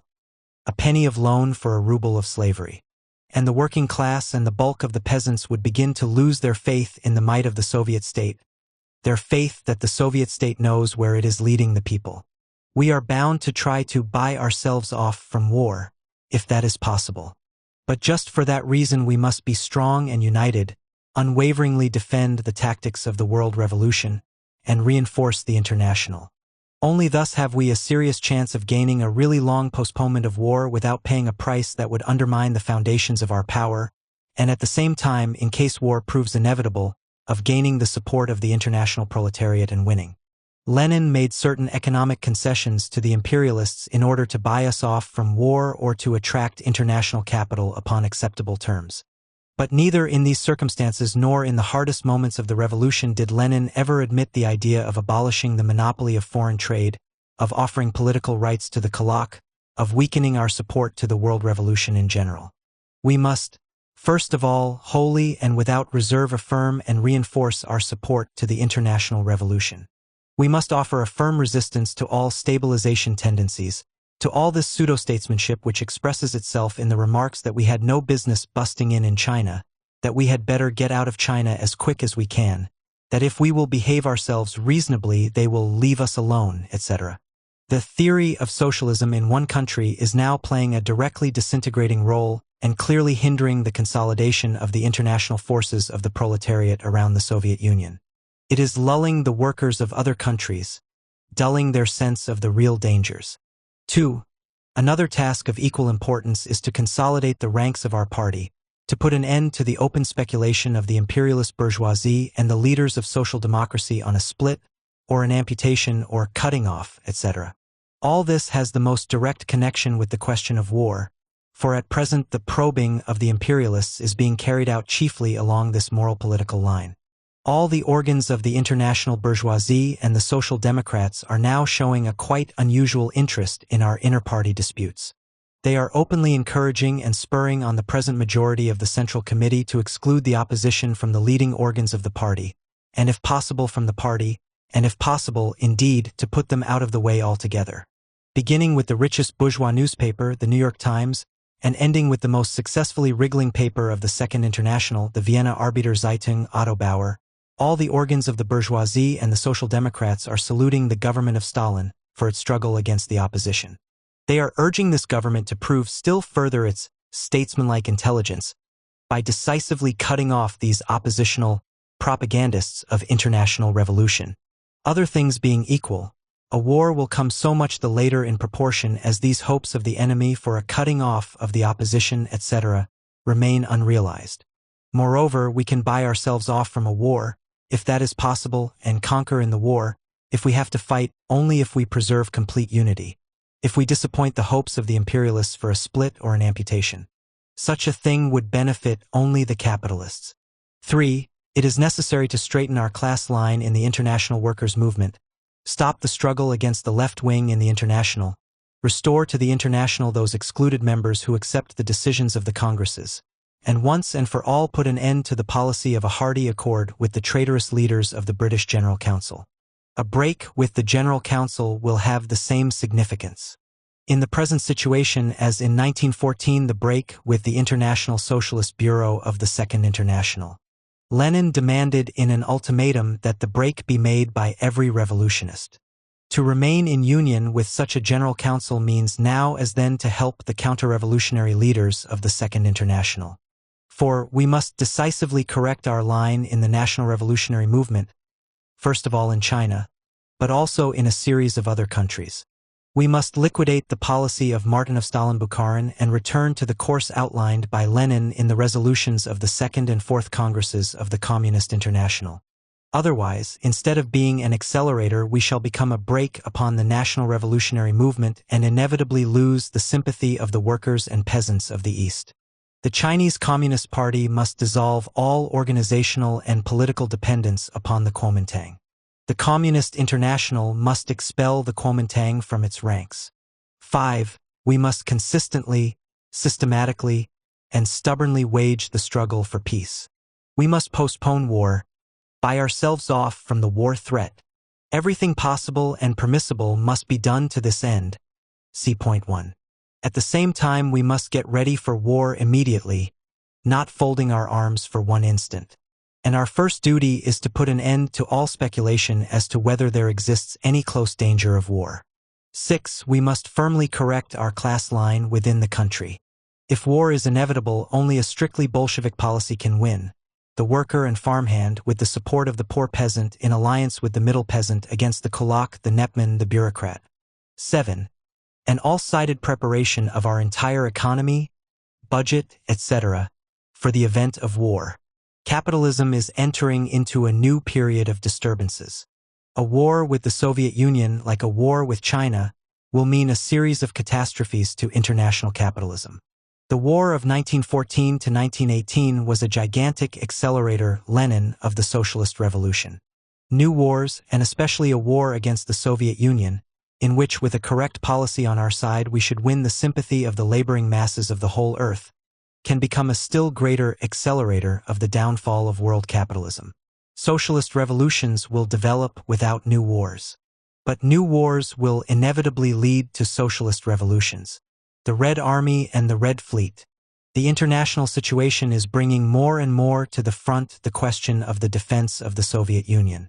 The party, the working class, and the peasantry ought to give renewed and greater attention to the Red Army and the Red Fleet. All the facts of our economy, politics, and culture are connected with the problem of defense. The army is a pattern of the whole social structure. It reflects, in the sharpest possible manner, not only the strong, but the weak sides of the existing regime. Experience teaches that in this sphere least of all is it safe to rely upon appearances. Here especially it is better to err upon the side of triple tests and self-criticism, than on the side of easygoing trust and confidence. The question of the mutual relation of classes in the country, and the true policy of the party in this sphere, has a decisive significance for the inner solidarity of the army and for the mutual relations between the commanding staff and the body of the soldiers. The question of industrialization has decisive significance for the technical resources of our defense. All the measures advocated in the present platform, in the sphere of international politics and the international workers' movement, industry, agriculture, the Soviet system, the national question, the party, and the League of Communist Youth, all these questions are of first-class importance in strengthening the Red Army and the Red Fleet. Our practical proposals in this field have been presented to the Politburo. Nothing testifies so surely to the erroneous political course of the Stalin Group as their unceasing determination to quarrel not with our real opinions, but with imaginary opinions which we do not and never did hold. When the Bolsheviks were disputing with the Mensheviks, socialist revolutionaries, and other petty bourgeois tendencies, the Bolsheviks expounded before the workers the actual system of opinions advanced by their opponents. But when the Mensheviks or socialist revolutionaries disputed with the Bolsheviks, instead of refuting their real opinions, they would attribute to the Bolsheviks things which they had never said. The Mensheviks and socialist revolutionaries could not expound the views of the Bolsheviks before the workers with any approach to justice, because in that case the workers would have supported the Bolsheviks. The whole mechanism of the class struggle reduced these petty bourgeois groups to the necessity of opposing the Bolsheviks by calling them conspirators, allies of the counter-revolution, and later agents of Wilhelm. In the same way now, the petty bourgeois deviation within our own party cannot struggle against our Leninist views otherwise than by attributing to us things which we never thought or said. The Stalin Group knows perfectly well that if we could defend our true opinions with any approach to freedom, an immense majority of the members of our party would support us. The most elementary conditions for an honest inter-party debate are not observed. On the question of the Chinese Revolution, a question of world importance, the Central Committee has not printed up to the present time one word of what the opposition says.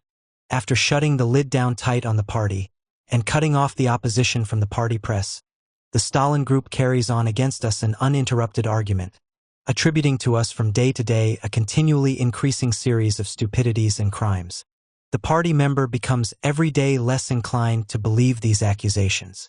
1. When we state that the present stabilization of capitalism is not a stabilization for decades, and that our epoch remains an epoch of imperialist wars and social revolutions, Lenin, the Stalin Group attributes to us a denial of all elements of stabilization in capitalism. 2. When we say, in the words of Lenin, that for the construction of a socialist society in our country, a victory of the proletarian revolution is necessary in one or more of the advanced capitalist countries, that the final victory of socialism in one country, and above all a backward country, is impossible, as Marx, Engels, and Lenin have all proved, the Stalin Group makes the wholly false assertion that we do not believe in socialism and in socialist construction in the Soviet Union. 3. When, following Lenin, we point out the growing bureaucratic distortions of our proletarian state, the Stalin Group attributes to us the opinion that our Soviet state is not proletarian at all.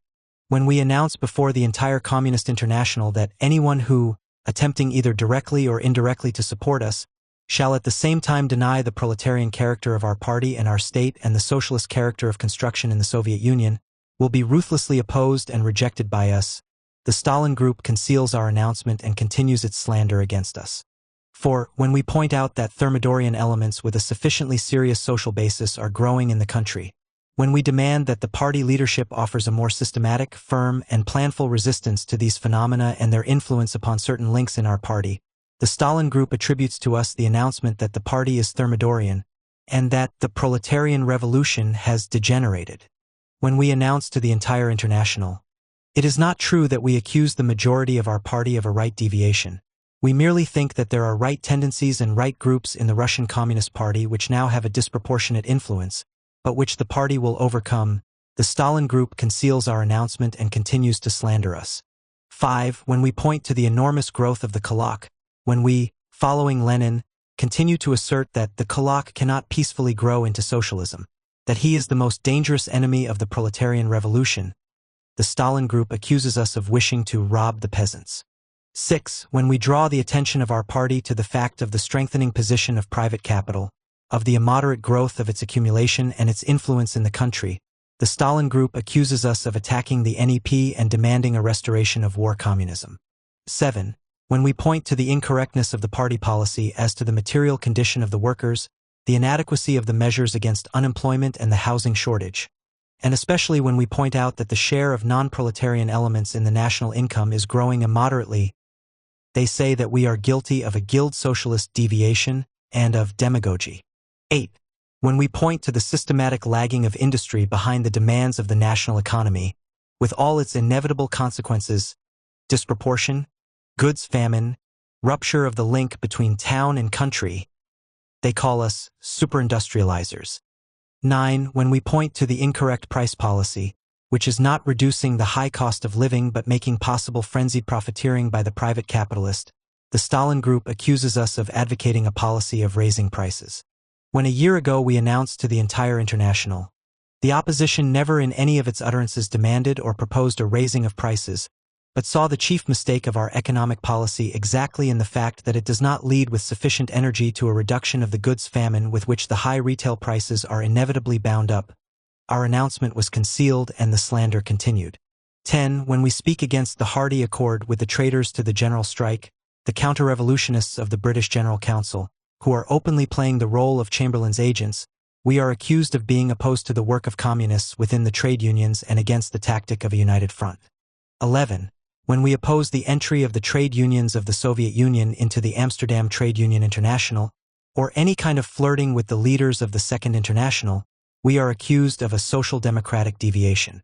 12. When we oppose a policy based on the Chinese generals, when we oppose the subjection of the Chinese working class to the bourgeois Kuomintang, when we oppose the Menshevik tactics of Martynov, we are accused of being against the agrarian revolution in China, of being in cahoots with Chiang Kai-shek. 13. When, on the basis of our evaluation of the world situation, we come to the conclusion that war is approaching, and warn the party of this in good time, the Stalinists bring forward against us the dishonest accusation that we desire war.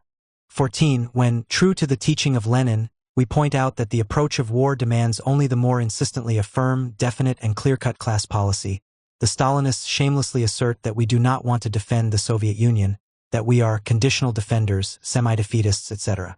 15. When we point out the indubitable fact that the entire world press of the capitalists and social democrats is supporting Stalin's struggle against the opposition in the Russian Communist Party, praising Stalin for his repression of the left wing, and summoning him to cut off the opposition and expel it from the Central Committee and from the party, Pravda and the entire party and Soviet press day after day deceitfully pretend that the bourgeoisie and the social democracy are for the opposition. 16. When we oppose the passing of leadership in the Communist International into the hands of the right wing, and the expulsion of hundreds of thousands of worker Bolsheviks, the Stalin Group accuse us of attempting to split the Communist International. 17. When, under the existing perverted party regime, oppositionists who are devoted party members attempt to inform the membership of their real opinions, they are thrown out of the Russian Communist Party. They are accused of factionalism. Proceedings are got up over alleged attempts to split the party. The most important party questions, instead of being discussed, are covered up with rubbish. 18. But the favorite accusation of late years is the accusation that we believe in Trotskyism. We announce to the whole Communist International, it is not true that we are defending Trotskyism. Trotsky has stated to the International that in all those questions of principle upon which he disputed with Lenin, Lenin was right, and particularly upon the question of permanent revolution and the peasantry. That announcement made to the whole Communist International the Stalin Group refuses to print. It continues to accuse us of Trotskyism. The above-quoted announcement relates, of course, only to those disagreements with Lenin which existed in fact and not to those differences and scrupulously invented by Stalin and Bukharin. The relation which they pretend to discover between our differences in the remote past and the practical disagreements which arose in the course of the October Revolution is imaginary. We note as unfair fighting the attempt of the Stalin Group to distract attention from the views of the opposition, as expounded in the present platform, by references to earlier disagreements between the groups existing in 1923 and 1925. These disagreements have now been resolved on the basis of Leninism. The mistakes and exaggerations committed by both groups of Bolsheviks in the dispute of 1923 to 1924, as a result of a series of obscurities in the state of affairs in the party and in the country, are now corrected, and offer no obstacle to a hearty cooperation in the struggle against opportunism and for Leninism. By tearing quotations from their context, by a crude and dishonest misuse of partially selected old polemical statements of Lenin's, and by hiding from the party other far more recent statements, by a direct falsification of party history and facts of yesterday, and still more important, by distorting and directly altering all the questions at present in dispute, the group of Stalin and Bukharin, departing farther and farther from the principles of Lenin, are trying to deceive the party into believing that this is a struggle between Leninism and Trotskyism. The struggle is, in actual fact, between Leninism and the opportunism of Stalin. In exactly the same way the revisionists, under pretense of a struggle against blankism, waged their battle against Marxism. Our wholehearted joint struggle against the Stalin course has been possible only because we are all completely united in the desire and determination to defend the real Leninist proletarian course. The present platform is the best answer to the accusation of Trotskyism. Everyone who reads it through will know that it is based from the first to the last line on the teachings of Lenin. It is saturated with the genuine spirit of Bolshevism. Let the party find out our real opinions. Let the party get acquainted with the genuine documents of our disagreements, and especially our disagreement upon that question of international historic importance, the Chinese Revolution. Lenin taught us, in case of a disagreement, to believe nothing on anybody's say-so, but to demand documents, listen to both of the contending sides, reject pretenses, and find out conscientiously what the argument is about. We, the opposition, repeat this advice of Lenin's. We must, once and for all, put an end to the very possibility of what happened at the 14th Congress, when the disagreements were suddenly landed in the lap of the party 2 or 3 days before the Congress. We must create the conditions for an honest dispute and an honest decision on the real subject of the disagreement, as this was always done during Lenin's time. Against opportunism, for the unity of the party. We have frankly set forth our opinion of the serious mistakes committed by the majority of the Central Committee in all the fundamental spheres of foreign and domestic policy. We have shown how these mistakes of the Central Committee have weakened our party, which is the fundamental instrument of the revolution. We have shown that, in spite of it all, our party can correct its policy from within. But in order to correct the policy, it is necessary clearly and candidly to define the character of the mistakes committed by the party leadership. The mistakes made have been opportunist mistakes. Opportunism in its developed form, according to the classic definition of Lenin, is a bloc formed by the upper strata of the working class with the bourgeoisie and directed against the majority of the working class. In the conditions now existing in the Soviet Union, opportunism in its completed form would be an aspera tie-in of the upper strata of the working class towards compromise with the developing new bourgeoisie, kulaks and netmen, and with world capitalism, at the expense of the interests of the broad mass of the workers and the peasant poor. When we note the presence of such tendencies in certain circles of our party, in some places just appearing and in others fully developed, it is absurd to accuse us, upon that ground, of slandering the party. It is exactly to the party that we are appealing against these tendencies which threaten it. It is equally absurd to pretend that we are accusing this or that section of the party or the Central Committee of disloyalty to the revolution, of betraying the interests of the proletariat. A false political line can be dictated by the most sincere concern for the interests of the working class. Even the most extreme representatives of the right wing are convinced that the compromises with bourgeois elements into which they are prepared to enter are necessary in the interests of the workers and peasants, that they are merely another of those maneuvers which Lenin considered entirely permissible. Even that right group which represents an open tendency to abandon the proletarian revolution does not consciously desire a thermidor. And this is still more true of the center, which is carrying out a typical policy of illusion, self-consolation, and self-deception. Stalin and his closest adherents are convinced that, with their powerful apparatus, they can outwit, instead of conquering in a struggle, all the forces of the bourgeoisie. Stalin and the Stalinists undoubtedly believed in all sincerity that they were playing for a limited period of time with the Chinese generals, and that they would throw them away like a squeezed lemon after having used them in the interests of the revolution. Stalin and the Stalinists undoubtedly believed in all sincerity that they would play with the Picels and not vice versa. Stalin and the Stalinists believe in all sincerity that they can freely make concessions to their own bourgeoisie, and afterward with equal freedom take these concessions back. In their bureaucratic self-conceit, the Stalinists facilitate their maneuvers by cutting off the party, in the essence of the matter, from all participation in political decisions and thus avoiding its resistance. The Stalin officialdom decides and acts and then lets the party digest its decisions. But this process weakens, if it does not paralyze, those very forces which might be deployed in a good political maneuver, both necessary and timely, or which might weaken and remove the bad consequences of maneuvers by the leaders which were obviously bad.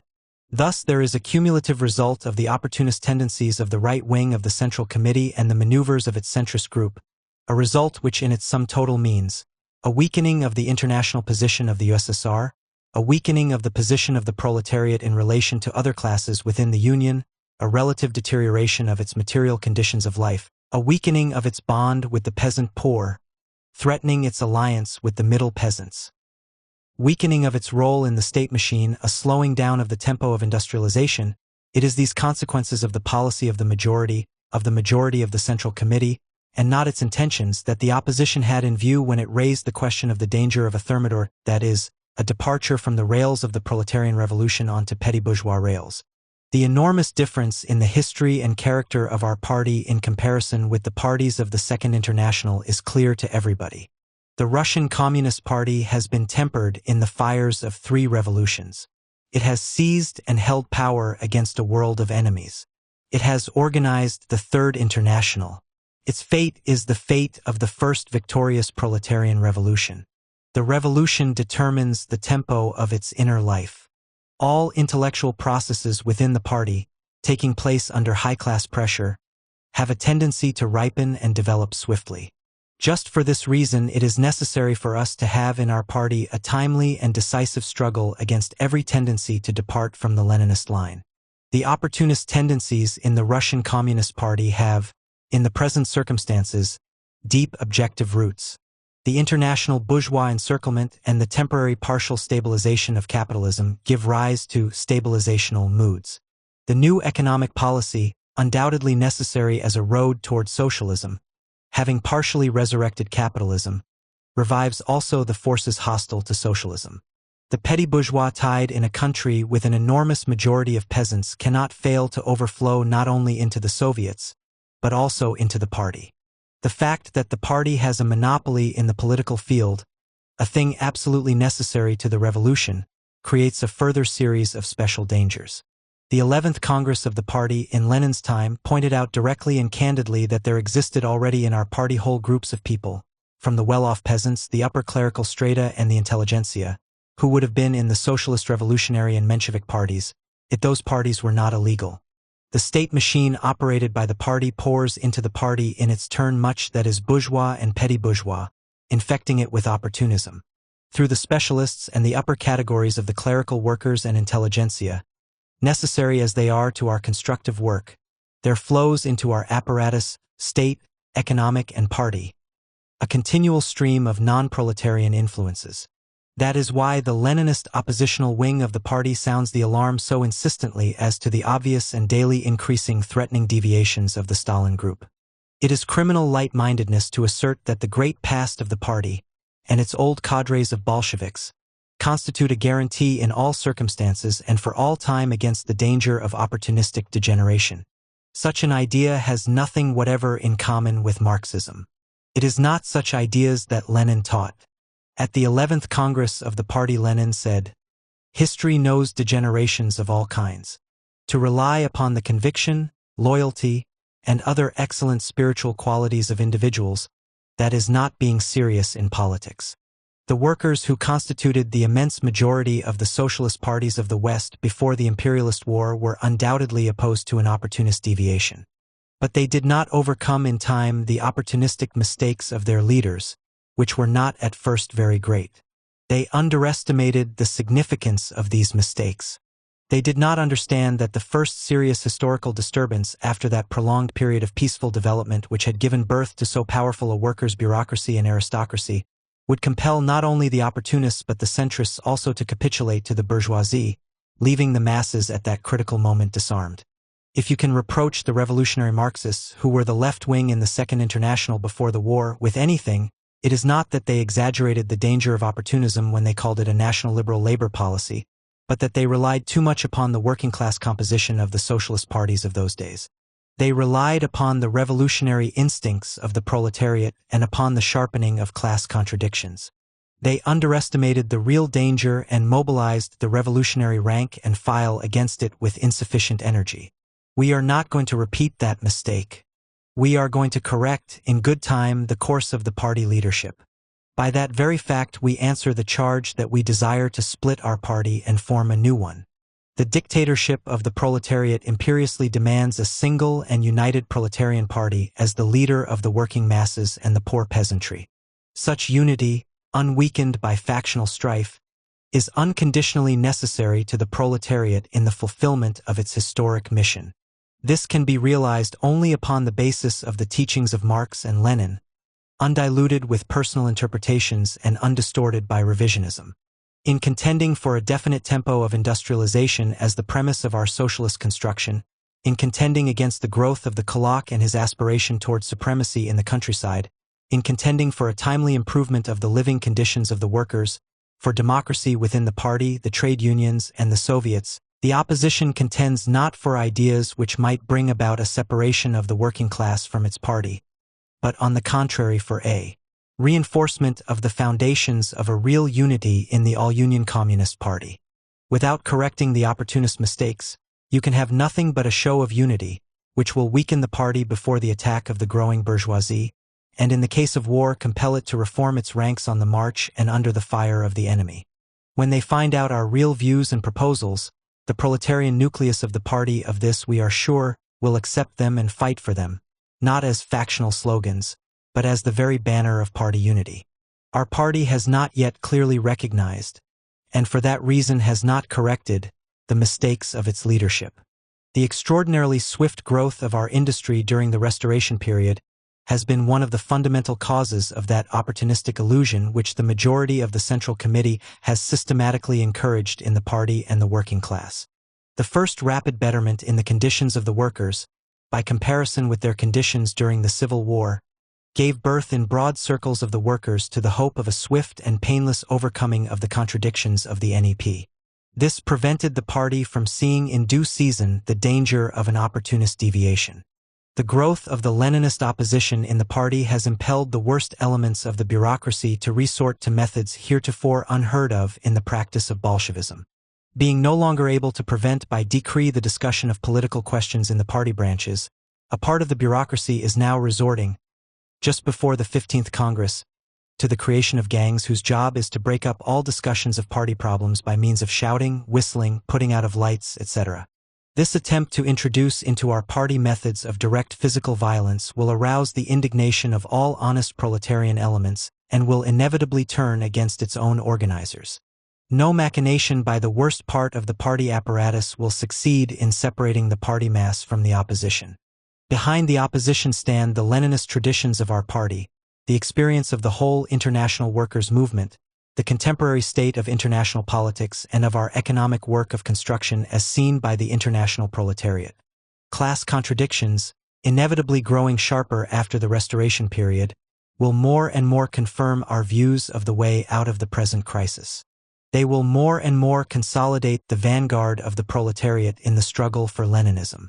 The growing danger of war is already impelling the worker member to think more deeply about the fundamental problems of the revolution. His thoughts will inevitably force him to enter actively into the work of correcting opportunist mistakes. The working class section of our party has been largely crowded out of the party leadership in late years. It has been subjected to the devastating influence of a long campaign of slander, whose goal has been to prove that left is right and right is left. This working class section of the party will come to itself. It will find out what is really happening. It will take the fate of the party into its own hands. To help the vanguard of the workers in this process is the task of the opposition. It is the task of this platform.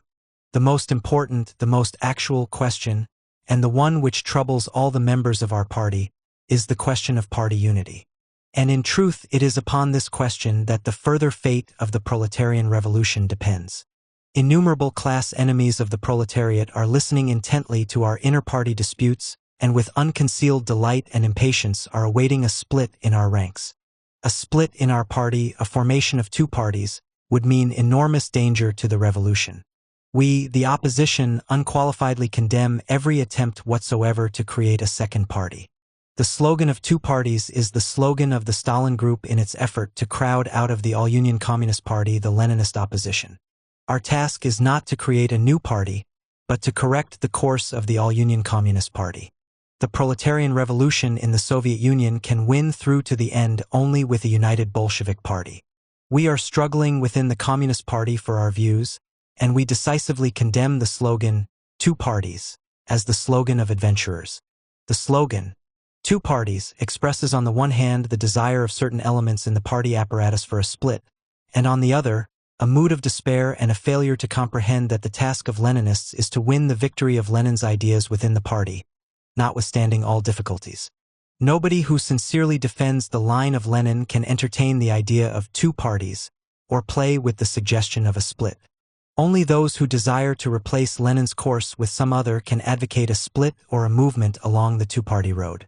We will struggle with all our force against the formation of two parties, for the dictatorship of the proletariat demands as its very core a single proletarian party. It demands a single party. It demands a proletarian party, that is, a party whose policy is determined by the interests of the proletariat and carried out by a proletarian nucleus. Correction of the line of our party, betterment of its social composition. This is not the two-party road, but the strengthening and guaranteeing of its unity as a revolutionary party of the proletariat. On the 10th anniversary of the October Revolution, we express our profound conviction that the working class did not make countless sacrifices and overthrow capitalism in order to prove unequal now to the task of correcting the mistakes of its leadership, carrying the proletarian revolution forward with a firm hand, and defending the Soviet Union, which is the center of the world revolution. Against opportunism, against a split, for the unity of the Leninist Party.